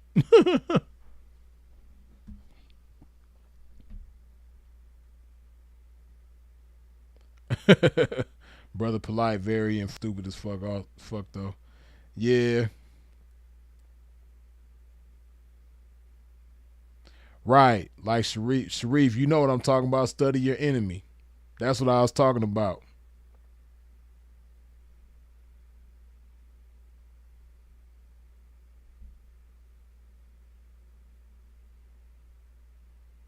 Surprises the kids' wisdom about Jews for sure.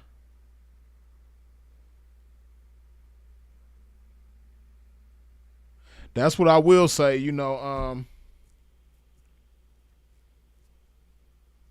When it comes to acquiring knowledge, like the young people of today's times, like they have a hunger for knowledge that's like off the chain.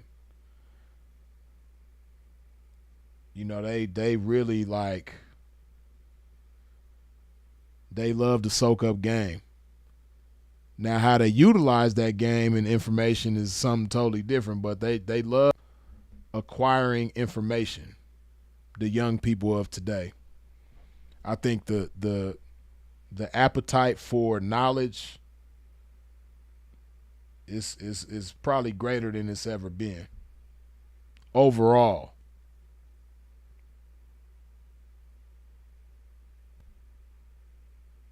Right. Sharif, you know who I'm talking about? The cross dresser with the funny mustache.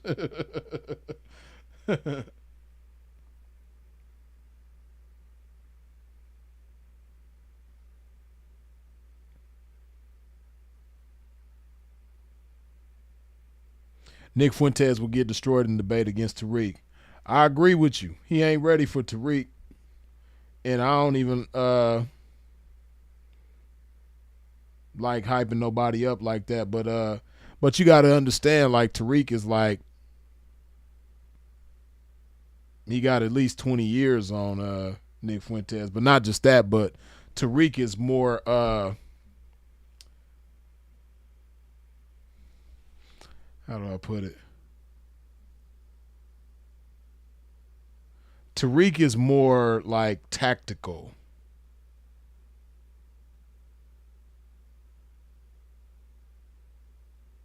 And a million times wiser. And not to even say that he's like the wisest, individual on the internet, but compared to Nick Fuentes, yeah, Tariq is much wiser. But that wouldn't even be a fair matchup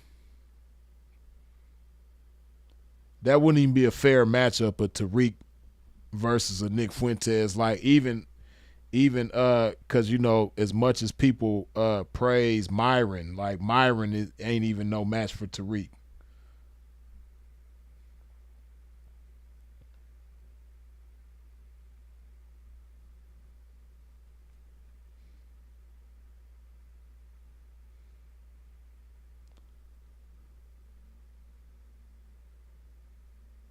Hosea said, Freeze, I read Noble D book and Jimmy Starr's book. Why would JS in his book telling that story about Noble? Jose, I haven't read Jimmy Starr's book. Of course, I've read Noble D's book. Noble D's book is a classic in my eyes. I haven't read Jimmy Starr's though. I don't know what he said about Noble D at the end.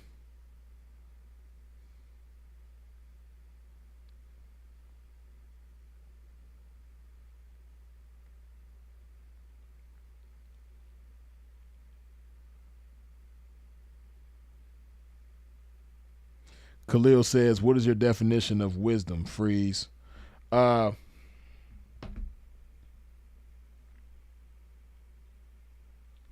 Wisdom is basically an advanced ability to make the right decisions. I'll say that. An above average ability to make the right decisions. That's what wisdom does. And of course, wisdom, comes from experience more than anything else. But when you have certain experiences, you should acquire wisdom. Some people don't acquire wisdom even when they go through certain experiences, right? Like, for instance, you have some people that make a mistake and go to prison, and then they acquire wisdom from that experience and say to themselves, you know what, I'm going to be better moving forward, make better decisions so that I don't end up in prison anymore, right? That's wisdom. But some people have that same experience and don't acquire any wisdom. They'll get out, make the same stupid decision that landed them there the first time and end up there a second, third, fourth, fifth time.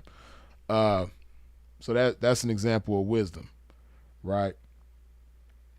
But going through certain experiences and ultimately that empowering you to make better decisions. But that's what wisdom is ultimately about. Wisdom is ultimately about making good decisions, wise decisions. The more wisdom you have, the better you are at making decisions. So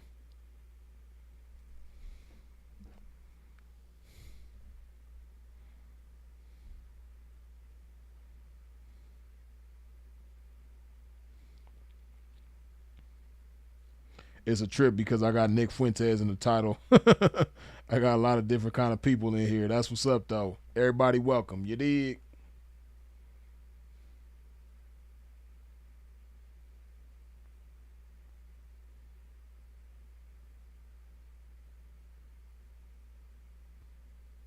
Tariq can't even handle any normies we have seen before. Who would that be, Crown One?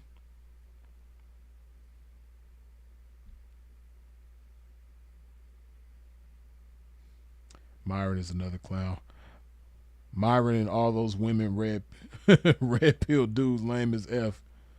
Death makes you appreciate someone like Freeze with some real game. America first, 7676. I appreciate you.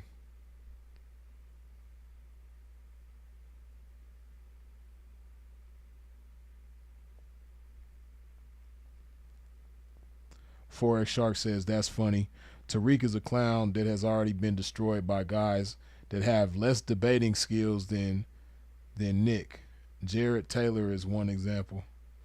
You make me want to see that. I haven't seen that. Let me see if I can find it, man. If this damn internet doesn't start acting up.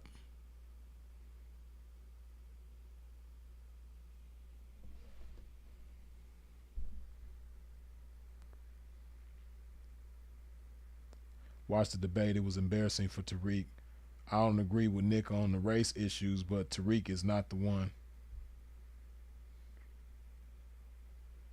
Let me see. Tariq and Jared Taylor. Let's see if we can find it. Interesting. Let's see.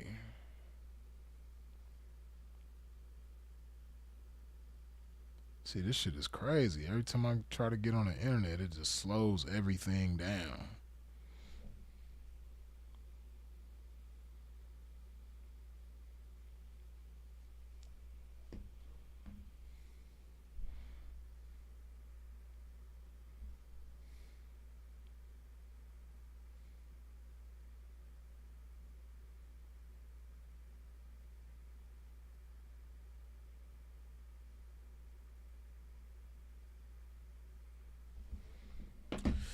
Okay, let's see if we can find it.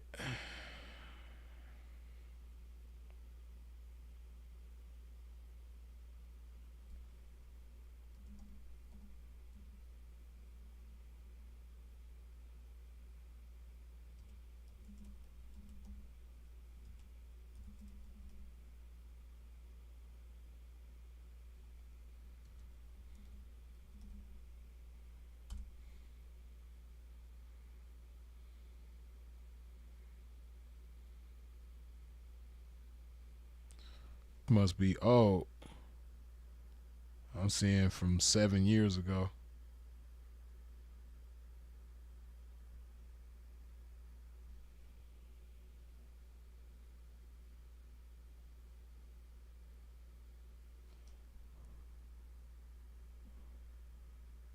This debate is kind of long, I see. We'll just watch some of it and see what they talking about, though. White supremacist country. Go ahead, Drew. Yes. So the topic is America a white supremacist country? Not only Okay, let's see if the internet will cooperate with us on this one. Hold up.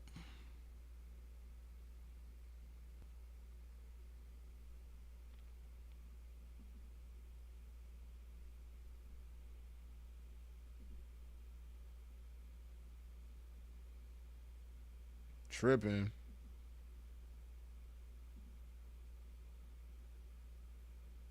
Okay, there we go.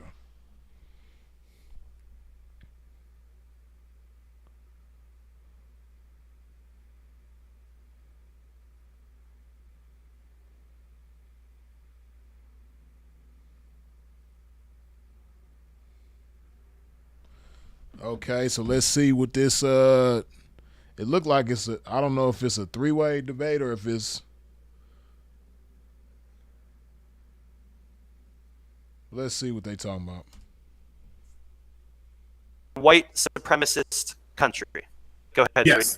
yes. So the topic is America a white supremacist country? Not only is America a white supremacist country, we live in a to this system of mistreatment of black people.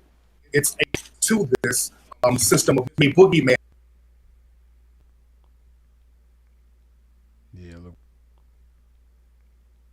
Yeah, look like it's tripping.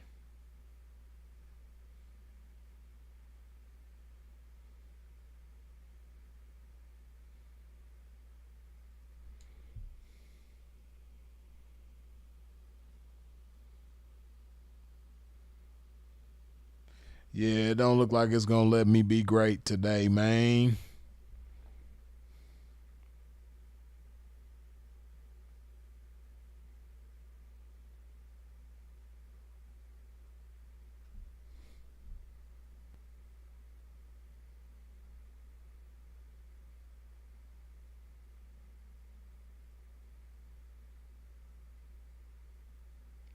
Yeah, I don't know if it's gonna let us do this. I was trying to get like at least a piece of it. It's an hour and 20 something minutes long.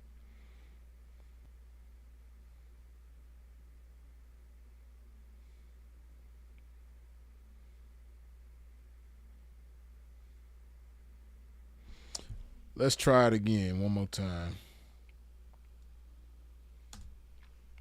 Michael Myers. And what makes these movies turn into franchises is that you don't know the origin of these monsters and you don't know how to get rid of the monsters. And that way you can scare people into perpetuity. The white supremacists that have done this with systematic racism, black people. Damn.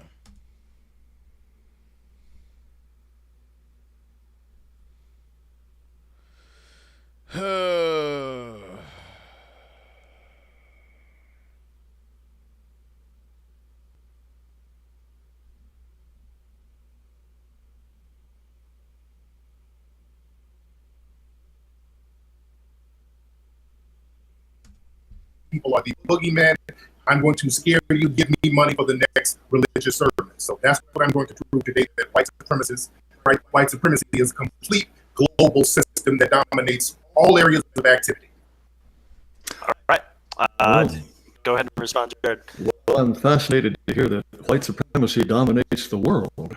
I suppose that means that white supremacy dominates Japan and Korea, China, all of these countries that are being extremely successful and are better than white countries in export balances, in the kinds of standard of living that they're achieving.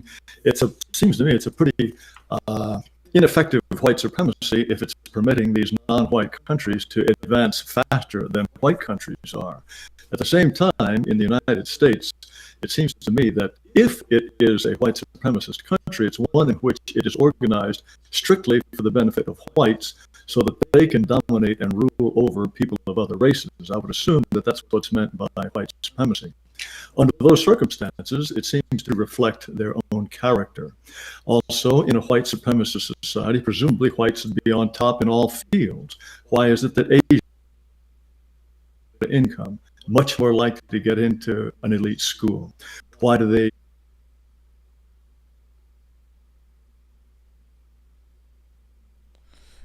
This I'm gonna have to watch this debate right here. Hold on.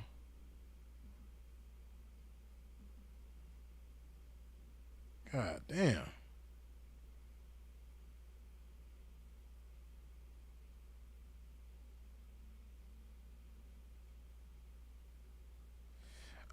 Yeah, I don't know if it's gonna let me see. I kinda like where the Jared guy is taking a debate from the beginning. I'm curious to see what Tariq's response is gonna be.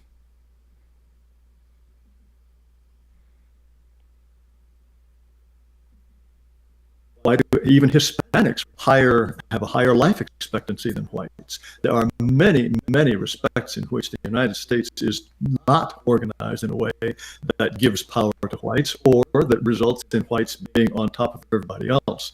All of these things would be completely impossible if the United States really were organized in a white supremacist way. Together. So the white supremacists, those Asian nations, let's talk about Korea. We're talking about blowing up Korea right. Damn. Well, I tell you, man. Let me go back because I know y'all got cut off. Okay, let's see. And if it starts spinning, just close the live and come right back in, and it'll resume. Forgive me for the technical difficulties, but let's go. Them from thriving at the drop of a hat. As a matter of fact, speaking of Japan, they blew up Japan at one point and then helped them get rebuilt back together. So the white supremacists dominate those Asian nations. Let's talk about Korea. We're talking about blowing up Korea right now because Korea playing ball, so to speak, and they just put trade sanctions on North Korea. So they can put sanctions on countries, they can blow up countries, they can do anything they want to countries, create computer glitches, do anything they want to destroy these nations anytime they feel. They let them thrive. Damn, man, this shit is keep on being on some bullshit.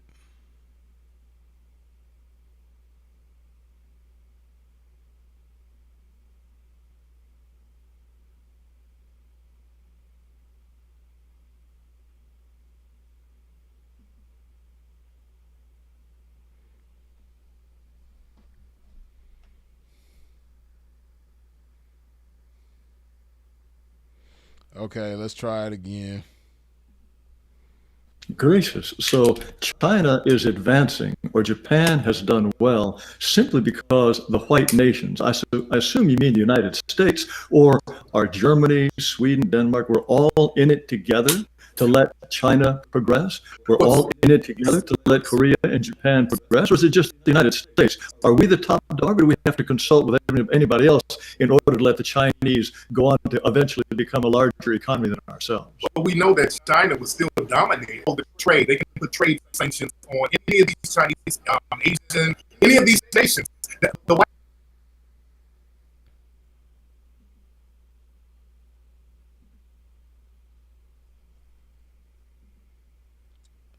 It's gonna keep being a problem, so we're gonna have to hold on that. God damn. Yeah, that's gonna keep being a problem. But just in the first few minutes of the debate, it seemed interesting. Now, who was that? Oh, Forex Shark says that, basically Tariq got crushed in that debate. I don't know. I'm going to have to go back and watch the whole thing, but it looks like a pretty interesting debate.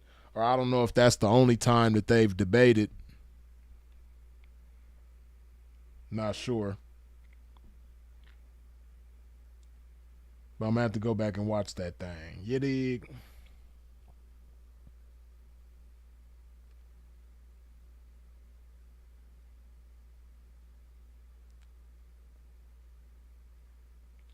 Yeah, this app that I'm streaming from, man, it really frustrates me.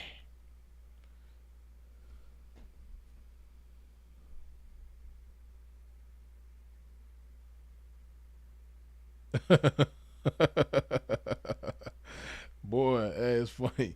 You look like you support LGBT Nick Fuentes. Nah, I don't. I'm not a Nick Fuentes supporter, but I'm not a Nick Fuentes hater either. There is a such thing as not being a supporter and not being a hater at the same time. You don't have to be either or. And I'm not a Nick Fuentes supporter. I don't know if he's LGBT. I don't know. I know. Who was that? Was that Tucker Carlson that said he was? I don't know. But I'm not a Nick Fuentes hater either. Right.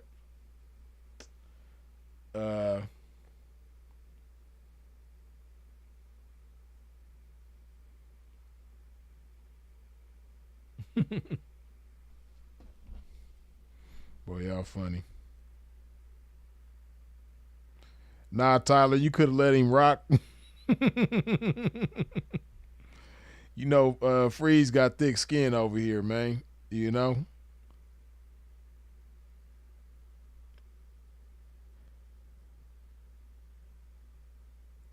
I didn't think about doing that, but I don't think that probably ain't even gonna help either. Forex, you could lower the quality of the debate video to 144p so we get the audio.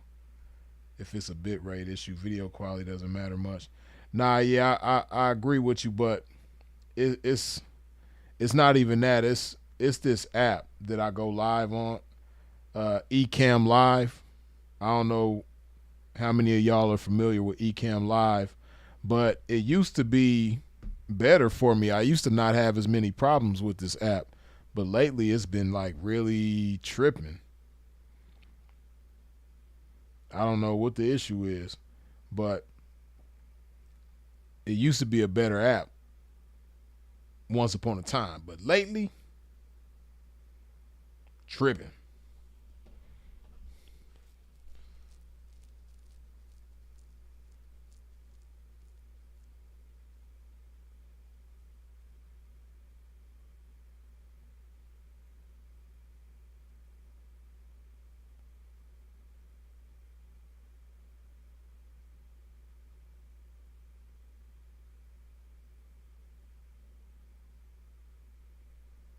Reading these comments, y'all. Excuse me. Yo, Freeze, I do need you to send me your next record to mix, though. I F with the music. Okay, yeah, man. Shit, I got something for you to mix right now. If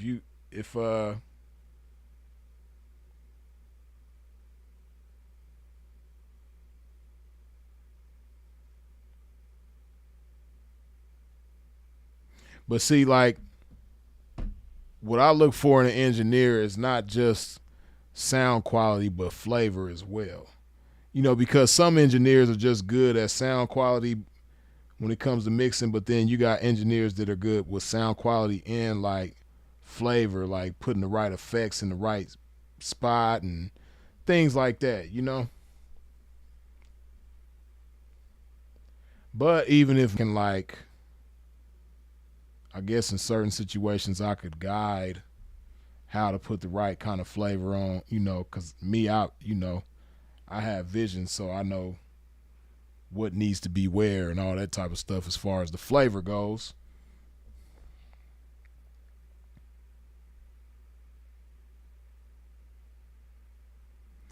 Carl Papa says, I will tell you this. Nick didn't make a mistake with that black people truth. You are not the only one reacting. He got all the black streamers to respond. Yeah, nah, he did the right thing as far as in the sense of going viral. Yeah, he definitely did that. But what I do know is that most black streamers are not responding in the way that I am. Most black streamers are either sympathizing with what he's saying, like, dang, he ain't telling no lies. Man, that's some real stuff what he's saying. Black people do be doing that. Either it's that or it's, anger.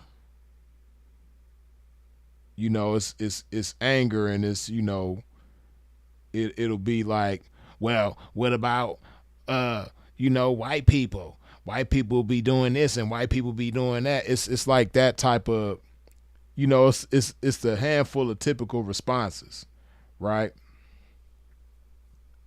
But I don't really see nobody responding to it the way that I do. You dig? But he definitely got the right effect, though, the desired effect of going viral. He did that. But like I said earlier, when I first, played the clip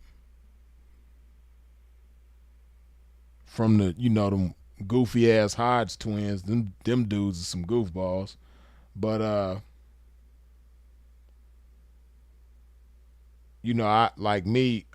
not a Nick Fuentes hater, and he didn't anger me by what he said, but I do disagree with what he said. There may be some truth to what he said, but then, I went into the reasons why things are the way that they are, and how, it's not a black issue, it's an American issue. Because the things that he said, might be true for him. But on the same token, I've experienced those same things from white people. I've experienced cruelty from white people. I've experienced rudeness from white people. I've definitely experienced entitlement from white people, but it's not to say that all white people are like that. That would be an ignorant statement for me to say that all white people are that way.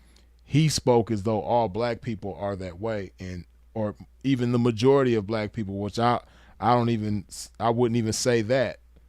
The majority of people are not even the majority of black people are not even what he described. I would say that's a small minority of black people who fit the description of what he described. But again, on the same token, I've had those same experiences with white people, right? And what Nick Fuentes was complaining about is not a black problem. It's not even a black issue. It's an American issue. It's an American problem. It's the American way. That's not the black way. That's the American way.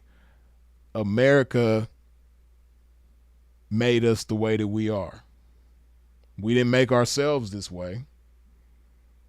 For those of us that to whom that applies, we didn't make ourselves that way. We didn't create ghettos and put ourselves in ghettos and give ourselves poor school systems, and we didn't do none of that to ourselves. When we tried to have our own school systems, it was taken away from us. So, anything that we did try to give ourselves was taken away from us, and we were left to, deal with what was given to us. And what was given to us was far from the best. Far from the best. What was given to us was the worst. the worst of education, the worst of economics, the worst of everything, the worst of communities, the worst living situations. We was we was given the worst. So as I said earlier, if you give white people the same thing given, white people would probably be worse than us. If you give us the same things that white people were given, we'd be as good, if not better. But again, we didn't create systems. The systems that America is ran on, the institutions that run America, we didn't create that, and we don't control that, and we never will. We never have, and we never will. And I'm not a white people hater, but I am a realist though, and I call a spade a spade. And it doesn't make me I don't hate white people. And like Nick Fuentes in that rant, he said, I don't think anybody hates black people just for being black. He's still very young and he's from these times. And he might not he might not have rubbed elbows with the right kind of white people that hate black people just because they're black. But I mean, it's the truth. It's the reason why the types of black people complain about exist. But the types of black people that he complained about are not the only types of people like the white people like that as well. And that's why I say it's not a black problem, it's an American problem. Those are American traits, American characteristics from American conditions, American programming, American grooming makes people that way. So,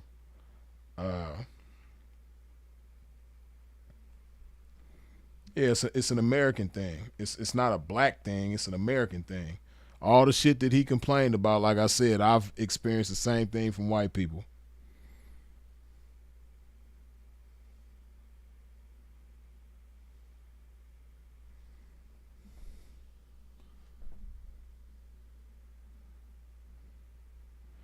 Right? It's not the skin color, it's the culture. But that, the culture that makes people that way, like I said, it's American culture.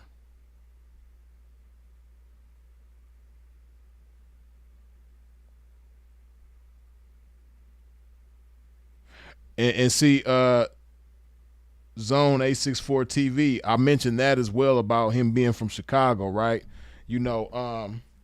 For one, he's young still. He's only in his 20s. And then two, he's from Chicago, right? And, as I said earlier towards the beginning of this video, the self-hatred that black people have been conditioned to have, hey man, Chicago is one of the worst affected areas of, our self-hatred for one another. So, yeah, if you're in Chicago, you're going to see a lot of that. But also, as I said earlier, Chicago is a very big city. Chicago got like 2 million people there, something like that. A little over 2 million, something like that. So, and then that's not even including the suburbs, right? But are a lot of black people in Chicago. And while there is a lot of young black people that gang bang and, do everything that comes with that, you got a lot of young black people that go to school, a lot of young black people that go to work, a lot of young black people that are, assets to their community, and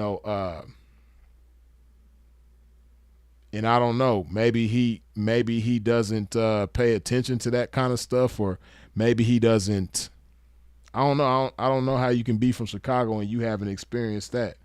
You know,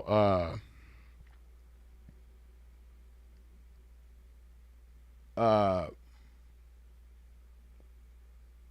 I want to say, I guess you could say like spirituality is very big in Chicago. You know, in spite of whatever belief it may be, you know, you have a lot of black people that have different beliefs in Chicago, but spirituality is a big thing there. So, uh, the people in those communities with their different spiritual beliefs, that is a lot of people in Chicago. And those people are not out committing crimes and being violent or nasty or rude or disrespectful or demeaning towards one another. You know, those are people that uplift one another, are there for each other, you know, pray with one another, study together, all that kind of stuff, right? So, you know, it's a lot of good in Chicago too. It's just, again, institutions, right? The institutions promote the ugly side of Chicago. The institutions that we don't control, that we never have and never will control, the institutions don't promote the good in Chicago. Not just that, but like, you know, for the youth around there, you know, a lot of them feel hopeless because of, you know, the conditions that they have to go through and live in. And, you know, it's just, it's a messed up thing that they involved in over there, right?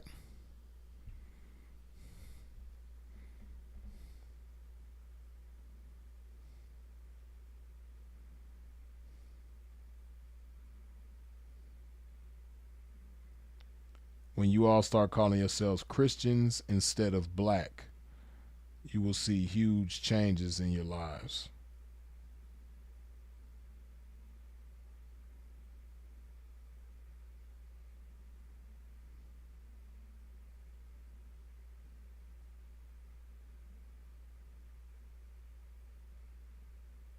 At what point does one stop blaming the external and start taking accountability for the internal?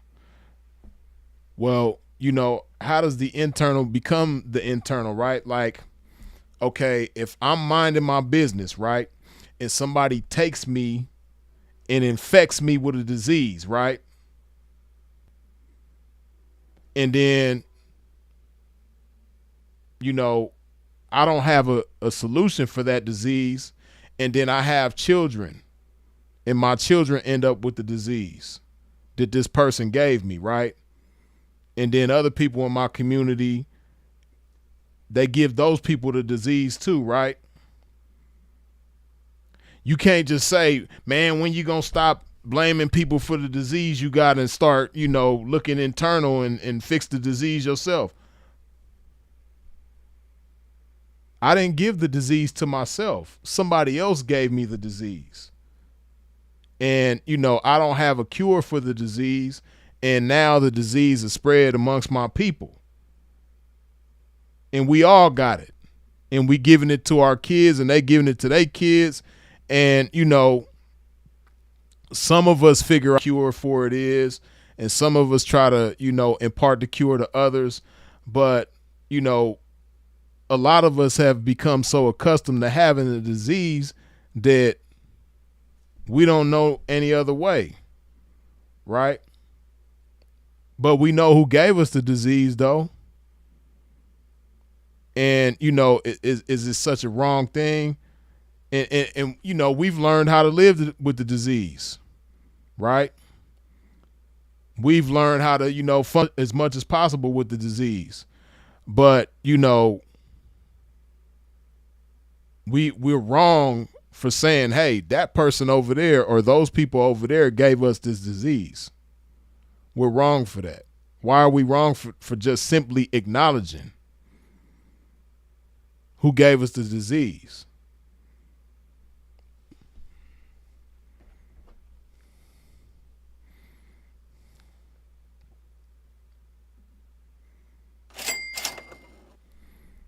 Retro, good looking with the $2 holla. Women having babies out of wedlock is the problem. Where did that come from? We didn't teach ourselves that. We were the highest group of married people in America at one point in time. Black folks. Black folks were more married than any other group of people in America at one point in time, right? What happened? Did we just snap our fingers and say, you know what, we don't want to be married no more? No. Somebody did something to us. So, you know, we start having a lot of babies out of wedlock, and then at the same time that this is going on, you know, even before that, Planned Parenthood comes around, and Planned Parenthood is all about our demise. You know what I mean? Like, it's so much shit that has factored into things being the way that they are right now. You know, and nobody else has ever had to go through what we've gone through historically or currently. As a group, historically or currently, like who's had to go through what we've went through.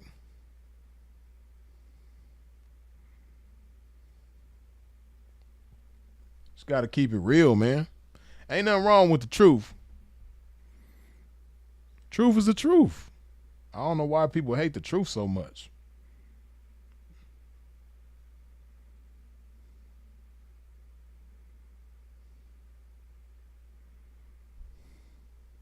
Jesus is the cure for the disease.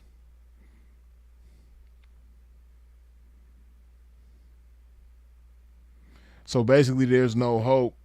They just stuck. No, I'm not saying that. I'm just saying, you know,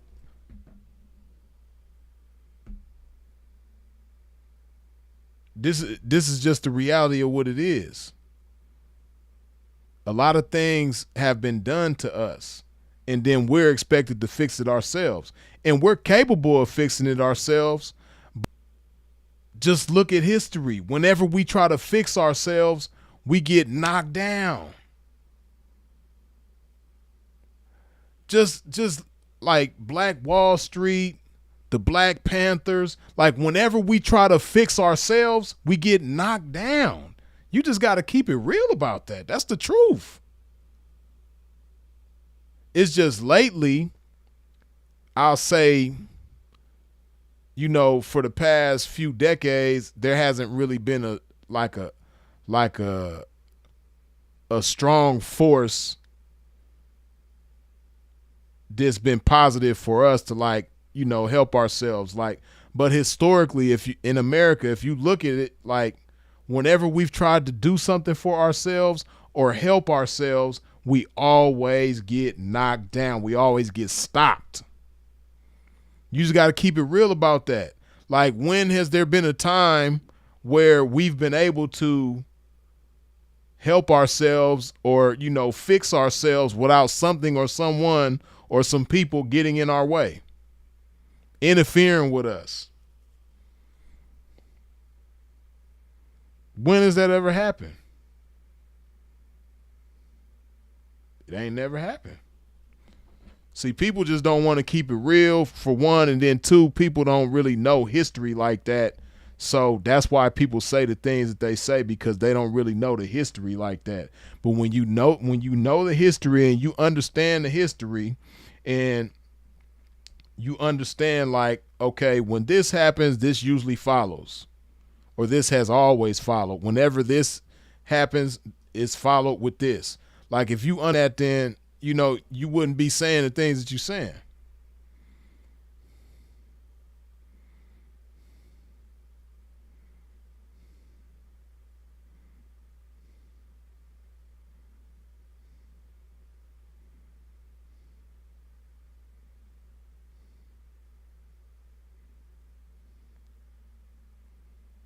So what's the solution? Because you can always find an excuse if you look for one. Yeah, that's true. They do it all the time, right? But the solution got many parts to it, right?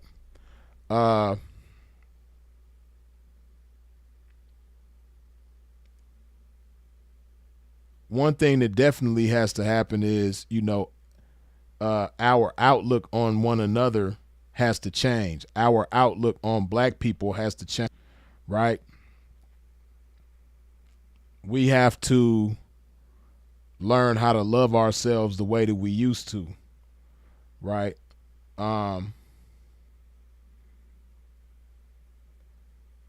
self-love, and then, love for others that look like you. See, we've been taught to hate ourselves and hate whoever and whatever looks like us. This is what we've been taught. So, we have to,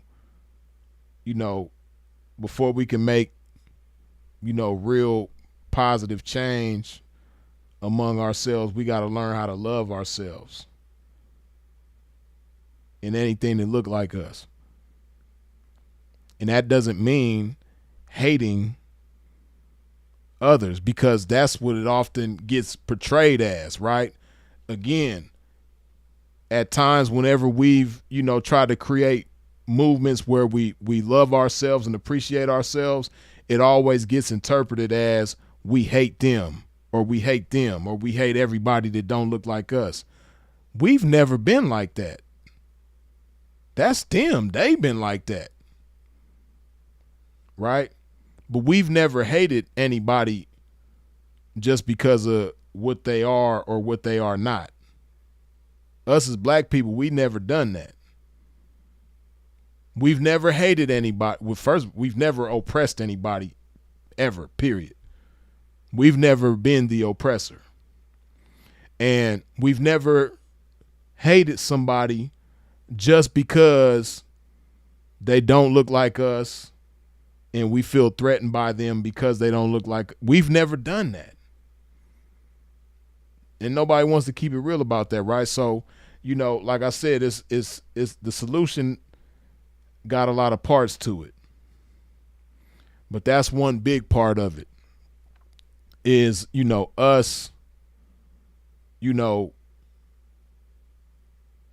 that love that we have for ourselves got to be restored. And then, in a way that nobody else interferes, because somebody always interferes with it. Whenever we try to love ourselves, somebody always interferes with it. We're never allowed to just do us. Like, for real, for real. We're never allowed to do us in this country. You know what I mean? People just got to keep it real about that. Don't nobody want to keep it real.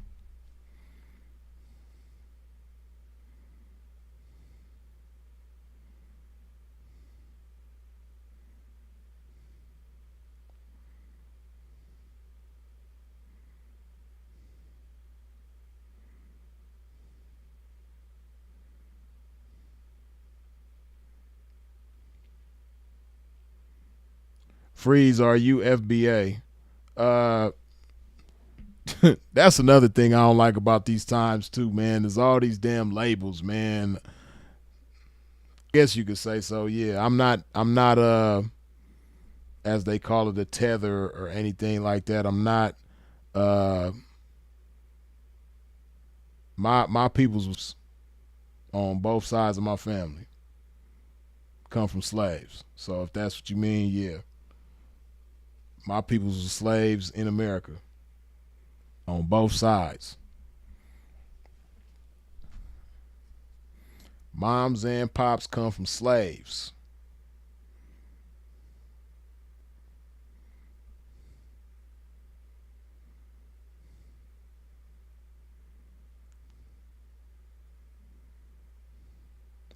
Right, they be like, hold on, boy.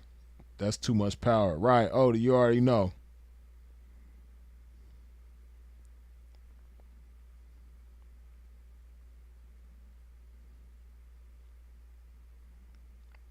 But see, I don't want to I don't want what I'm saying to be interpreted as hatred towards white people.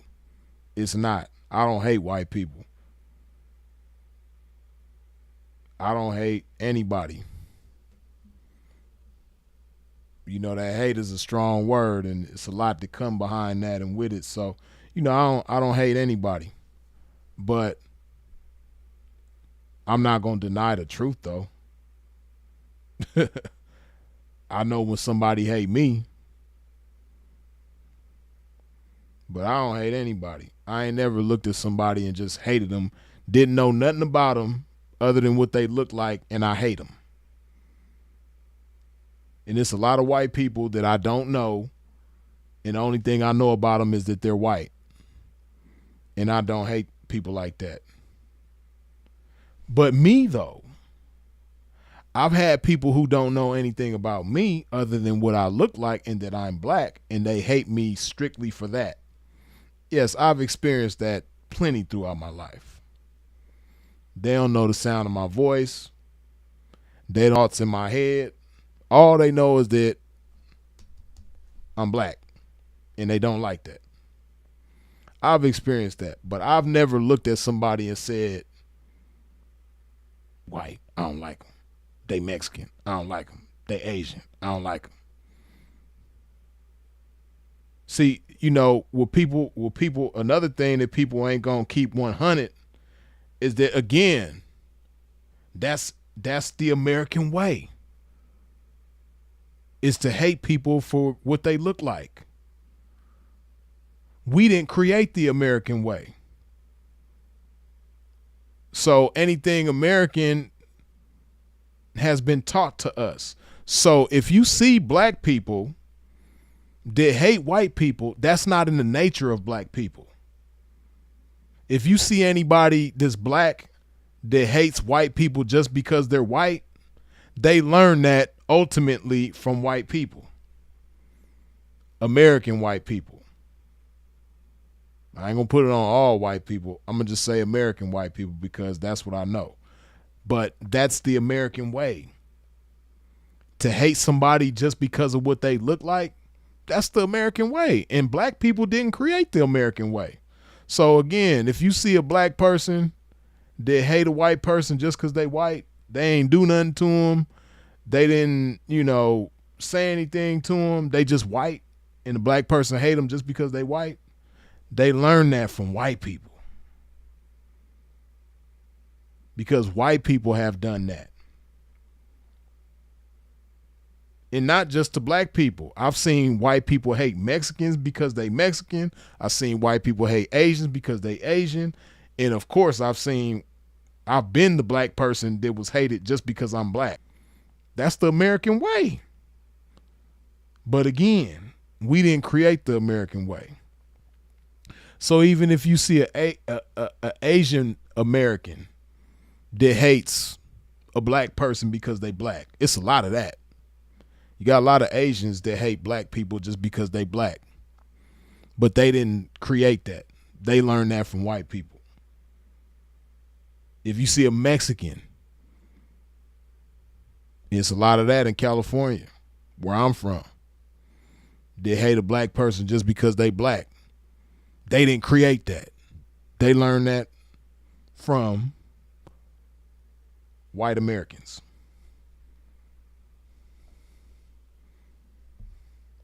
Yeah, Europeans ultimately created it, you know, because the Americans who created, or the white people who created America came from Europe. But I'm just talking about as far as what's going on in America, like what we know, what we do, where we learned it from. We learned it from white Americans, you know. But I don't hate white Americans, though. I don't. But I know where things come from, though. And I'm not going to sugarcoat things, you know, and I'm not going to act like things are not what they are, you know.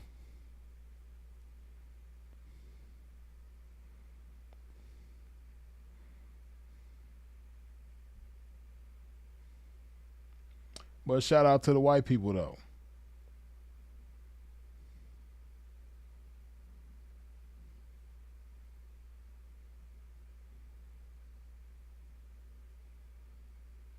You are just ignoring real history to hold on to your hate? Is that what you mean? Yeah. You're just ignoring real history to hold on to your hate. Hey, Carl Papa, you more than welcome to join. You know, you can get up here and talk with me about it, about the real history. Because, see, that's one thing about me. I like to learn. So if there's some history that you believe I don't know, that I'm ignorant to, you're more than welcome to get up here and enlighten me, man, because I love to learn, man. I'm not going to, I know how to listen. I'm not one of them people that talk over. You know, I'm probably the best person on the internet when it comes to listening. And if I'm not the best, I'm one of them for sure. I know how to listen to somebody, disagree with them, and not interrupt them, and respect them, all at the same time. So, you know, you more than welcome to get up here. I know he said he left. He probably didn't leave, though. But you more than welcome to get up here and enlighten me, man. Teach me something, man.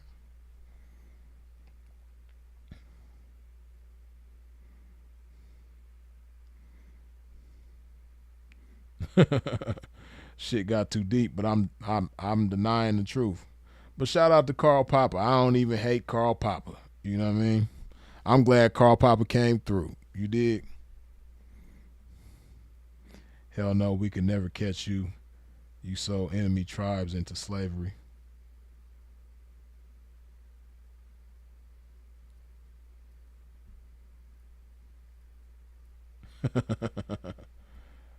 So what white people did to black people in America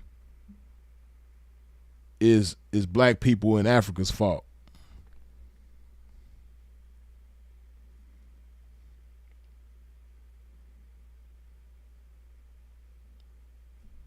I guess it's black people in Africa's fault, huh? Black people in Africa made slave owners do all the atrocious things that they did to slaves, huh?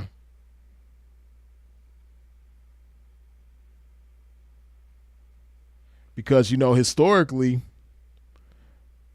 there have been other nations that have enslaved people, and those enslaved people never had to experience none of what, you know, blacks in America did. You have some that did. Trust me, I know. But you have some enslaved peoples that didn't, you know, go through all of what black folks in America went through.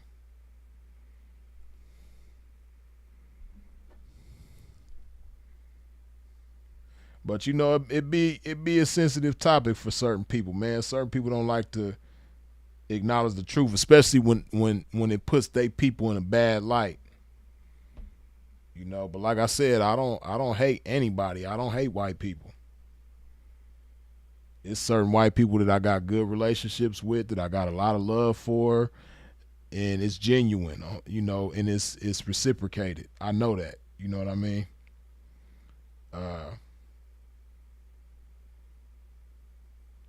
You know, I'm not one of those people that believes that racism in America is synonymous with being white. I don't believe that. But I also know better than to believe that being white in America is exempt from racism. I know better than to believe that.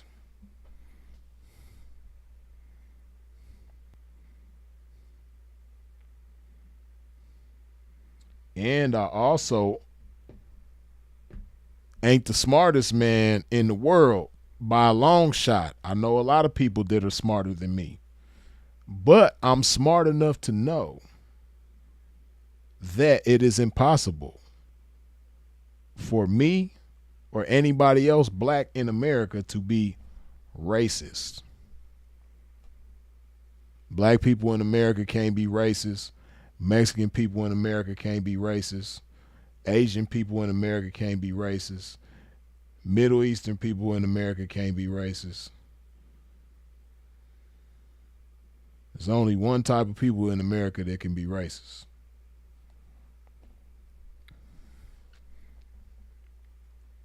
But everybody who can be racist, who has the power to be racist, is not racist. Again, I'm smart enough to know that.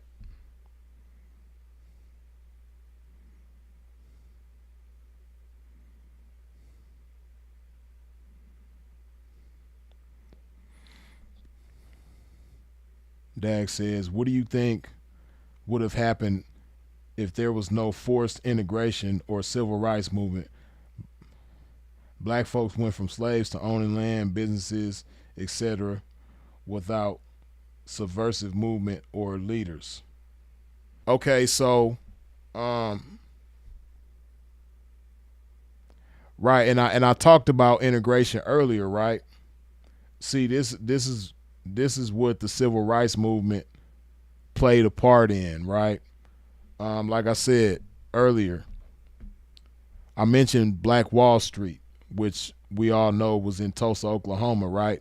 But Tulsa didn't have the only Black Wall Street.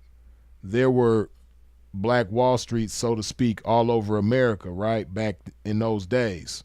A lot of cities had, black commerce, black infrastructure. We had our own shit going on, right?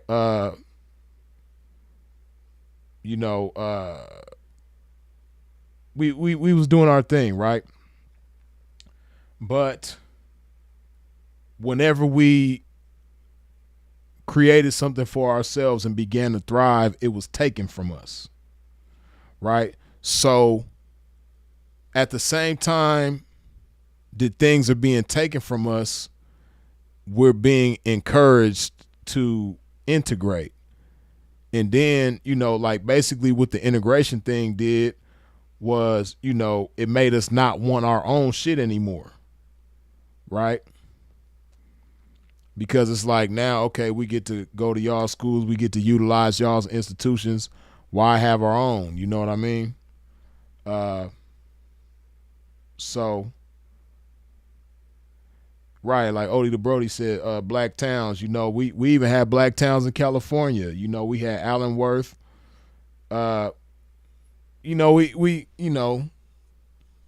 We had our shit, but it was taken from us. And at the same time it was taken from us, we were encouraged to want, they shit. And then we accepted it. But,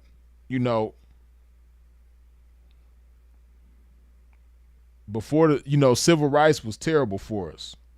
That whole movement, it did a lot of harm, with our people, right?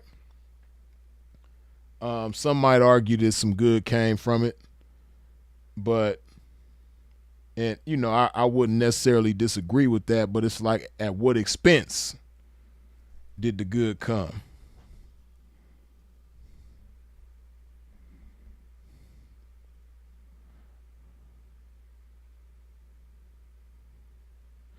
Oh, Carl Popper, you back? No, he said racism does not exist.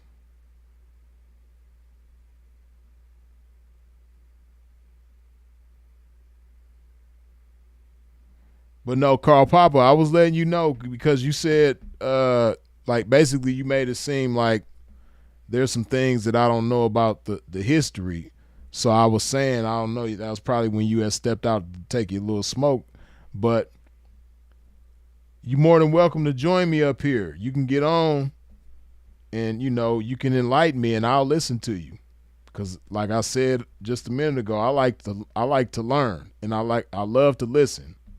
I love to learn and I love to listen. And I'm very good at listening without interrupting or being disrespectful.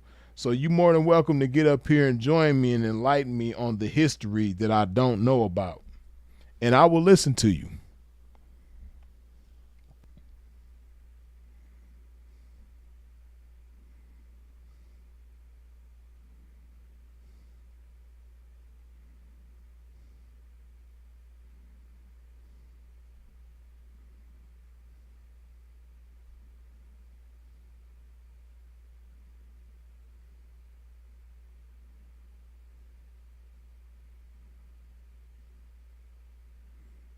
Everybody talking about Jesse Lee.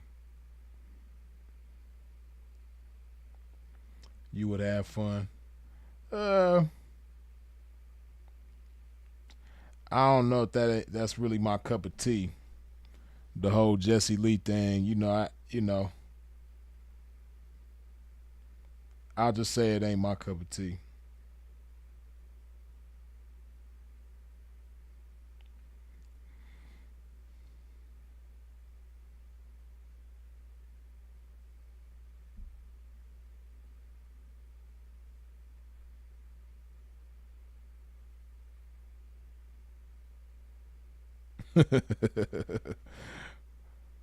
Carl Popper, you talking about don't be scared? Why you scared to join me on here? You can get on here with me right now.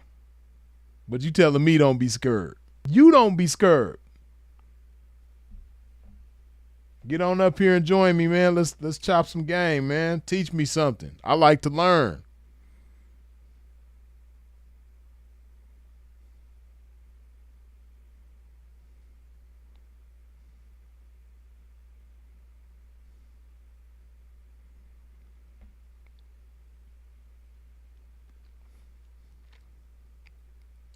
Black towns go as far back as the 1800s, probably further. Yeah, but they don't like to let them live.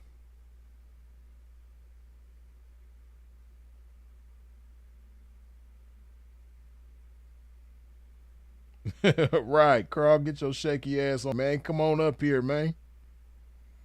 What you scared of, Carl? You talking about don't be scared? What you scared of?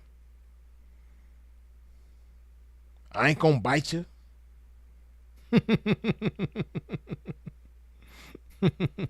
I ain't gonna hurt you.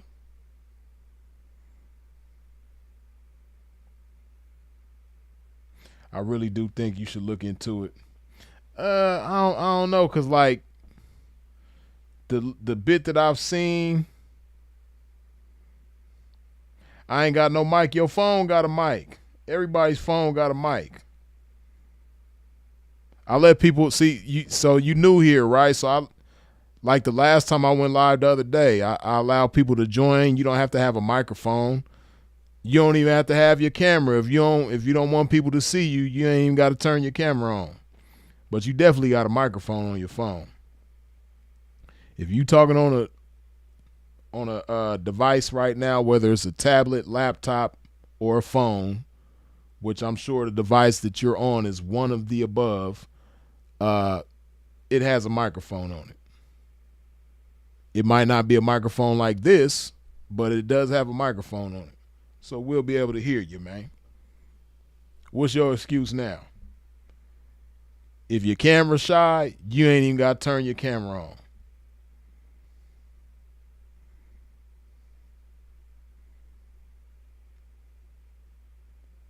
As long as we can hear you kick some game, you acting like you got some game to kick, man, like about this history and stuff. Get on up here, man, and kick some history to, break it down to us.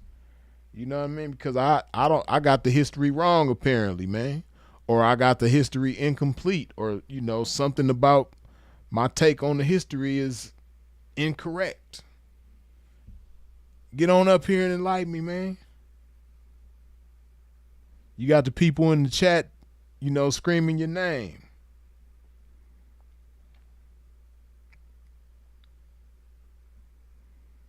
They want you to join, man.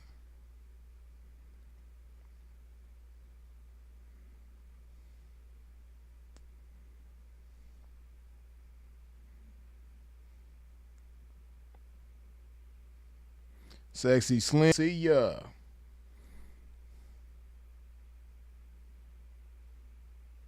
I typed what I type. I speak better in text. Well, at least you kept it real about that. You know what I mean? See, that's what I was talking about. Everybody ain't fit to speak publicly. At least you realize that about yourself.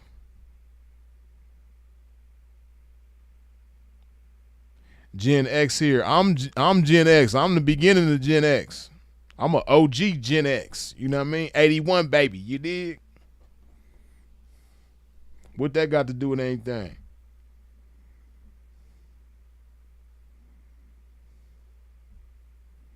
Did I offend? No, you ain't offend. You just disagreed with what I said. So that's why I said, get up here and enlighten me. Listen, I'm not offended. Hey, I got alligator skin, man. My skin is thick. So I'm not easily offended, and I don't get mad when people disagree with me. I don't get mad when people call themselves trying to correct me or, enlighten me about something. I'm not one of them people. I don't do all that. Life is too short and there's too many other things important in life for me to be getting bent out of shape about what somebody said on the internet. But I do like to build. And this might have been an opportunity for us to build because I'm saying one thing, you saying another, but some people like to argue just for the sake of argument. Me, I like to build, and oftentimes a debate can turn into an opportunity to build, especially when you got open-minded people. See, I'm open-minded. I'm not one of them closed-minded individuals, right? So, oftentimes, and you don't have to do it right now, but just, keep this in mind. I like to create opportunities to build, and whenever debates take place, it doesn't always have to be one winner and one loser and all that type of shit. At least with me, it ain't always like that. As long as people learn and broaden perspectives and things of that nature, hey man, it's all good. You dig?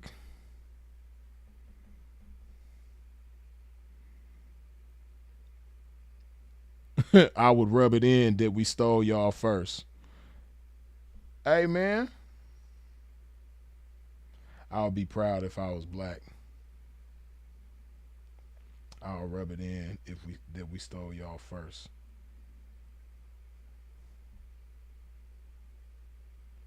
Well, I mean, I don't have to like rub anything in. Just the truth is the truth. You know what I mean? I don't have to rub anything in or anything like that. I just don't have no problem with the truth.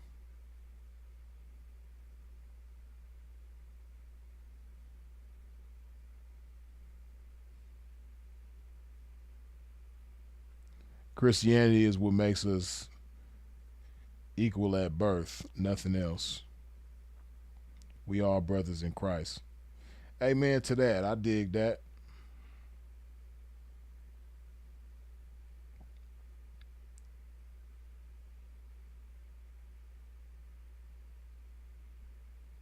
The idea that you accept you were born a sinner that united humanity. Yep, we all filthy rags. You dig? The flesh is evil. I know that.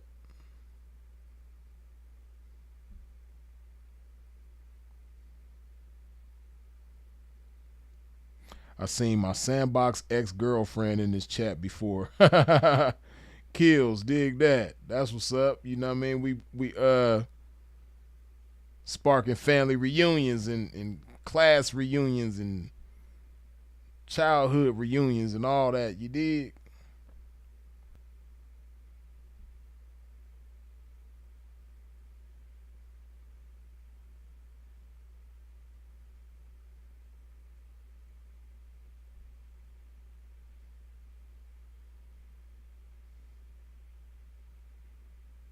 Freezy and Tariq debate would be a classic. What sinful would did it? But you, my opinion. That's what's up. I mean, I don't know what we would debate about.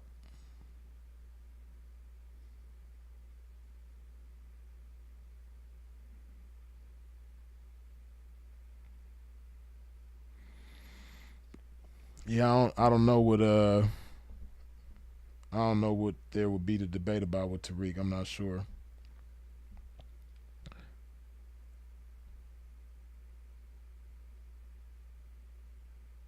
I appreciate y'all for next time. Yeah, it's all good, man. You know, we we welcome healthy disagreements and healthy debates on this platform, man.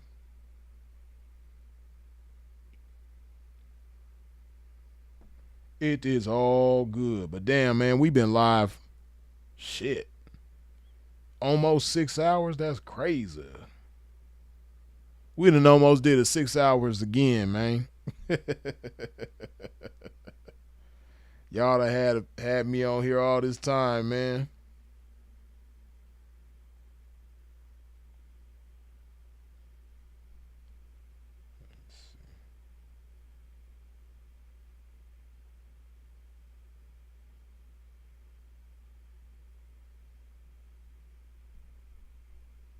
Yeah. You go ahead, hydrate my game, put some more of this love in my body, man. End up wrapping this thing up in just a minute. I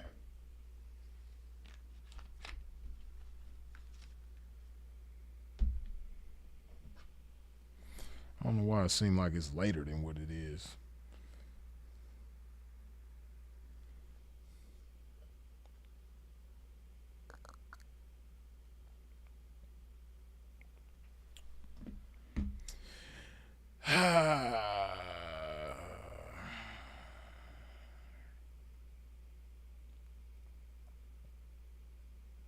Appreciate y'all wiping your feet off at you have not wiped your feet off at the door on your way in. Do me a favor and wipe your feet off at the door on your way out. You did?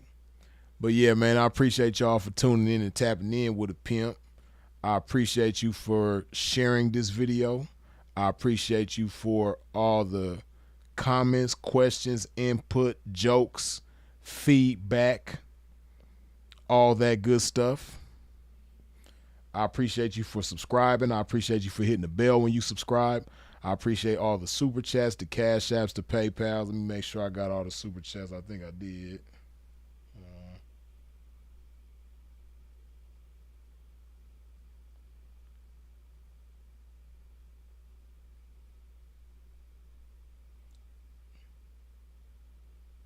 Oh shit, I missed. Damn, perception is reality. My bad. I don't know if perception is reality is still here because these super chats was early in the game.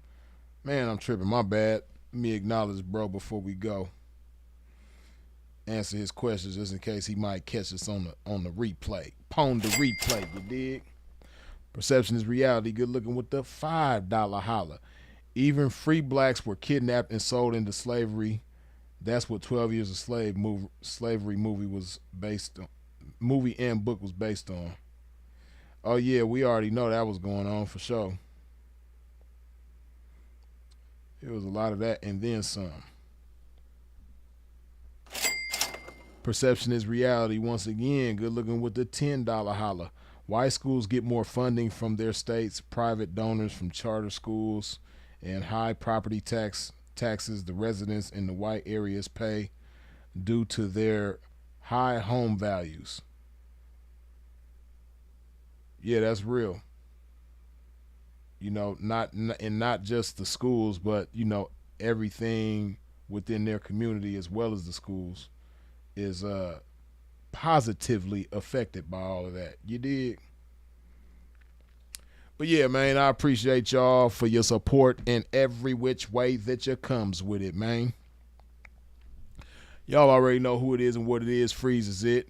If you out in traffic moving around, please do so in a safe fashion.